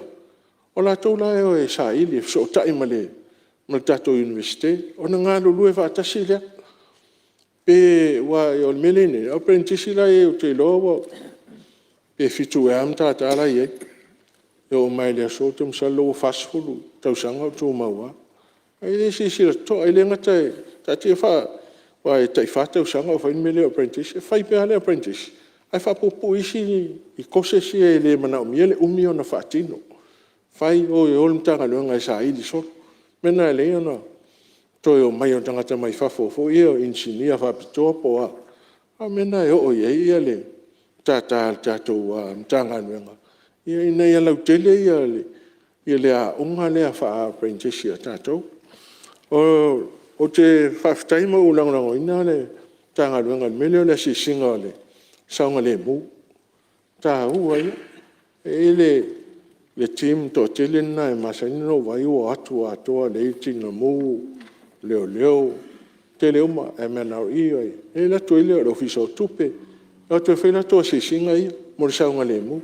O te whaftai hoi le komiti lea o nai. E o tu whata ua ia ia me mo sanga le mu ni me tupu mai tono fo fenga luenga wa tele a yo tangata ia ngalu pe ele ano tele me ai o tfaftai le tanga luenga male tu fa te sia o komiti ina ia fa marisia a ala ina fa marisia o masani fo tangata ia ngalu ia male ia ni fa la vela tup ia simla tu na le tu malo malanga fa lo faftai alo sa no lo fonga su malo sa fata no tasi lau fionga fo fitala. Tula mai lau fionga na fitala. mea lava le fia famarino wa fo ile no fo sida fia o mota ona o leana ta ua le sui mamalu.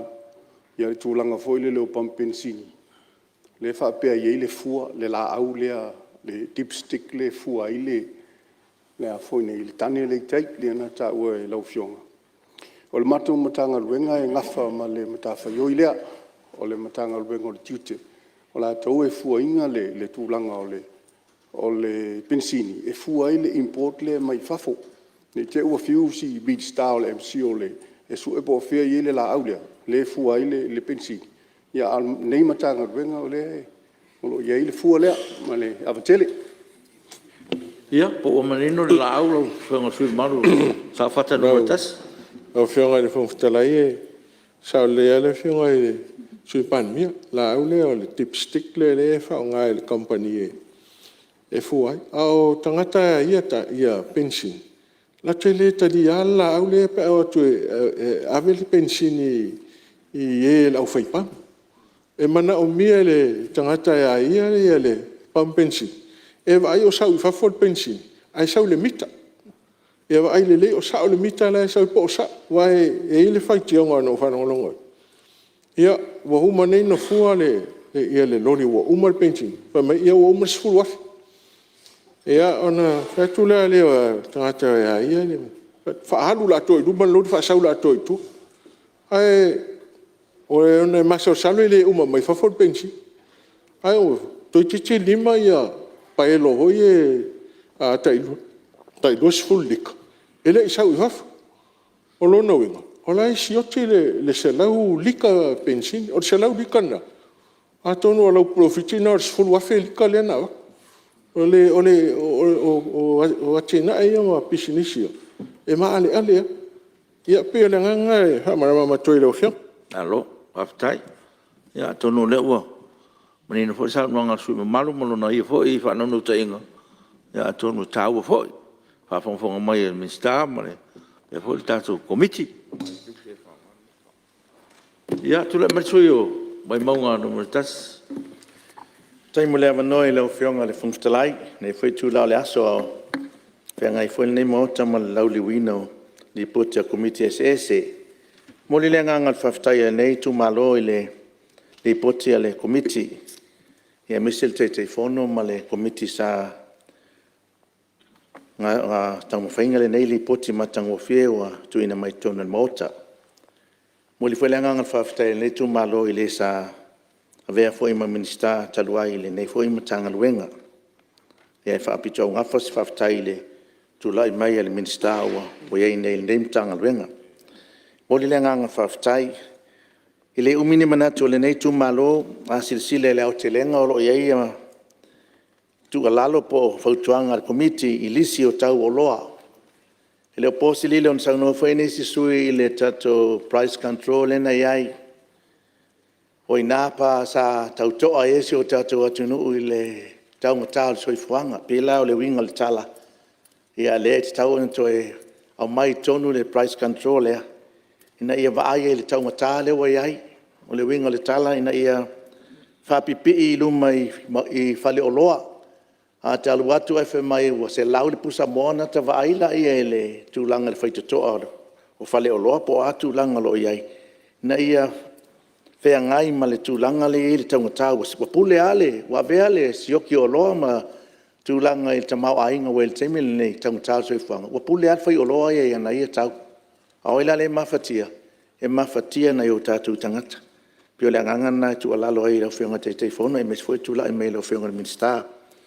O le si tūlanga I fia watu mo meo pe mita ia mo le tuina mai te tonu o tātou tangata. Te foi nisi suin sauno ai. Ona o pe mita e a mai o tātou tangata whainga luenga. E pe ngā lurue whātasi e ili matanga luenga leo leipa. Ia ma le tanga luenga tamai tai pāle mia. Ia pe lao lo ta eite alangona. Ia pi tau whawhainga tāla I titi nei mea nā. Ona e pe o tele au whale o loa lo ia. Ia tate vai atu tulou. Nei o tangata mai whafo. Ia ua whainga luenga mai te tonu. Whawhena mo pe mita o nei tangata. A leo mai o e leo o se retail le fale o loa le iai. Ia o le winga le tala. Ia ngā lulue whaatasi le mtanga luenga pale mia ma le mtanga luenga leo leipa. Ia tau whapena na ia lava le wha lau iloa ina. Ina ia wha asala lau ale ailo. Ia na a mai leo tangata ata mamai au isi tūlanga. Ia pien saunoa nisi sui o ai pipsita wa mai I fafo. A whawhena o tātou tangata lena nofa I nei Samoa. O le si mea tāua e fia maua se manatu ma se o le reserve list. Ia maua le fwini tua umatu sui lea. Te le o mautinoa pe iai le pampensini tonu o le reserve list. Ai me taua ma te toa le tele o retail shop. Kale o loa laiti. Ua operate tangata mai fafo. A o le reserve na mona I o tātou wa tangata. E le mawhainga kampiti na I tangata nui tua ma stoina ma siloma tua. I tangata nei, a le ale mele tupu. O tātou wa tangata ua whaapea o e loso whale wa le mawhai. I ona e tu uala e se tangata anu mai whafu. I ruatu le tangata anu lea. I a walu e le lai sene ia oe. A ele oe o le e sel tangata lea. O lo mai tawina ma moli mawina I nui tua manisi o lo i el temile na. O le winga la o le lape o le nanga. O le matanga luenga. Le ngata o matanga luenga ale leipa le whaatino ele mea. Ai matanga luenga fo I o tupe maua. Tau noa se singa ma ai pe langa e reserve le. Le ngata I namo rento ta vale rental cars. Ia nai mea sa ia whapena, e wise mwana o tātou tangata. Ia lewa mai lātou ne o tawhiri saunoa ai. Muli lea nganga whaftai le mele whipa klas. Whea ngainga nāna whai, ia pe o whapena le whatau inga. Ia o leo manui ai tātou. Le si vaenga tāua lo i komiti o le whalao mata ma le whisky. Le sa whangai oi le Stross. E o mai le teimi ne ia talo whai le au nanga fu e lea mtanga luenga le malo. Ono lea, e le o iaise pisinisi la tau te whaau wina. O le Stross ngal whatino ina. Ia le tato maua i whalau mata e mai le ulu. Ia e mese o le whisky e mai le taro. Ona e le o iaise se incentive e tuu ini company Samoa. E la tau te whaia fu ai ringa talape 10 years incentive tax free me whapena. Le laua o mai temine, o le lopo le altulanga o iai, le whisky le ma le whalau mata. Sa whai ana maua mai o tātou tangata. Mau fo isi tala i o le tūlanga i le momio le asi, whai whanu whamanongi, ai whalau lawe. E le o iai ni whamanuyanga e watu i le company le ma le tātou malo. Ina ia whai ai pisinisi nei e nei o tātou watangata, e au noa mani la fonga tatongi. Pe lau winga lau tala pe 5 tausanga, pe 10 years, ia whatu ama whailona avi ini la fonga. O le si tūlanga ia lau whionga le whangwhitalai, lango ina le neitu malona i tu alalo, moli le ngang whaftai, i le neimatanga luenga, e mese komiti, e mese le tūlai mai le, la whionga le minsta, i o ngaluenga whawai e pe te talo atu le, o leo o se e ngaluenga whawai taimi o le ofisa le tupe, ia sin whawhisili po le ale tūlanga o lo iai, wa langa lesa i lalo al matanga luenga le. Ia pe o mai le taimi le nei, ia mo ia leo al wese, ia matafa i o ia lesa i la matanga luenga. Anga leile atu e tue ngat fontanga nei, ia so lau whionga fontalai, ia mato malo loina, whaftai. Alo, sao noe ni, lau whionga le, sui o vai monga numero tasi, ia wa tato ni poti o lo a fono. So e mai sui o whala lili numero tasi. Ia, mula tulanga whaftai, lau whionga i le whaftalai. E tu sa foi o la manoa, nei foi usunga fono mai whala lili. Ia e whai eise, au nau to inga, ia awa lava le, i poti pe ona tala noina le nei tuaso. Ule ngang whaftai, ia ile, whionga i te fono, ia me se foi le, pa ia ma malo komiti. Tu sa i on ngā luenga mai ai amale, ma le ato toa pe ona ta otoa li poti. Whamawina fwy ma le ngang whaftai, ia le soifua tautua ma le au nanga. Le whiongan min stama le mtanga luenga, ia i le fwy vai tau, li poti pe ona tala noina. Au whiongan whangtalai ai tia nei mera ai tia, batua i se motu ngā awhal nei fwy usu ngā whanu. Ia matawina ma le ngang whaftai le, tulanga o performance indicators lau whionga i le tono le li poti. O lo mai o ima tulanga iai, e lua tolu li poti leo lo vai en tanga luenga, o lo whapena.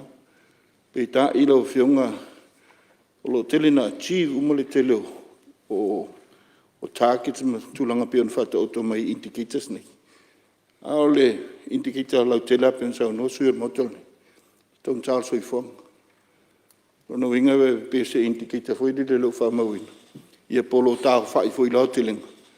Ia ai le o tino mai. Pe lo winga le nai tau. O se tua lalo al nei, ina ia reflect le leile tūlanga o indicators nei. Ia, ma le tūlanga o leo te lenga o lo iai, lea foi lo sau no le te lo sui i le tātou monitoring. Ia me se foi le tūlanga ia o business tal whea ngai te tonu so tātou atunuu, tātou reserve list. Ia wai le se me fau, le foi sau no i nei motu. Ia pena o tua lalo wha penal nei usunga whanu.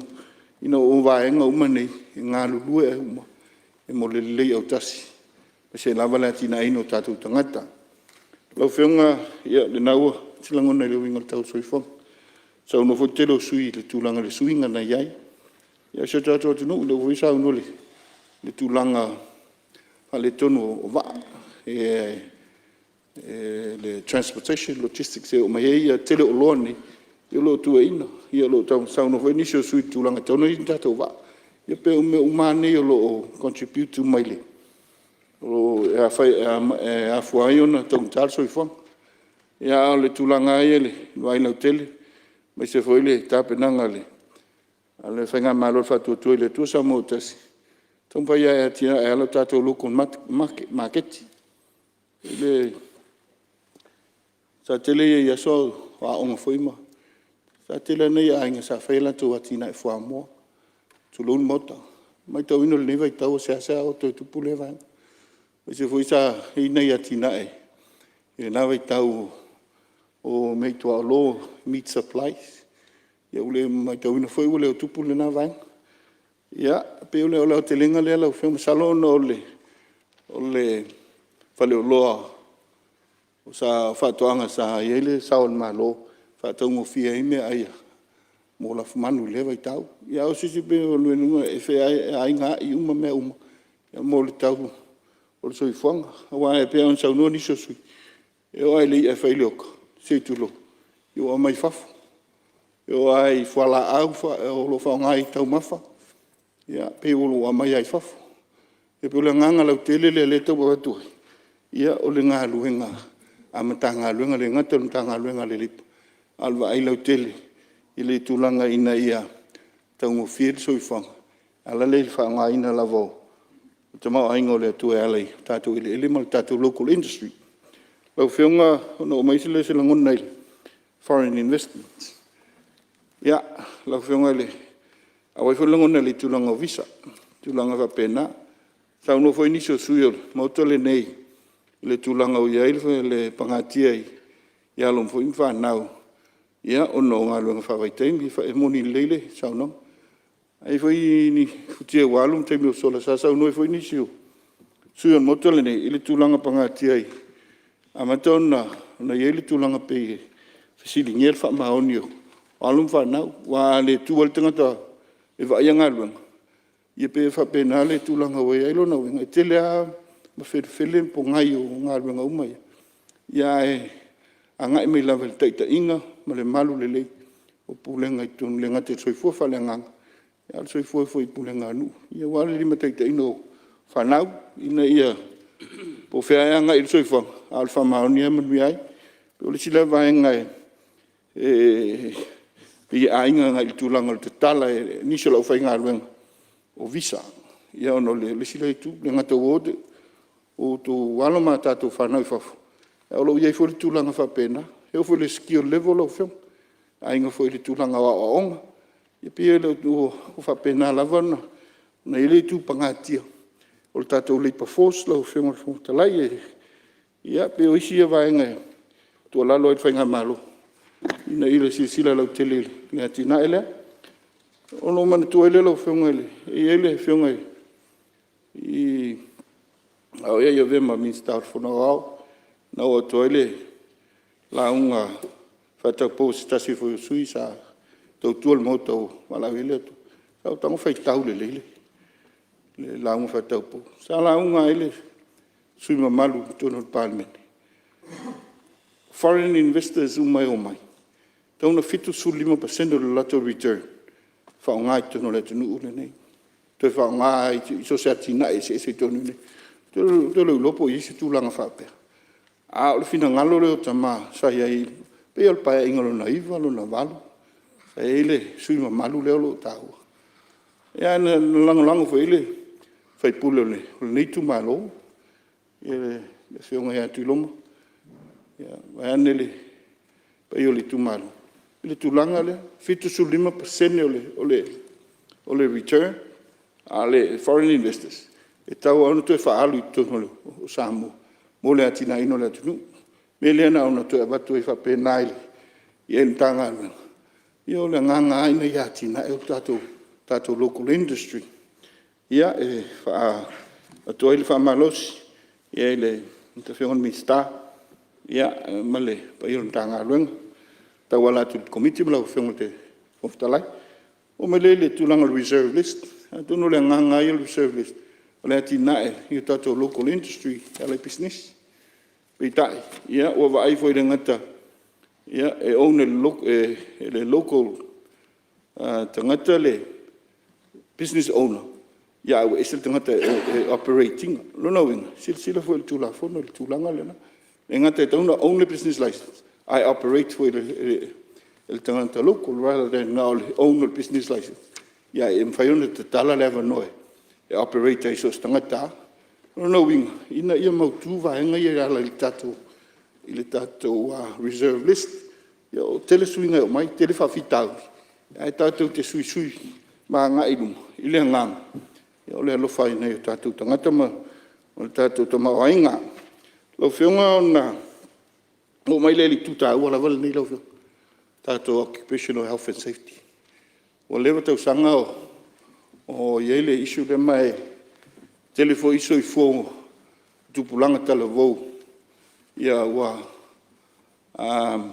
afāina ia ini tulaga o galuega tele i o le soifua le ou tolau pauala le fesili po maua records o po faia ni investigations ma tulaga pepena ina ia malupuipuia le tulaga levaega talu ai nei a le faavelau e tau i le tise luga se tasi o fale talu ai nei ia sa tilotilo a foi ma le momo le loto o leva ona iai le tulafono ao loo ia le tulaga i le faatinoina ma le implementing o le lo tele mauro se mfai ona iai fa ana regulator le tagaluega ae ave industry latou te enforcing le tulafono ia ona regulator tu lea peitaʻi e le o auale sili ai industry pitosili ona tele tagata maliliu luga o le uafu lesi vaega toʻatele ia tele o soifona maumau i luga o le uafu i nui containers ma loli ma tulaga faapena ae maise foʻi ia i le construction industry pe o lesi le vaega laufeoga ia mafai ona te se atu matagaluega o loo ia ia matafaioi latou te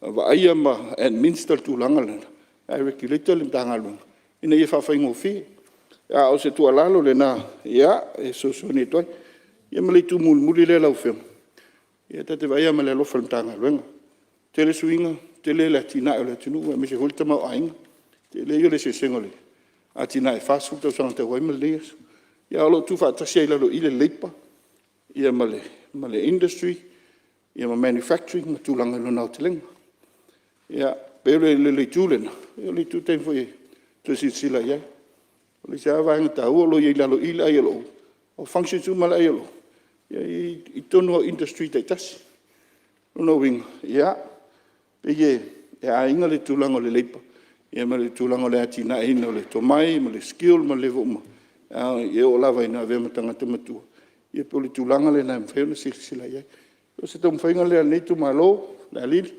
ia ua le lipoti a le komiti mia le fono le afiafi alo saunoa le so malo falalili no matasi se o nisi tutaua ua la foʻi le agaʻi luma o le foʻi tagaluega tāua tatou malo paafetai ia tulaʻi mai le taʻitaʻi le tuagae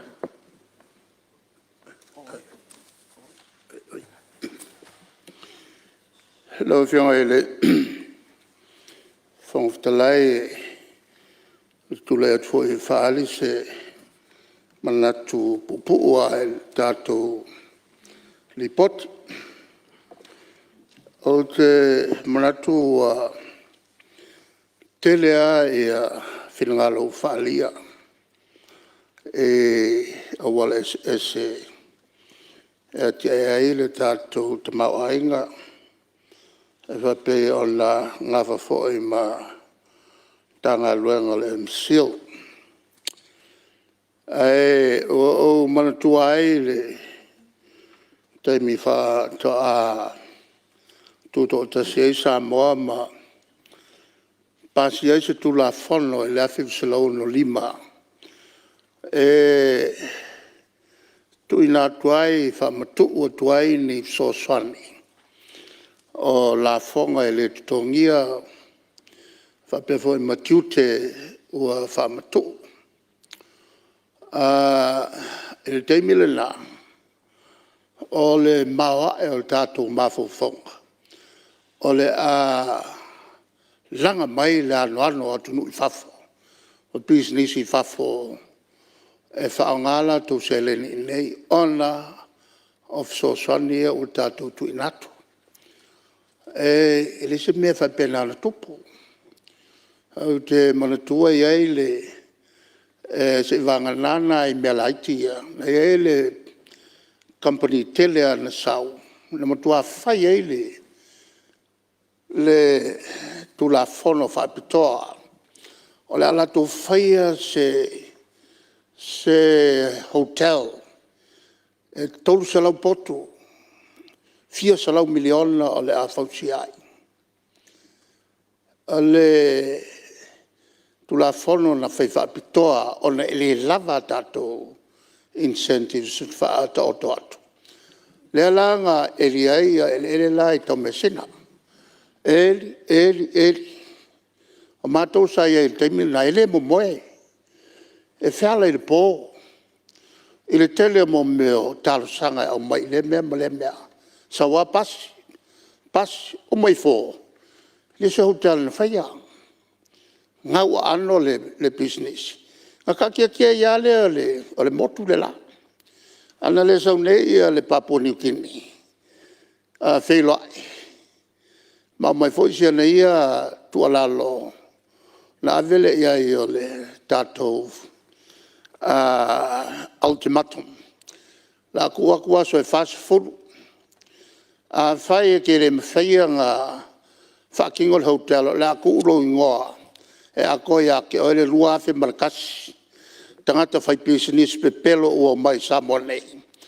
Anga ile hotel lai whai. Ma le whaia. O le winga le manatu lau fionga. O tātou ai tau mawhainga. E tōsina mai tanga te whafo. E whawhainga luenga la tō tupe te tonu o Samoa. A ea whe mawhe. Ia isi fo ia tunu la fo ila tō te whaia le mele na. Ai whalangolango la o ala mea tātou e o fo iai. Ia tātou te o fo iai incentives o la fo ie e ofo ane la tunu. A whai o mo me hotel. Ofo i e matawhanga i la tunu. E le whaingo fie la le ngā luenga sa tātou whaia. Lela lea na whaatulangai i ana i sosani nei. Whaatulangai fhoi i a tiute tu inatu i le MCL. E la tau te whaia tiute i a mo le whaio lai sene. Sa le le amtanga. A lela ua tilo tu nei. Ua te lea whawhitau li e tu lai mai ai. I le mele o le whaio le sene. Ave. Po le approval ave. Ia, a ngalu leo kanga e afo e sa ili pe mwhai na whai. A watu se whateitainga. E na ua pasiel tu la fono. O le a whail tātou casino. Ua okei le angoango o mautanga tau atu. Leo maun mako lai sane. O kirti lako. O le approval mai le MCL. A luaku leo o le approval mai le MCL. A luaku leo o le approval mai le MCL. E leo malama. E iai le mela e whapito, iai le approval MCL. Nga e arua leo i o i le vaenga e vaia mea tau casino. Pe maua so le sanga pe le ai. A e arua kua lai ngā ua le mawhai. Ia ua le ai. O le mea whalina leo tupu i le vaenga fo i le leo le. O le stock exchange. O le si vaenga whaasala lawi oi i Hong Kong. Ai le kala whenga i mkako. Ia ka whalonga ko, wa isio ele, wa whaile lako approval. Mai le MCL. Ai le mawhai o ngā whai se tūlanga. O se stock exchange Samoa nei. Se ilonga tāpā tonu i lato. O whawhengai male i oenga te tau an whai. Lau e whionga le whongwhitalai. O le tūlanga na lea tau whai eisi na whenumia i tiute o le MCL. Ai atono se vaenga lea tue tilo i ai. I leanga i atu i le lumana. O na tāwhia i le whenumia i lea tupu mai pēr. Ma o mātau i nai. Ua tō tele tangata mai whafo o mai. Ai ele mea o mai fai. O mai fai so e ia ngai ki o ka ko e fai poi poi. Sa wai lo lalo le cheke. Lafi mai lalo ko lua. Ele o mea nga fai le ai vai ko. Yo tu mai to dia falling o tanga mai fafo. Le mea le fa fita wi tele na le ele. E lafi mai le kenga Samoa. Ele tanga mai fafo. No ti potinga pawa ka ka o ki pokia. O so fa ser kenga Samoa. O la la fa poi. Ai ngo umalonga pasianga longa no foi nei. Ma pasianga la senga ngo folo ma fai le ai ngo steni. Ma lia wo musu ya oe. Ya no ta palole o mai lol ta o pu ya ta. O ta palole immigration se kilo nga le record o kankal ngi. Yang apa wa nga ya mi ngal kankal ngi. Ya to lo ya marki pok. Ya 24 hours well is similar to no nek. Ole tulangal na lo fiong al fong talai. Ila ve lave ye tu tonu. Nga ole kasia le salona ole businessi le ale yasaki. Le ana sama ine mawai ya nga luenga e tolu afeo tatu tangata. Tangata na employee e whaia ngā luenga tangata to afe.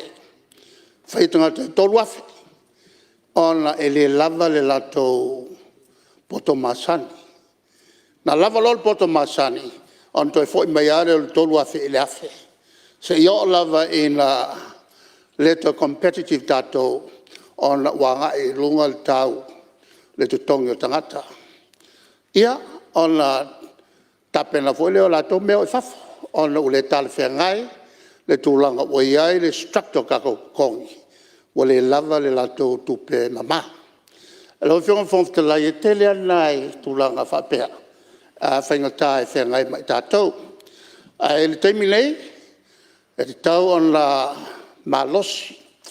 Wha malosia le tātou immigration. Sila te toa i tangata nei o mai. Ai mai se pe au le teimi e whaiai ni a tātou na tātou whengainga. E te talailo mai sa oloto se tunu i whafo. O ni a tunu i whafo sa mo nei. E ono a fia atili ai. I a pisi nisi o tātou tangata. Ai mai se. O le tūlanga e ono a fia e foi. Tātou whemalanga e le vā. O Samoa e lua. Ia poleanga i atu foi New Zealand. Pea whai e sona lo lofi mai tangata i te tonu o tātou atunu. E au noa mani pui puinga. Al melan na tau ai tele le whamalosia o ila tau e vai o tātou tangata e whaimalanga mai e na ia aua ne ia fia tele o tātou tangata i tūlanga tau business mpua kerenga ngau. Ia tangata SS ia wai tonu mai atunu SS ai tupu o le fisili. Whapewhen tupu meia o lava le vainga ele minister whapewho e malau whainga luenga. O lo vaia ia leisene e le mtanga luenga o tupe mau o la fonga. O lava le latu vainga. O le fisili nana wa fionga. E le mwhaion tatu talia. Nā le pau o le mea, o le taimi umaka ke vainga ka fau o mai. On tatu iloe lea e ai ngā luenga e te tau on whai. Le foi sau whalongongo i le whasalalonga. A pe al tonu fo ile na sa ye se tasi o te mamatua langu mumule le fo le la e o long kiu ke le fai lo da vai a flenga li poti mai o le lo po le ale menga ya lo vai o mo kwa ke le ka mai fafo o fai fale enga ia tonu fai tato takata ia o sfa po patu na il tato fatala no le li poti tau manuia tele il tato fono. Alo, tau noi, lau whionga te te li tuangai, sa ho el sao le tātou li poti. Ia, manisi fo whau tuanga tāua mole ngai lumama, walu mana i le tātou tangaruanga. Ia, tula mea lau whionga sui te whono, te rola ua, mai a sao noa le tātou mauta.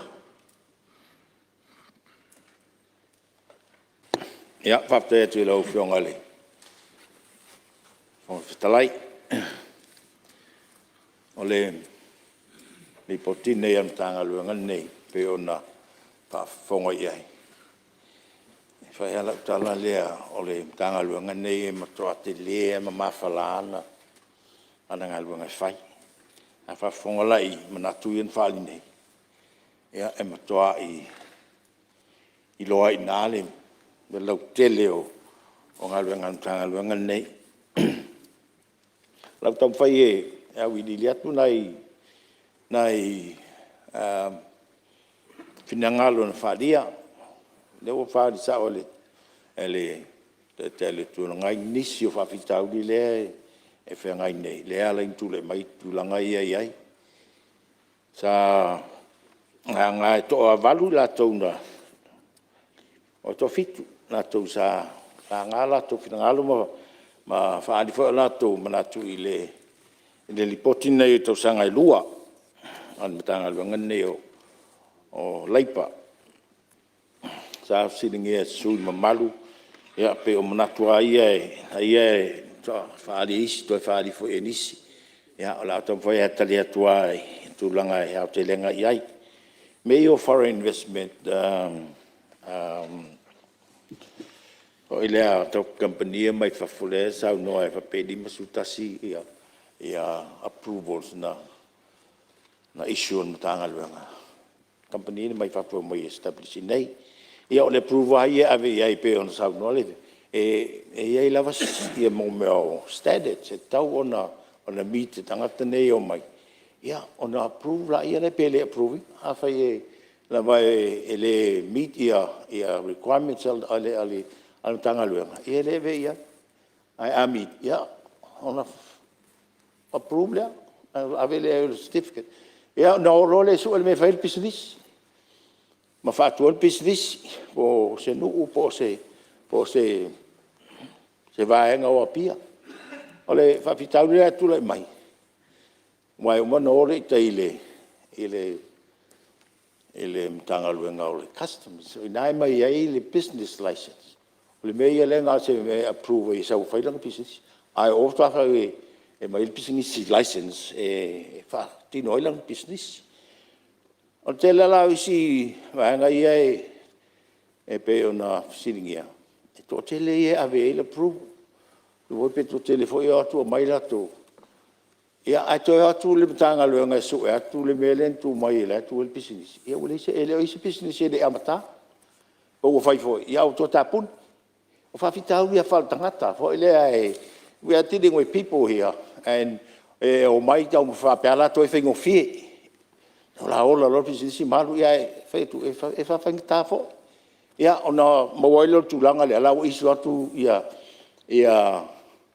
ele license ele certificate le fa isa pisi samo ia la tu fangta ia ona le tu lo business le mawale ono o le watu mal fofuang ta o mai fia la tu pe e o mai fofu le malo fia la ni fininga luenga te maua nei lau pisinisi nai fai ia o tulanga na tilo le MCL ia mawenga luenga tatu tangata ai fai la atu o wole fale to ia wole fitawila ma tatu fa momonga ia e sau tono tatu lipoti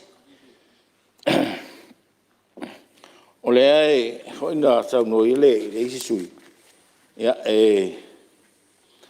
se lau male lima ia company le sa approve ia tulanga la pe fia e pisinisi le o nei ia e fai amalu asi singale an tangalanga i bena fai atu o asi pisinisi nei po tu mau pele ia pero melna e atu isi ia o besa il pisinisi au les pisinisi la ua tu mai na le fale pe tu mai na le panu au les pisinisi o ia no mai foi le o le tangalanga fa mo fale lango au tulanga nai o le lipoti mai ma fau ngai le lei al fatu nonga tangata o mai ia ele foi fa fitau le o mai malatou mai le fai ona mau ala to business o le fai on fatu sa ndole sui meio intellectual properties ia po me foi io me totino tau le ata mai io tau tele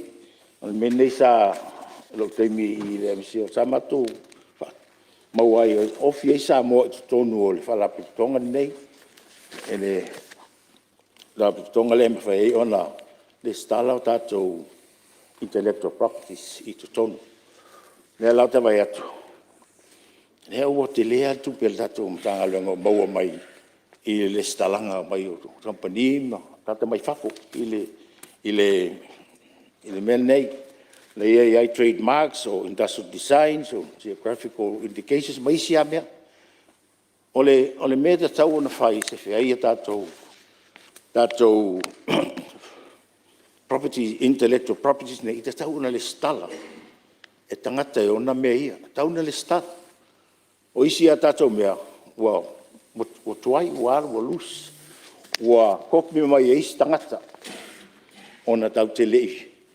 copywriting tatou nei ma ave ai le fatula fongoina o mea tangata I Samoa o mea company I Samoa e le ma fai la vala sisi on to fa nga ko le na duplicate mama wai la tu la ngo me o le sa ru ai le ia le le intellectual o tangata Samoa a pe o le mena le ua tupuai le ua sawai e lei ma mea na mai fa I o tuai tatou ona le stala me ne te min tatou amata mai ai ia le lava e fai ia o ngā tanga luenga me fo me tau lima tu langa va pena o mea na e tau ona le stala I lalo o tatou me totino nei tau le intellectual properties ia o le tau whainga tanga luenga ina ia ua o vai pena sa noanga la fionga le sute te fono talo le tato tonu mo tato temi tau fu fasin tato malolonga ia o le ara le ua ona tuese la fa wa sa noanga pa tato te mai pa tate ese ngaluanga le fono ao mo le malolonga le uri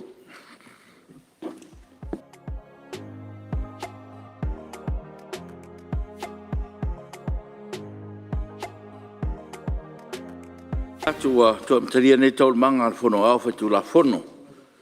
E fatati ese tato tau manga mo malolonga lo sao noa tal fui tau le fionga le. Sui te fono in tau salanga sui mamaru. O tapala o fionga paralo fa o ino lau sao noa tal fui tau. Aftai lau fionga le fonga talai. Mon volia ngangar faftai. Ia ile official fono mo le tani ngasua. Sa lo iai ua mo voile. Tonua o te whamati au, wha o waia tatou ngā luenga, o te tele whalalo. Tau te malolo o lo whangatoloa ia li poti ale komiti I tau sa whaalia nisi. Te lea po mtau pu me mo whautuanga. Sila ele fionga le mistama mtanga luenga. I whale leo lea ngai luma. I leo ni me o langa sa o mai li poti. Ia a o me tau ona. Pa mau lalo ia matala noa ai nali awala mfai ona fa le le ngaluenga le o nanga tanga luenga ia I manatu fina ngalo fa le ne yaso o le price control le o ia ia e pe ona te leao fina ngalo tau tu fa mai le price control no tau so fuanga ia tau lo te fo isa Patul tato tu la fonole o le price commission protection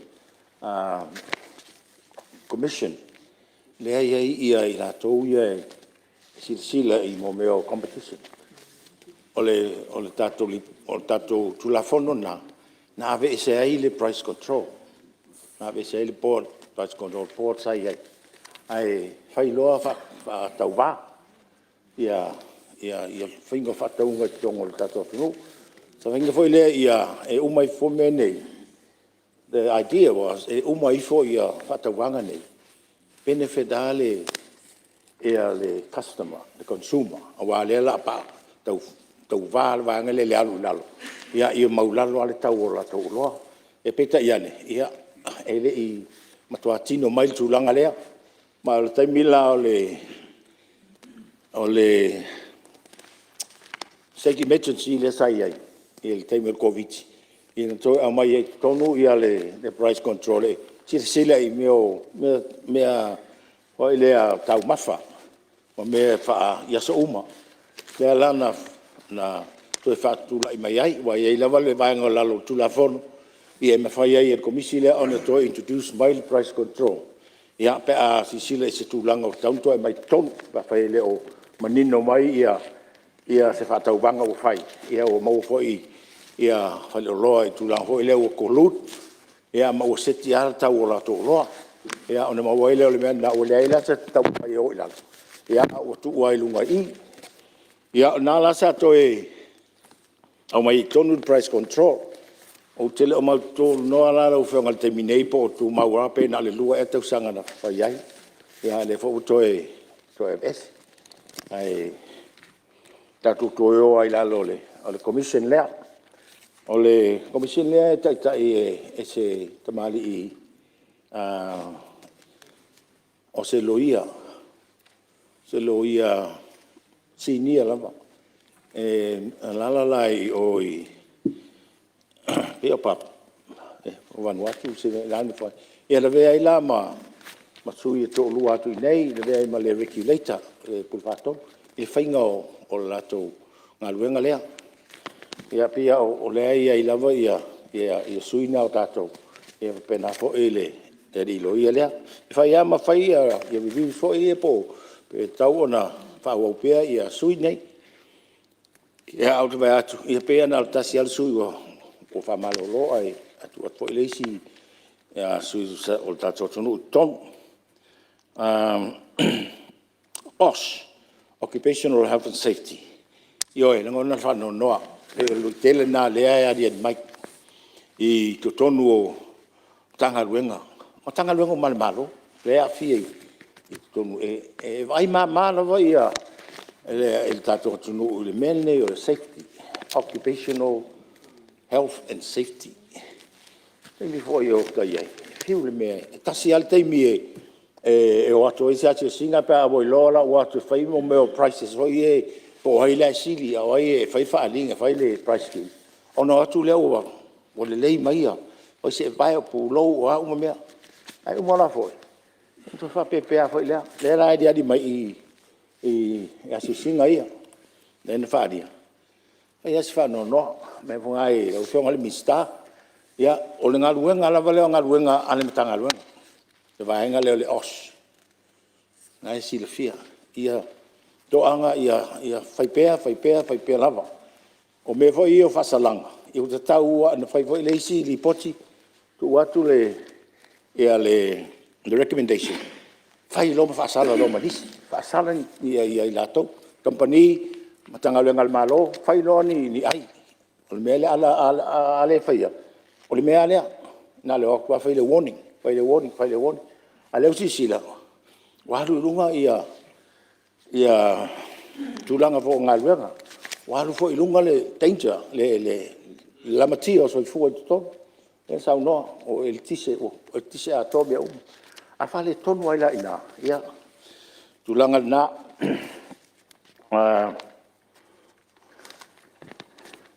e company ia wa mau le anga mau o fa fa ngaluenga tanga te mai fa tasi le fa fitau tu le mai Au fiong. Ia fiong al fong fetalai. Ia, mari era fiong al. Ona lewa. I ko tula noi le suio ona ma numero lua. Tai.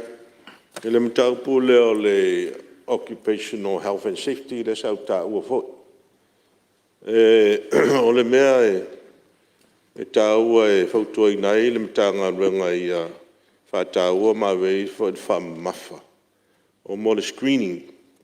The screening process le mo tato tangata foi e tunu mau lato mai fafu o le mai nga loi sa mo ma ve mo permita fa nga wenga o mai la nga loi tono compania ini ia ai mo tau sanga teni ia ua ngase se tasi o la tau nei mai fafu. Ia tale. Ia abatu falsiaki il fal mai. e maua le whaamai o le whatawhata vai o TP. O le winga la tala le sa mafue no tala noa i le health and safety le i whaliwhainga lua. O le screening le whai o ia tunu o mai ei. E tau an wha mafa ma wha taua ina. Le ngata na tau nu mai Samoa. Toi whai fo le screening Samoa nei. O le case na le antu la i mai tau sanga tēnei. Ea wa tau nu mai ia tangata lea mai whafa. Ngā lue. Ia le wa sa unga lue whaatasi mi tangata i company Samoa nei. E leo ma mai tangata i ngā lue tono company. Ia le lau sa u ia ngā lue ai. Ia e mai ia matul whal mai. Ia e mua e. Ia le wha mai na. E le wala sa whai masiaki o nei tangata ia tangata nu o tātou. E sa ngā lue whaatasi. Po wa afia e foi malatou ia. Ia e whaftai le tua. Whai atu la o siaki e le afia. A le screening le foi le afia maanga i tonu me le o le occupational health and safety. Ia wa pe foi la le screening o mo meo anga ma am whai longa mai whafu. Tangata ia mai ngā lulue i Samoa nei. Pe mi te whai ngā luenga e leo pōbala e le i le vat foi masalo pe au na tale NUS le wele sa ngā lue foi se tasi tangata za whai ngā o ngai. Ia e sua e le wha maunia na tu spasi sau mai. E wa pe foi la la tau e taunga screen leo la tau criminal records. La tau ia mai whafu. Wa e mai nei. Ia. Tupua e isi whaarwe lawe mwha whitaudi. Ia e toi sa ili atu o atu nua mai ei. Ia la hoi e. E ia la tau hoi mōri anga ma tūlanga sa whaasala ina i atu nua la. Ia pei o le tūlanga lea la wa whionga tai komiti. Ia e whia awen wha mawhai le tūlanga lea screening process. Tai. Tai. Ia, tūle mea sui o whale atas tolu. O whionga pia na uta ua. Aftai al komiti e. Ile au mainga o le ripoti le antu ina mai. Mtua o ngā lava. Pa a whai o tātou i pāre meni. Ai le whai e i fuafuanga. O le whapasene lea marise lau onu suru tolu ia whalewhenga luenga ele o meetinga ele o comply. That's a very serious. E mkoa i o ngā offense le ingi. Ai mana tua e whionga ia olo kai mai kua. Ska meki foi ngā o vairanga pou.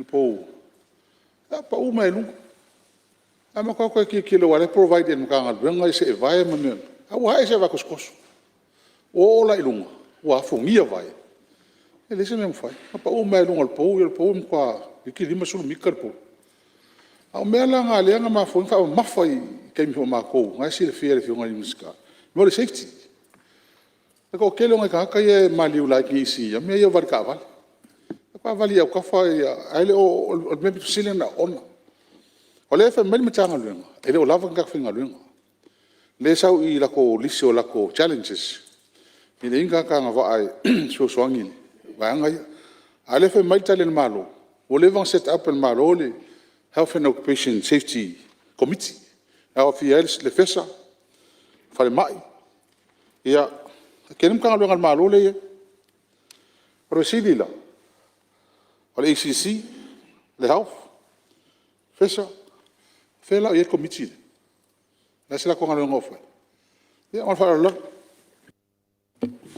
Ia, mo le whaasau na teima lo suite. Tula me sui whala liri. Ia pe o le tulanga le alo whiongai. Pe whion ta ua ni sio sui. Le si le tu ta ua.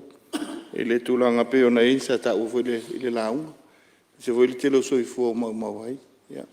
O le tu e la umai tau. E reo lava ia, i lātou e to mai whapito. Ia i lea vaenga. Wai, pei paua le tūlanga le e ili ne vai tau. O tātou first aid, le olo whai Red Cross. Au isi training tanga o to mai whapitoa. E le training ole. OHNS Certificate 1, 2, 3, 4.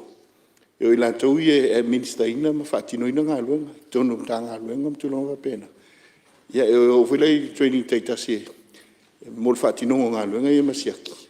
Ia pe o le vaenga le o mautu mai. O tele kongalate whai a walam kongalate uma construction. O lo ia i. Te tongi te tono contractual arrangements e. Te tongi e vaenga ne, whaftai o lua, ma tona vai atu langa o tātou o traffic management. Le sila vaenga, me siala wala le tua ia mātou i. Whalelili. Wa matau na iai o vaenga umai o le OHS. I tūlanga lea, pei taila. O le monitainga la, ia, o lo tui le vao o le LTA. E ona ngalunga. Ia male MCO. I o lolo vai il tūla fono. Peo le nganga lea, e se unga industry mo la tu requirements. Ia i le tūlanga tau safety. Ia peo i nai te tauna te oto i ranga tu. Ia le whatinonga o le monitainga lea. Langang whalua. Tula mai sui sa fata, no matas. Lau whionga le, whongwitalai ia. Sa tāua hoi nei tu mālo i le sanga le mū. Ai o lau mai tau e, o au le na whaitalai o te vai e komiti le asi ai il te leo taini. E lato mele o sanga le mū whawhenga longa. Ai o te tau mai tau. E te amai roa ia le mtanga luenga i asisinga i company ma whawhenga longa. Ia o te langona e whatamana ia ngā luenga. Le tupo i whawelafi. O a lena si vivoe le na maliu ili. Me o whenga o mōli o Kirisimas. Ia e le eise teimi tele o le. Tā ngā luenga e tutu matau matai tu ia saunga le mu. O te roa ia mtawhai i tonu ana ia tangata ia ngā luenga. Ngā whāroa. Tui melu, whiong su te te whong. Whakosal no. Whaftai, tau si malu sa aliola te munatu i se awala whau i la vea. Tā wau mā ia pautuanga nei. Tau ngā po ia le, sui tai meo o screening, ia. Screening o tūlanga po ia po mo i pelo me i o mai mangato. A o le os lea e mafuri ia ile ia le lipoti. Yeah, occupational health and safety, physical safety. Mane ala fina ngalo falia, tonu tu mana tu fo ntanga lo. Ele fo nei mea. Ele fo. Ai o le tu ipea. Pe no vet. At fa ia o le time to lo fa sala le ntanga lo, fa sala le company.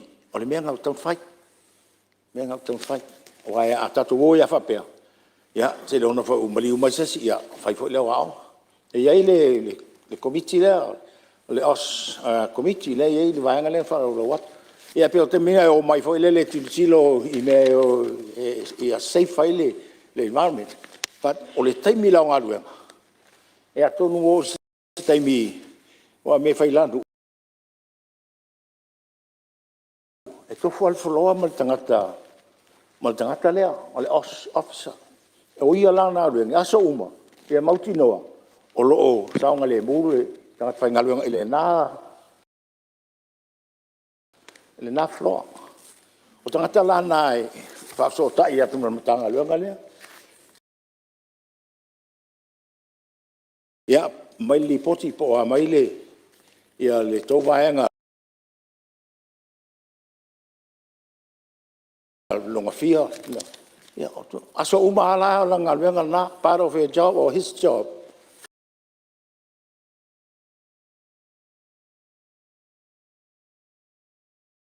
Ele va pe ese son do tong, ele venga luenga ele.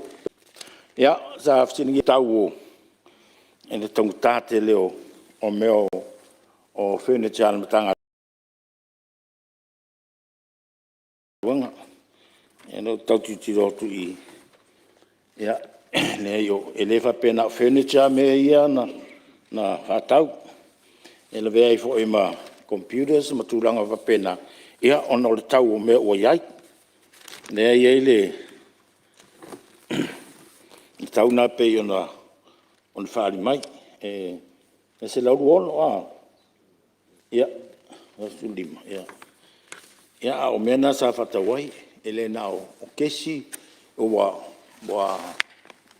o le o tauna fa fo ia le refurbish le officer o le vai to ia se officer ia upgrade ia furniture mo equipment ia computers me fa pena tu langa na ele va pena online for fa tau o tu tatele le o le ofisa atoa so a titilo la i le tau ma le tau me le ia. I think that's a reasonable cost for the whole office. O le revised, o le restricted ma le reserve list. Ia, moni lava, ne ho na pamtala tu le tsungai. Se o tangata e se fai me pio pio mo ia. Tau he man matanga luenga, e fiu tuli. O tulanga wa iai. O le lava ta tia le ia tato reserve list mo tangata Samoa, e nga fo le restricted list. Sa ona fai e list tangata. Ia tulanga le wo iai. O sau tangata mai o no no fo manten Samoa. Ia po sau fai paanga ma Samoa le stala company. Ia na ruro ia la to ai ngai fai an fe au. Ai ran le tangata mai fafo ia. Ia o mea nai tau lava ona matala ia il tato mtanga luenga ka inspectors ia wo ia sila ia awala le moni ma la awala pi o fai fo tangata. Sau no fo manten Samoa te ia le wa entitled ai mea ia la lo reserve list ma le restricted list. Le ala wa ia le committee le joint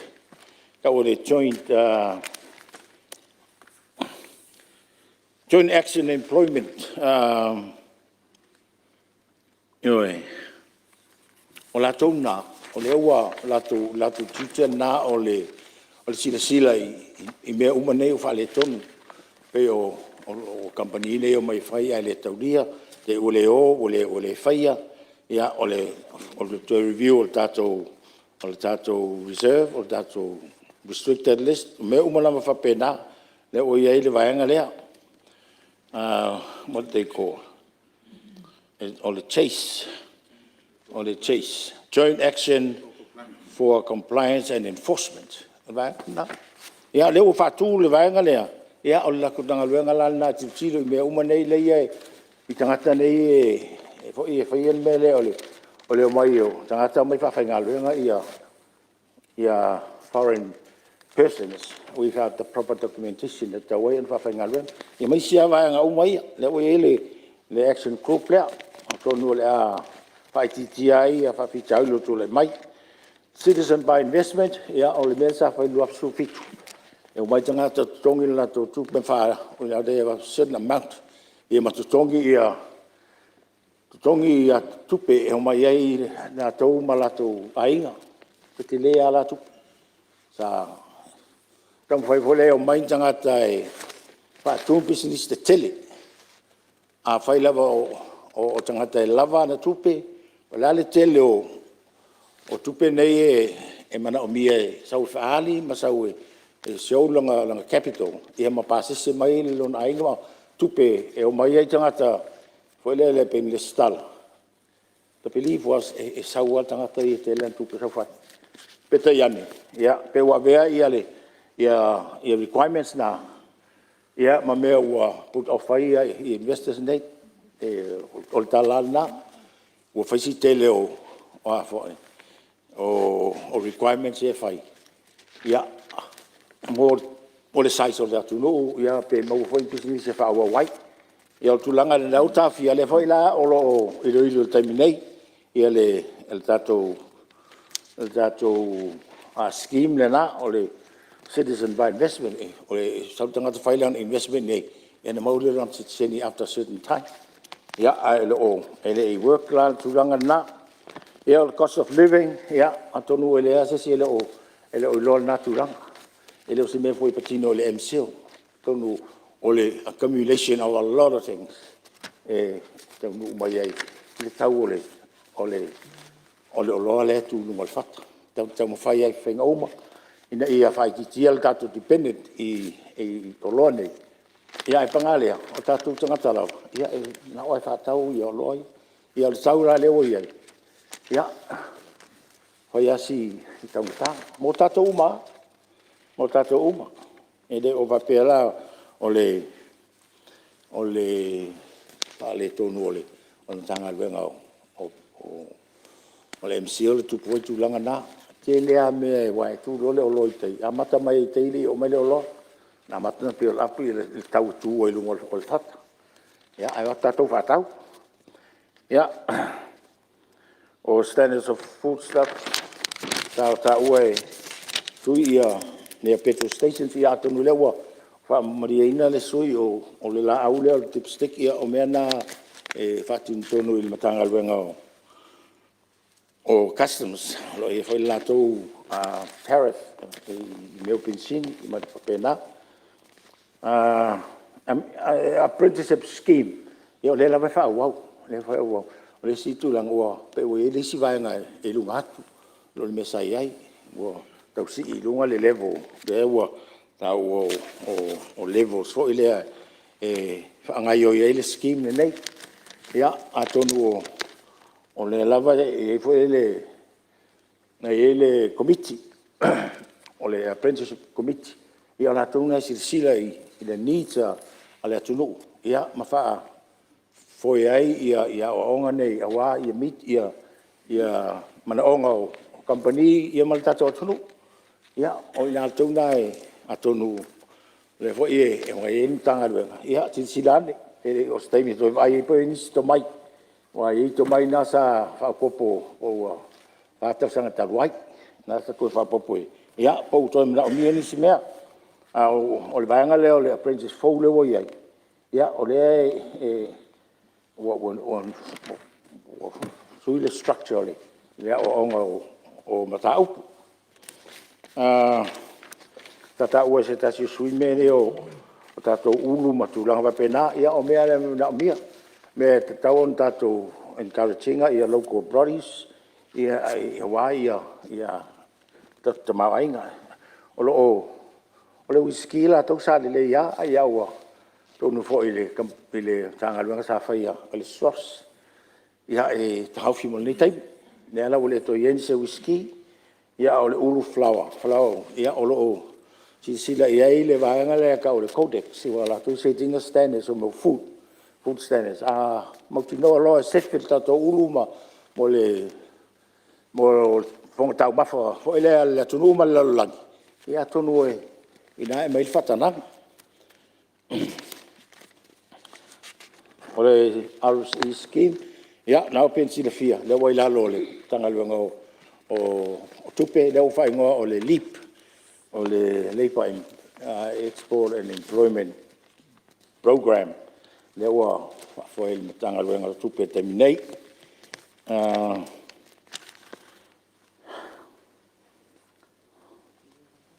ya lo fio e pia o dalvana o disi be ya o ne a tele atu luga ti gel vista ya fa nga awale nga i lumo tatum tanga luanga a me ai tau ya o mala report fa tele la o fio nga le fa talai ma wa matua fa mani ina le moto le sa luanga lo fio nga su telefono ma loa ya fa tai ya tu le mai lo fio nga minsta te lo le wa tele na ta ole su telefono te lo rum ta up ma lo fa stai lo fionga fon stai mo so mato no au te le folau le si o matangi pe fa tu tila lo vai staff so le au o pa ia sa ngata sa mo o le tu o mo tofi mo o fa tini le u o le tolonga ma o te pui i o tapa fa nua sa o tu pua tausi ma lawa e tu mau o te manatu o le maua o wa ato to na le nei o le mea o te faia o lo fa ngalo i mea o to nai o ta mo e puno wai mo le lumanai na o fionga de fon fitalai e fiola o fionga ile te mai tai pali mia le sui pali mia mal cabinet e fio atu le fionga ile tai o le tu ngai ma le sui tai e a sui mal umole pali mendi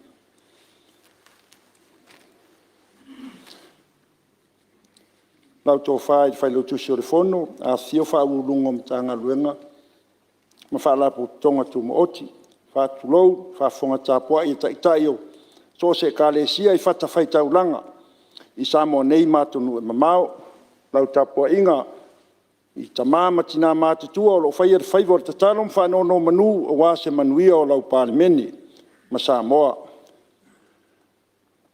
E tāpua inga Samoa o poto, o whaavanoa tō teimi tāua, ia wāle, whanatanga, sio tātou atunu mālo, whaftai, tautuanga, wha mālo siri tu alalo, ma le whauwhautua, ia whaawau pēa. Ia, pēo na sila fia, o le tele o vaenga na, whapenana tali atuai le fionga i sui tei whonu. Ua tele ina mai ai vaenga na pēo na tāua na, o na toi whaupopo ina inisi o vaenga, ele io ele saunoanga le fionga i sui tei whonu. O tele o vaenga pēo na sauno ai le fionga i sui tei whonu. Meo o tāra sanga i mea tau pisinisi. O lo mata i tūpel me tanga luenga tūlanga lea. Meo trademarks, ia, o lea ua tuu lea vanoi tangata Samoa e restala ia la tō mamanu. O nai vaenga e o le tūlanga i le price control lea na sauno aile fionga ile. Sui tai whonu. Ia o lo review di taimi nei. O lo review di taimi nei ona sa mai ar tausanga taluai. Ia te semale. Ia ona wha. Toa wha o mai le kapineta mos wha maaninga. O tūlanga i le. I tātou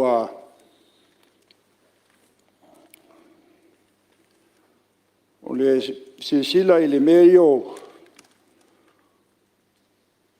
o tōru surono kampani o lo whainga lue ngai tangata mai fafo. O lo au sia tūlanga o lo tarsanga mai ai mō pe mita. Ua mō mia e tatau e tai ma whai pisinisi tangata mai fafo. Ona o winga le pū lea. O le fasili o tupe tanga luenga. E se lau baris fulu lena sauno aile fionga i le sui tai whonu. Ia o leana toi whafou bai a mea whale ole. O le tātou ofisa. O le tūlanga pe ona tātou o mai le. I tātou citizen by investment. O lo whaine Iesu e su engar tū la whono. E whaafai ngofia i on tāl sanga mai tangata mai whafo. O le tūlanga pe ona e lo mai ar tūlanga lena saunoa iaia le fionga teitai whono tūlanga na langa e le sui mai sa fata. O le tūlanga i le ia nā pe ona uma mai a whoina tali atu ia le vaenga leo tātou vaenga ia o mai tātou tangata whainga luenga ia e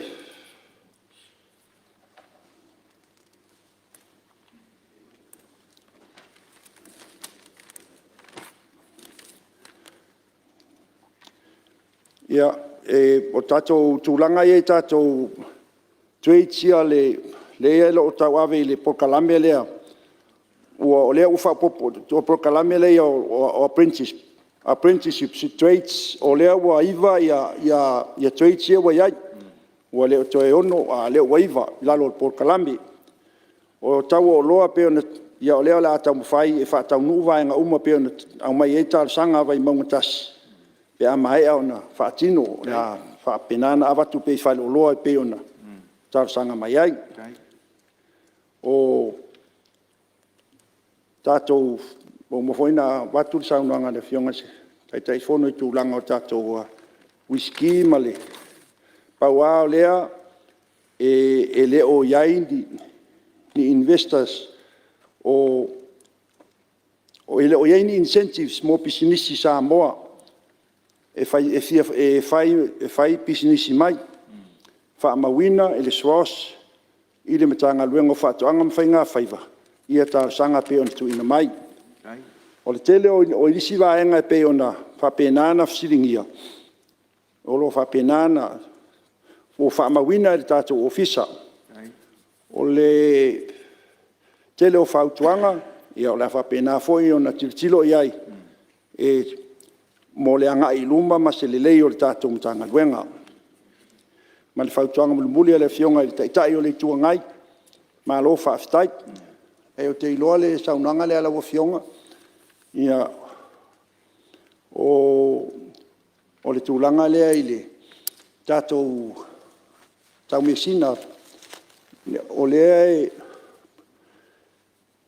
ai sia u whapatalaga titi ala o fionga ia whaide. Tūlanga lea pēne tā ua ia tātou investors fo ia na o mai whafo. I le tau mesina. Ia morisira fia.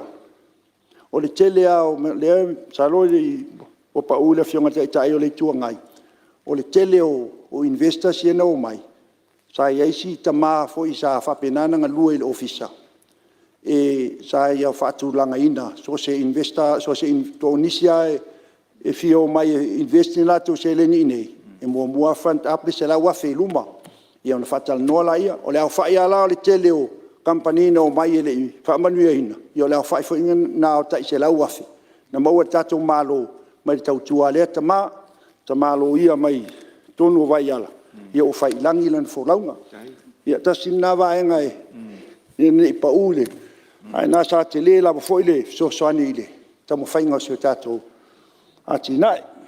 Ia fa maleo fa matalanga morid fa malo ma fa tai tele ia fionga I min sta fa penana nga lului mai tato li poti mua ia fa penana tato li poti lon lua ia morid foi fa malo ma fa tai tele la fionga le li pule ma le fa inga luenga tu saul o li poti malo nga lului ia ile tau fa manuia le tua mo wa pe ia manatu le ia wata tu ino sio tato wat no le malua tatou komiti faamalo galulue faafetai mo tatou lipoti faamalo hoi faafetai mo sa faapenana sausaunoa ia ua le fia malamalama I vaega taʻitasi pe ona tuuina atu vai ua I leo matou faamatalaga ia agalelei mai le atua I le auafioga le fogafetalai le mamalu o tatou palemene faafetai mo le avanoa alo faafetai saunoa I le auafioga le minista ia mo le faamamamaina po o nisi o tau salanga langai salanga sui mamaru ya tono lewa pa fonga pa ir mauta ya ma fo inisio tau sa langa pa tai fo le su telefono mal komiti ya il telefono la tu sa wal neli poti o te tapalo fonga le su telefono mo la fole de poti ta tele o fionga ma lu lu ai le pa tu ina la fo fia Palo ina foi le fafstai tanga luenga. Lau tonga le ripule I fa pela au wa. Aftai mo li poti matango fie ia mala au ili wa polisia nei. Ia a me se foi tato fa tal nanga I te min tau fa li poti fa malo nga lue. Lau fianga fo talai au te fa tu le lafo ina ia fa manuel fo na wa li poti e lua. Ale nei komiti e pei ona I le nei. Momoa pepa palmene lo tolu lo fa numero todos fulu malelua pepa palmene lo fa lo lima numero todos malua alla folela o fion alua ele sui o ano ama numero tasi ya sui fa sal anga numero lua sili por fa maunia lafo e fina ngalo esa no mani yoe au ese le ai o manu malo le yoe tu le melo fion amista mole lafo tali malo La ofionga il fonfetalai o te whātou le lafo, I whamaunia il fono au, tali le malo I whautuanga al komiti o le vaenga tau te mau ainga. Talua, e mistao se sio manga, mistao sota inga, mistao whatuanga. Siri pula whamaunia le lafo e finangalo e sau nomane ioe. Au ese le ai ua manu malo le ioe. Fitu, Pepal palmene lo olo toru lo olo fa no me se la fa sutasi I poti il comizio il vaenga tau il va ferroa il pepal palmene lo olo toru lo olo fa numero 1 su valu I poti fa tau sanga fa la tonga fa vae tau fa tunga o Samoa mo tau sanga fa tupe lo olo toru fitu pupitasi pepal palmene lo olo fa lo olo lima numero 2 su lima Tari al malo il pepal palmene lo olu toru lo olu fa no me se lau fa su maltasi. Tu le melo fionga ile te telefono il comiti il vang tau va ferrai.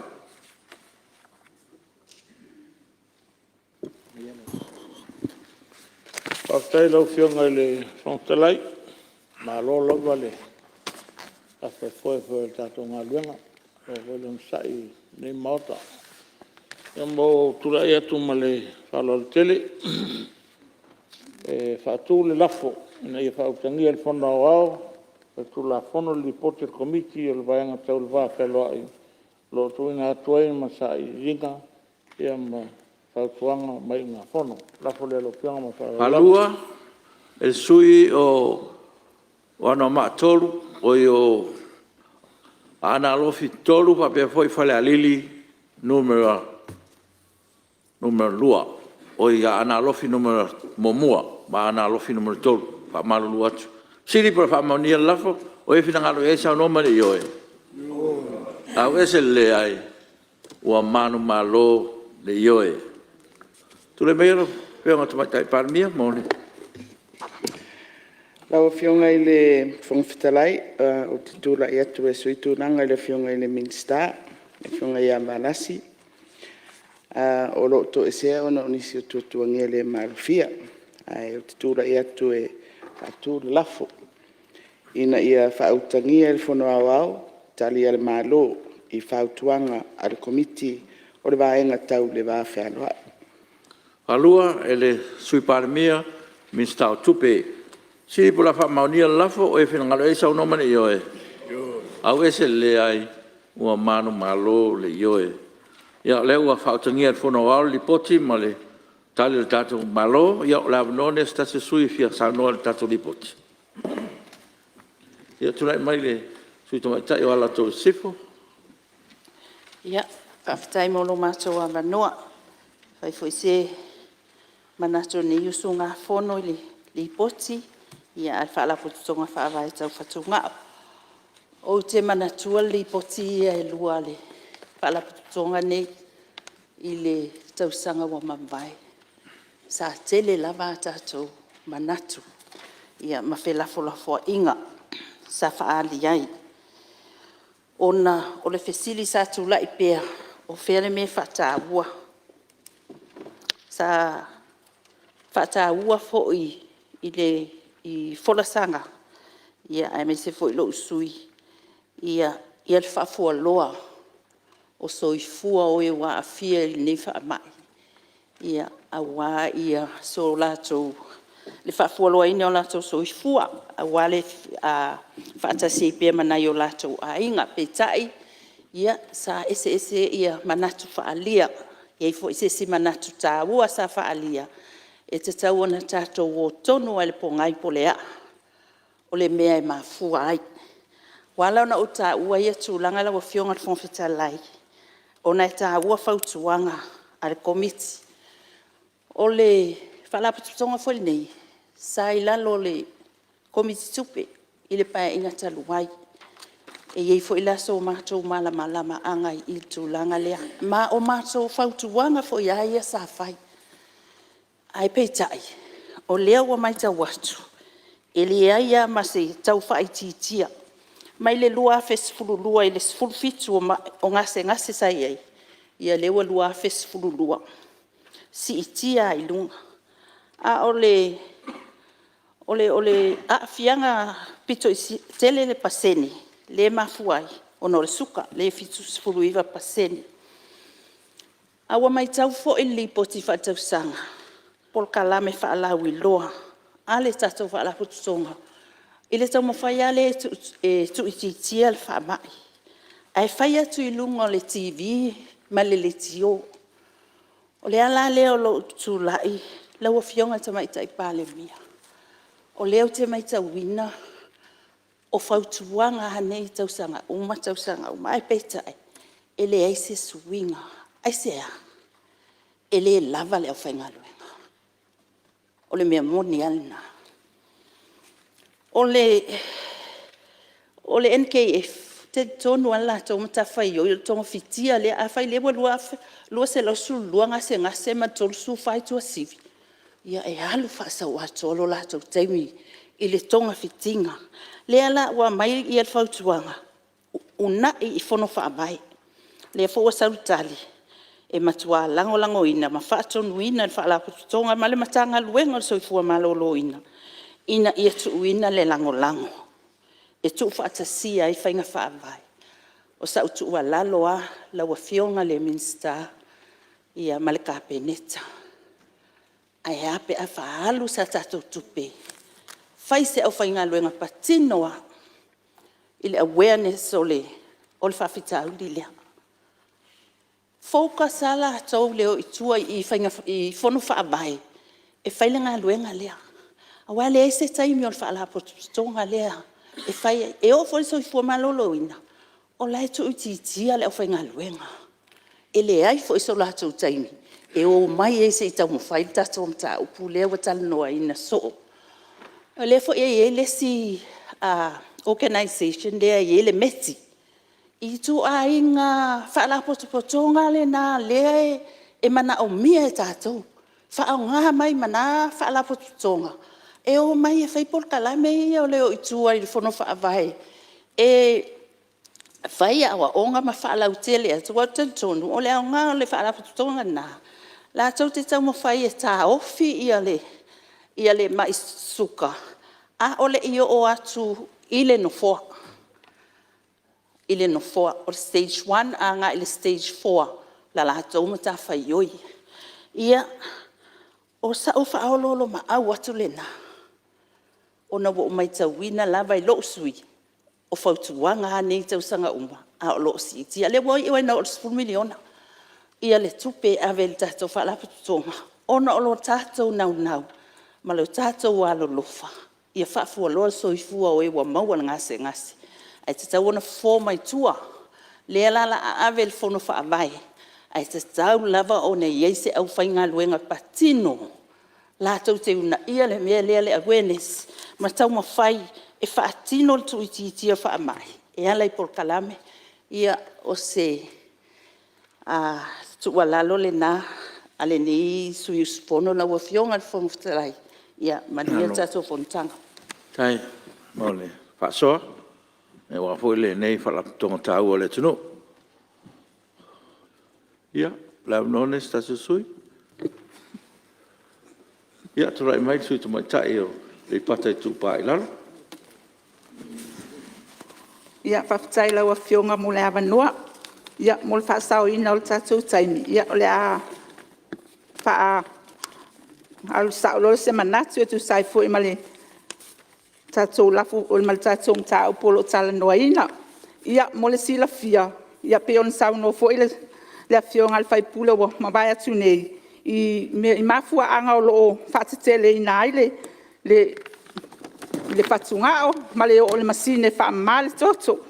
Ia mo le sila fia e le whautuanga le na lua whaamole lo te fia whai e se manatu. Le whautuanga ia sila le malo i le toe awe o le whaamamafa i por kalame whaalau i loa. Ma whaasala lau a fianga o le tau sia le lei o le soifua malo lo ina pe atang fia i mea ai ma tau mafa. Ia o lewa wa mai le talia le le wa sila la tau i le fofua ina tau o tau mafa au ina mai Samoa. Ia mo le sila fia pe o le o ia se suinga i mea o tatou tau mafa ia au ina mai fafo o mamoe o le pipi o lo whaatele ina lava le au ina mai fafo ele o ia se suinga i la lea tūlanga. Mo le oso manatu. Po le a lava le tau mawhai o le soifua malolo ina, o le a fo le tau mawhai ale o fisa o whatunga o e tineia lea a le whaata ua le tangata lona soifua malolo ina. I le ai masea o ngā o tau mawhai ngai e. Pero le whaimela fionga le atua, o lo tino o le malumalu leo le atua. E tele mana o e abe ese se siva aenga o lo tino taluai lo whaatamala ma lo le tau sisia i tū la fono ia e pe ona tu ina mai. O le tu ina atu ai pe le tatou tono tatou palemene pe fe on ta ua sa e fo le taimi mua sa mana ia tatou tau mafa pe ona tatou iai amatanga mai nga fo i tala noa ina o le wha mai ia e pe leo tatou tu fo ia i tau mafa ma mafa ma ati le ona whaatupulia le tatou suka ia ma le toto maualunga. Ia e lea e avato e se whautuanga ia ma se tua lalo i tatou atu nu foro whafonga mai. Ina ia tatou whaataua lo tātou tangata, whaatau a e alofa o ia te oe, ia e alofa i lo ainga, ia umilo mafutanga malau whanau, ia tātou tau mawhai tātou te usitai tu la fono ma tātou tau sia o tātou soifua maloloina. Ia Paula se manatu al nei sui, ia whaamanuia tele le atu al nei fiafi. Alo, tai mo fautuanga mo le soifua maloloina, ia, maloa tai. Tura me suur whanga pala se la? Ia, whaftai mo le matu awanoa. Tu sai foi o se manatu foi e whai foi lea. Ni poti tā ua. Ia, e mai se lavo le tūlanga le tausia o le soifua maloloina. A tonu lewa mai ona sau noni sui. Te mai tau fo i sui ewa sau no sui lavo le matu komiti. Komiti o tupe. Ai whaalua na matou anga i utai le. I le ofisa lea po le vaenga leo le NKF. Ia o le o mai lava le vaenga i matou komiti. Ia ma matou tau e fia moso matou avanoi tai le whalema. Ia ma matou atu e su e matou. Ia o le nganga fia e te le aina le atonis ai pau le mena na ilape na ai. Pe vole le a o na su e atua o tau ovailunga. Ia na pe fa tolu ona to e omile. Ia ma to e pe mana o fule le alu ilalo. Ia e foi e a fia ile. Masani ona a fia ile tai le tuangai. E te lea ina fuatu bo ova ia to e fua mana o ia lui foi ilalo. Ia ai o le mesilin taua. O laua matou wo o iai. Ina ia matou loa. O lai tau sisia ele. Matou le tūlanga pe o ne ele soifua maloloi. Ia o le fautuanga foi lea pe o ne ele. O te loa o le tūlanga e pe o na mafua le tūlanga lea. Ia o le tangata ia le tau sia o lona. Lona soifua maloloina. Ia wai o la lavai il tangata ia le el tau singa. Ina ia maua pele soifua maloloina. Ai aba vai li poti lea. Ele ai se anga ilalo. E anga ia ilunga, lua o lua tasi, lua o lua lua, lua o lua tolu, lua o lua fa. Ele i fa pea u fa ititia. Ia ai pau lea. Ia. A fai o le lava o le fa iloa. Te lo le lava o le fa alau iloa i tūlanga e peona ia. Ia fai fai ona fa itete e tangata ma so longa le lei. E mori al fa ftai fo ile. Ia fo il pusidi o le. Ne foi vaenga. Ia ono le nau pea ma fai ala tō por kalame. Ia e tau wha mai le vaenga. E mai se lava o le pe a nga i lol tangata le nufo. Pe o se nufo wha awila voi le wha atu o tangata e o ia. E o lol nufo o tu sa lau fai tau o wasu. Ia ai o whautuanga. Ia tau sisi ata ato ma wha i roi nisi o tangata. Ia le matau tia te lo le me o le nufo e ai mai se o le ngase o whatunga. Ia Paula si wha soa le nitu la. Manuia telele. Whionga fontalai. A pe fo le tato palmeni. Alo, tai. Ia se tulai mele, lo whionga te tele tuangai. Lau whionga ni. Fontalai e mali e tere sauna ngal sui le whatu am vaiat. O manatu e o le lipoti le nei. O le lipoti o le la wheloloa. Ia, au tiri iei tonu o le komiti o le va wheloloa. Ai, o le au maina o le tātou vaenga le o le tongfitinga o le po le National Kidney Foundation. O le tongfitia leo e la tolo ngasi o la to fatunga. Na mai le tausanga e lua fe maleono. Au te manatua e to lua fo mai. no tia tia. Le tātou whalemai. Au te alofa awani o maia lea, awani talia le nei tong whitinga I te tonu o Samoa, e taunga tā. On o mauti noe le ila titi fo le fast 4 miliona tā la le tau e wha ngai o iai. O le tau fo na quote mai Australia, o le tau fo na sa whaatino ai, ia le tong whitinga o tātou tangata, po o tangata Amerika Samoa. E whaatū le tātou tong whitinga nei Samoa. E tō tolu tātou tangata mamai. Sa ngase ai o loo nofo mau e New Zealand. O New Zealand la sa ave e o tātou tangata. Mai taluai e le se tātou tong whitinga whai nei. Ave lol tangata e New Zealand, e le toi foi mai Samoa. O ne whaatolu o na tonga whiti tangata ne tolu I tu la I le vai aso. Iai nisi no mai. I Samoa ne il manatu fo I le no mai a whai whaavlave toi foi. E maua tua New Zealand tonga whitinga. Iai o tātou tangata na maliliu. E le tūlanga le na e no taunu atu e New Zealand. E le valele e ua oval taimi sa tau ona o il falmai. Ua o tau le melea. Ua matua mauti no le le tūlanga I mafuai le nsano ia I sui. Tātou tā mawha e mafuai a tele suka ia ua vavena e la vea. A le vave tong fitia ia ua e ngāsinga seai. A whai fo e te whamaoni. E umeana e soi fua le whapela a e maua le ngāsinga se le ua vavenga oki. E I tātou ta isi tātou ngate na mauai luas fultau sanga a lo ngālu lue pēr. E iai le to ina sa I Samoa I Siamani.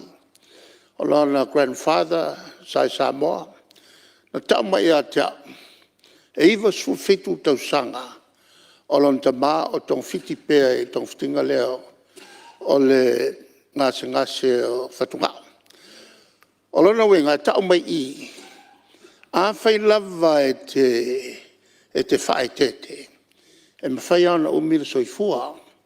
Ma o te manatu foi, o toi ngā saunanga whapea. E whaaloto tele ia I lātou o ngase. E wawe ana o e tong fiti. Pea whapea ua te tawai.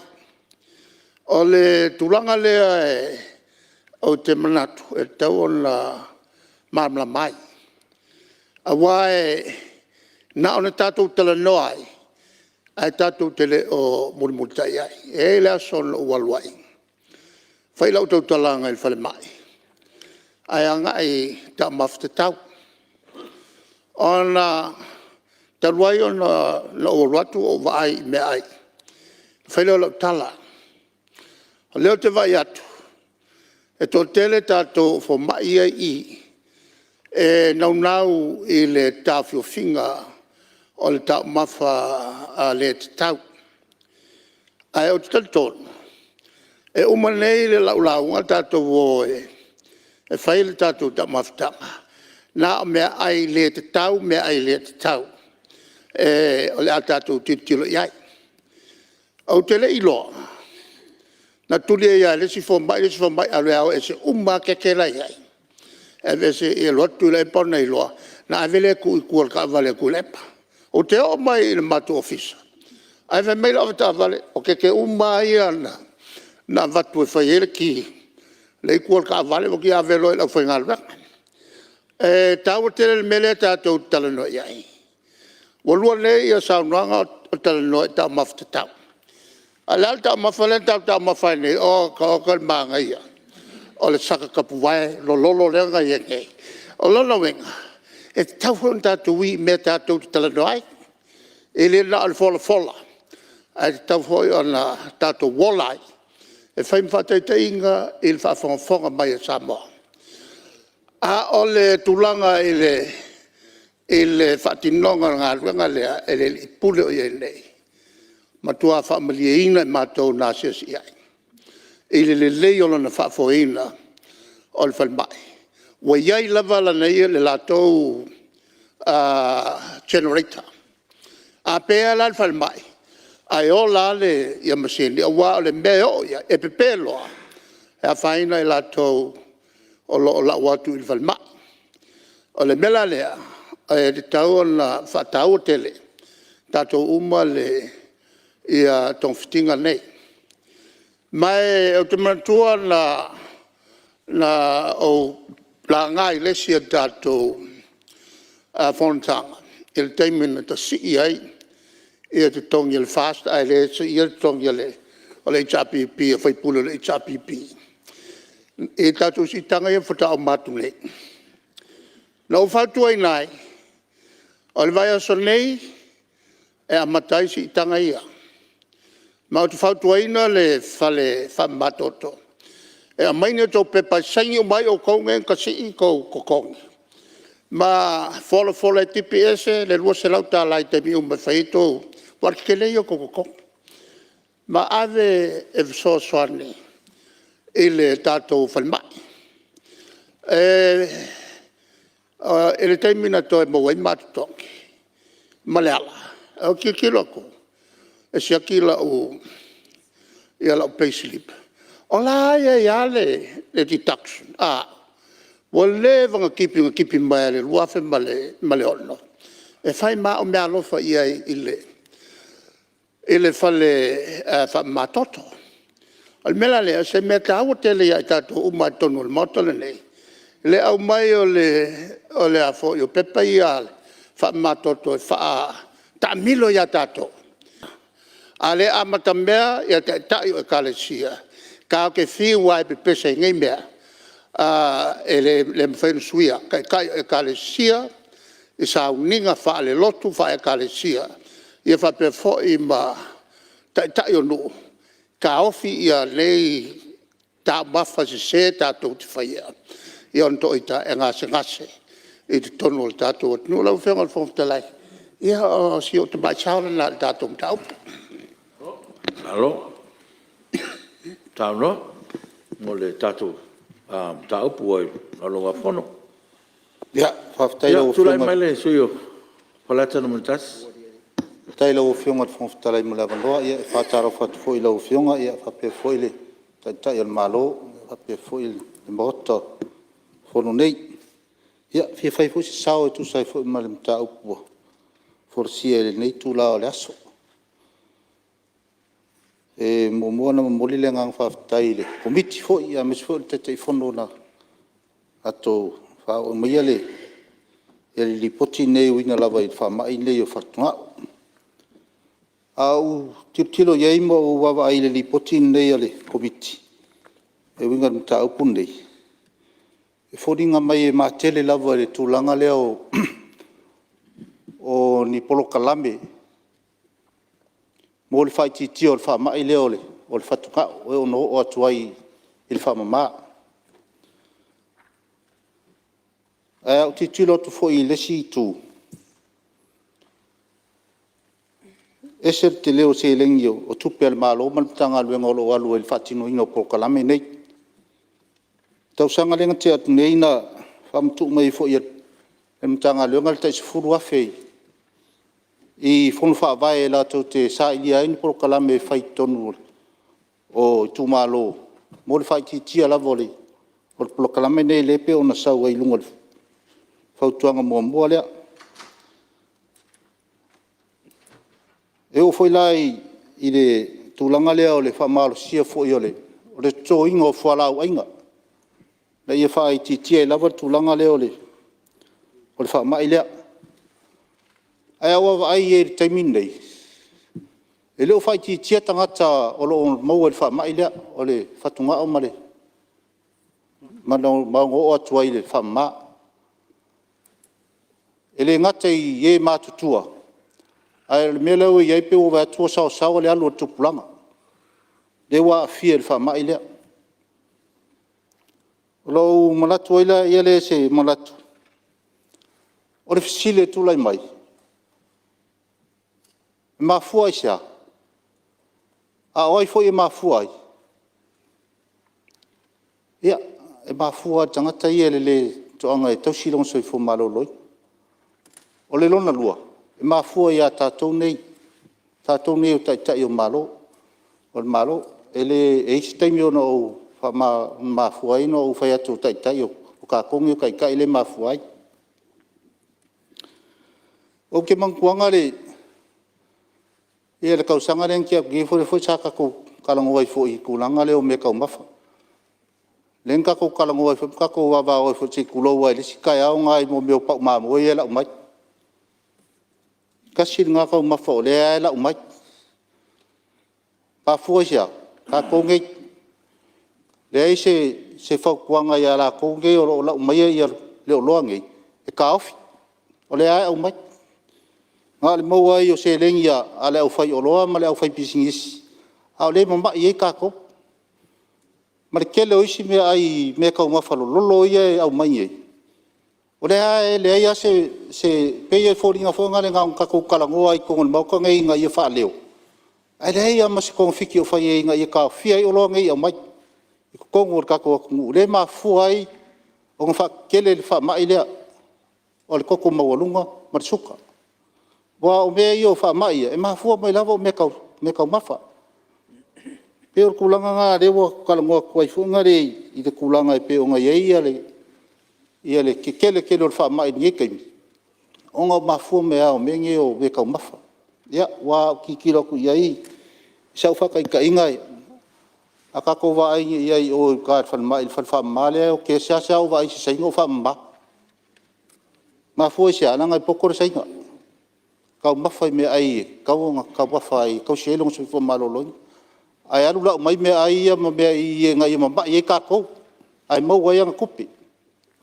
Pio se mga kunga so ua kirkilo nga i e kulanga o le mafu ai o nga kikele le wha mai le kau ngor kako a kungu. O sau whau kuanga. Ia i la kou o lo pulea, ia komiki ke o lo lau mai o roi kongor kako a kungu. Si langi kulanga le i me o meu mamoi lo lolo ia la umai ma kulang fa pe nga wa ko fe ku o le ale lo kwa o le ar kanga ka fa pe mai o le ka si long so fo maro lo inga aya fa aya ku le ma ngai o kanga o ma mo lolo le e ko singa e long ma fo fa ma ka ma fa ye pe so mga ku ngai lo fio fo talai ai fo se sa o ngai tu malo ya mori ka upu au ka ku kalmo inga ni fiafi i kulang o fa mai lo le Patuna, ia, manir kako lau fionga, pe foi le mauta nei. Alo, tau no. Tu la mesu e repata, tu pai lunga? Whaftai lo fionga le, whamwhtalai mo le avanoa. O le a whaatope atu se manatu nei sunga whono. O a foi, o whautuanga le li poti al komiti le iai. Pia nga ila vai tulanga lea i le whaongaina lea o whono whaavai. I pia se kulang fuere le ka penga inga ngi whenga whaavai. E malu pui pui ai le malu le akungu mai a fianga i o whaamai o le whakungao. Nongo winga o rea nga ilea i kulang fuere le malu pui pui i po le prevention. Nongo winga o whenga whaavai masangia ia o le ua kele ia sauanga ma whakalainga. E mafua lawa i mea kau mafa le tatau ia kulanga lea fo ilele. Ai e iei se sanguanga e pio le iei le se whakaika inga fo ilele. Ola uloa o se si sa avea ma kovanga a Amerika Samoa. Peo sa saunginga sa whaingei Samoa, sa ua i mele ai mea kau mea ai. Me fuli le ore, le ngangai sa mo pio vi inga. Kele mea ai fai poiponga, kele mea ai maliu, makulanga whapenga. Ia nga fiare po le arka unka. Ia re iloa la, ia kulanga nga, e fi mai e la mali, ma kulanga leo whenga whaavai lea. Ia olo whapenga nga, kele mea ai, ia kele vi inga. Ia kele fui mar whaamai o lela a fia iai.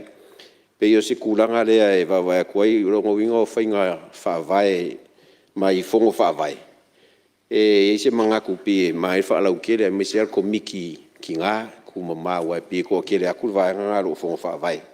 Ia ma pio la ko vui lea e ngafa ma le loko i whale. Kau singa o alom whangau e me se fo ainga. Ia me se ngā senga o mea ai tau wai mo le so i fo malolo inga. Inga ia au mai fuile le ko kongu ia whapenga o ngā ka penga ingi whainga whaavai ma kulanga u whapenga. E lango inga fo e ngei usu ngā fongo ngisi o whinga ngalo. E kau ngau kilo ka kou whainga malo. Ia ka kou kau la mua.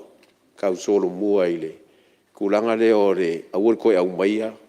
Ia mea aia e whakupula ia ia. Ia mai ngei. Le o ka ua ngisi o sui whaipule. Ia le pau mamoe. Mai sao le lei. O whakaika ia fo i whakau. Ia ka ke fiu e su e se au ngasi. Ia ma o keiloa. O lea ua ngā i ka ngaka o ngā whapepi kau ngō fie. Ia longa winga o lea u koe whai ka kou le kulanga fo i lele. Ia u koe ave ka kou le whioe o ea i la ka kou whainga whaavai. Ma mea ia e lo o la umai kongu si o ka kou a kungu. O ke loa fo i or kulanga lea e kaunga kau la mua i ka kou whainga malo. Ia e mese fo i mau ka ngei. I le ngaka i kongu o a inga. Ia e mese fo i o awhio anga mai ku malo. Ia i whainga ai ki kele fo i e. E fo ingi so fingalo e maisi o e kalesia ma kulanga whapenga. I waka ke vai ai e kasi se ipu mea ai. I re kai uma ia ape o kulanga nga. Ia pe kau i rea nganga fo i lere o kau mawhai ai. E whao ngā ia re whaalo alo.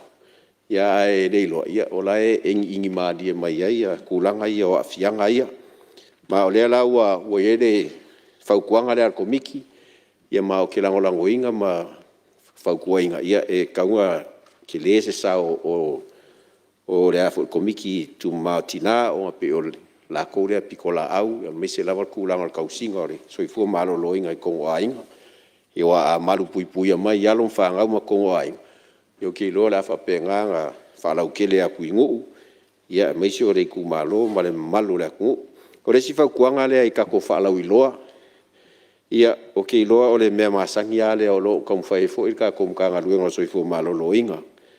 Ia whai whaalau i loa fo i lele. Ma ia kam whai fo i lele ia ngā wai ia whinga ngalo le akungu. O lea ua iei ngisi o whinga ngalo e whapea e ki e loa ngā fōa wha makoko. Ia pe ua maka o whai kau aso. Ia kongo si kulanga ngā fo i lele ae le umai fo i le kau whai pea e wha maro si au ia i la kongo maua le mai. Ia a e kau mwhai e kau sisi, ia ngisi ia inga ma kau si perso i fo maro loina. Ia roga winga e wha au e koe kere aku ngisi kau sanga e mawhai a o wha maro koko. Ia aro wha penga nga maua pea ia le malosi e wha au e wha au mga luenga. E anga i maila se wha mkalanga e kulanga lea ua le mawhai loa le prevention lea. Ua kako anga i lola le kiwa o le ua wha mamare koko. A kongolo maua i ngisi fo o kako whongkanga kaluai, ia sa ka mwhai ngai ku malo, o ko akere fo o ngisi o sui o ngai ku malo, ia ungo fo maua ia pia, o mga o mia o le au nganga lea, ia o le mwhai nkau sa vari mai kua e whaisi mamau, ia le ngaka i lea o kele ia mbanga onga e whakingo, ia maua kere ngongo fo maua i ngisi o lako a inga ngai ia pia. Ia maua i fo la le afianga fo ile le a o kwele skala palo ka le ungo fo ingi ure mfailanga le skala i kua ia ngo le o kele o le residence ia la o tika ia o le ale o vai kele ia ngo fo anga ia ingei ia e o le kulanga sa kau fai pe mawhainga ua le lai ku i sasai ia kele i ku malo o lai la kalaka ki ai ia ri paka i ku pa i lunga i ku pa i lalo le pa loko fanga ia e anga ia ngai le mamalu le akungu ia lo fa pea o nga a fia i lea fo i ngase. Ie whao ngā pia wha pia o lewa, iei se ka pe nganga ale mkanga luenga, wa o lea sa ka ua fo i olo iei se mou pae al fo i lele, e whao ngā, ie mwhai ngā ia kui i kua mo lewa yaso, ia wha solo mai ei la ia pia wha pia ukau mamao ia pia ngei.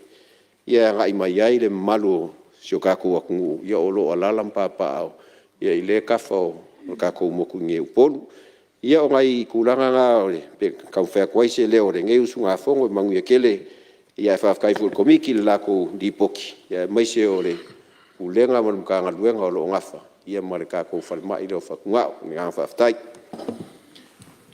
ia tawai no leo tato tu lata tato taimi manawa tu so le lafo ia me leo te tapala o fionga tu matai palmia mo le lafo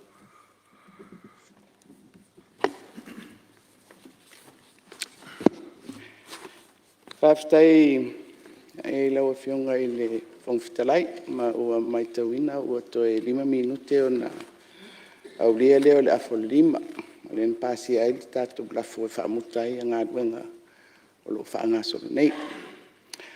Ma e sa whono le komite o ngā duenga o le mautel nei le tai au, e matai tuwina i a whaangaso longa o tātou ngā duenga.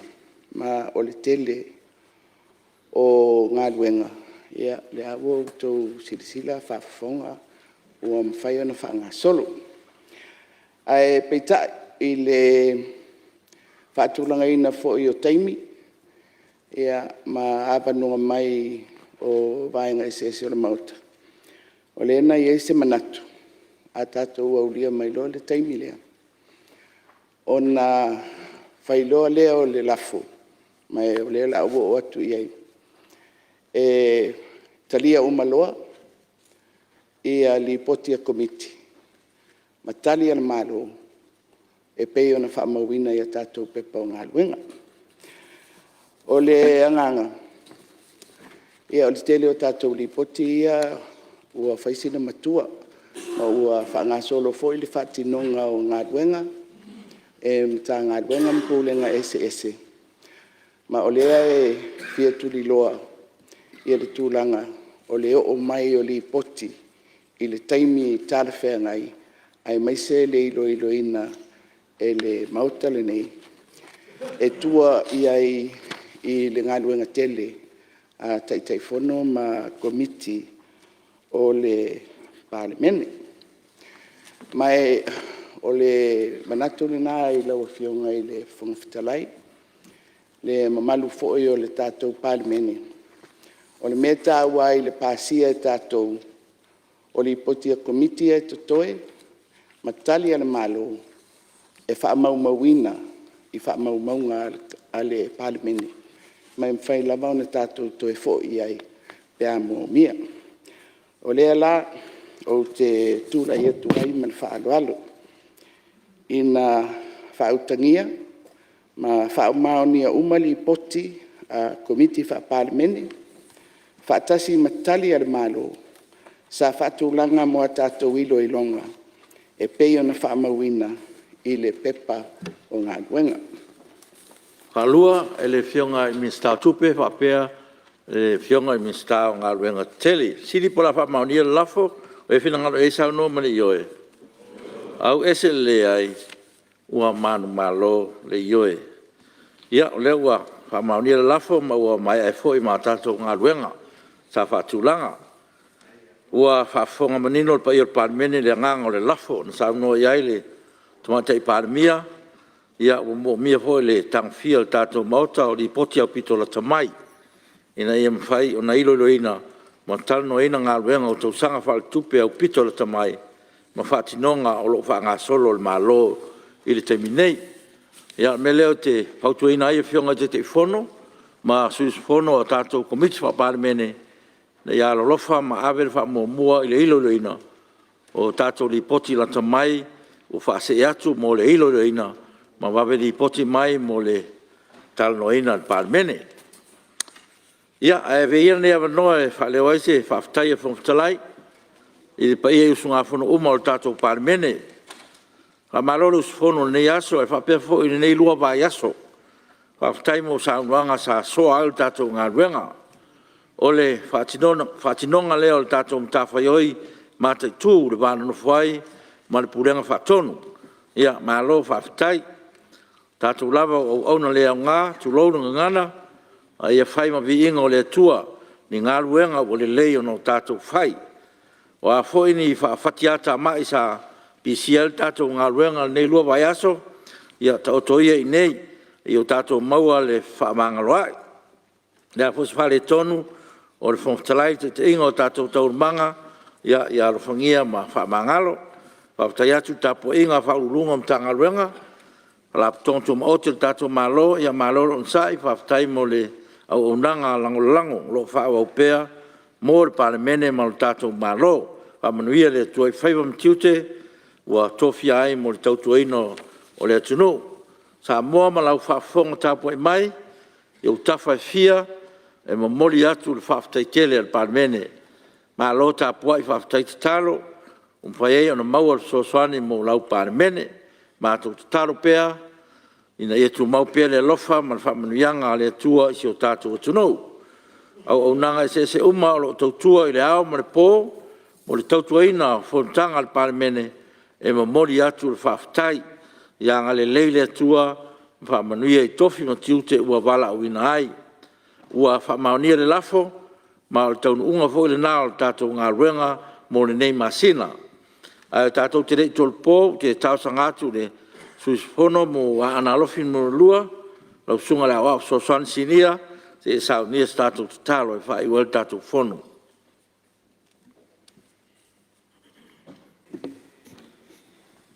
Tātou talo. Le tua pa i aero mātou ta mau le langi. Le tua lava lau fio e ou meu malava. Awa o lau fio na e whaia meu malava. E siri ese lo walofa e mātangu fia au whainga. Sa mātou sa ili lau fio ma fesili atu i lo walofa ma lo wanga lelei. I le tae au ina se ito ia i mātou e ala i lo walofa ma lo fisosoani mai. Le li e whaafitai wa whaalia i le whai ungo le nei aso ma mātou whi au. Whaafitai lo mātou ta mā i lo whaatasi mai ma lo tautu ruaino i mātou. Tā i tai o lo atunu. Le mātou ngā ruenga i mātou te taritonu. Sa e mua au ma muri au. Sa e lo tolotoi ma e whaatonu whalau i mea uma. I o mātou langona ma o mātou manatu. Le li e wai u mea uma o mātou langona le anganga wha mauara. A wā o manuia i le mātou wha longo, manuia le mātou wai. A o ia le nei pāle mene tama. Wai le nei atunu, wai nei au auna mātou. Wai manatu mai ai. E whauta le ali e lo walofa. E moni lava o lo walofa e siri lava lea. Ngā luenga sa whita atunga iai, tai o lo atunu, a wale whono whatonu ia lātou tali, o ngā luenga tai whono, ma komiti SS, le pāle mene, ma le whonga whetalai. E li e a whai wale lei ma tonu, a wa ato atoa. A watu ia e whai ma taulanga e vi ai lo suafa. A whitai le tua, le tapo inga Samoa, a whitai alo whi au mga luenga, whenga iei lo watunu. A wase manuia o sio mātou watunu. O la mātou tu ole menei, la mātou taitasi ma fo iatu tangata. I lona ainga, lona nuu. Ai mai se fo ionisi o whi au mga luenga. E wha wau a wale nei e fiafi ma le nei vai asu. Wha manuia le tua ia Samoa, wha manuia i mātou umalava. E o ai na ia mātou whanau. A wani o mātou a leu, wani o mātou whale tonu le li i lau sile whangata. Wha mangalo le nei palmeni. Wha mangalo i mātou lau whanau. A wai le mawhai lava le li i o na mātou sosola pe mātou teo ese, ma lau sile whangata. Mātou te tau tino lava. Nei lava le li i so mātou o mia tonu. E le iso mātou ato toi o numa. A o mātou wha mawanalo ma whātu ese. E hala li maliu ma le tōtu pa ia Jesu Karisto. O le na maliu ti ngā e whaali ai le alofa wāto tō lau fio. Ina ia ola ma ia māngalo ai mātou. Tū mau lau fio lo lava viinga. Wha manuina lo suafa ma malu e wha vavau lava. Amen. Alo, whawhitai. O te whasisilatu a tolpo nei tau manga al whono awhai tū la whono, te euria le aso lua. Aso lua sfu lima Februari, lua o lua lima, I le tula iwa tol sfuru tai au.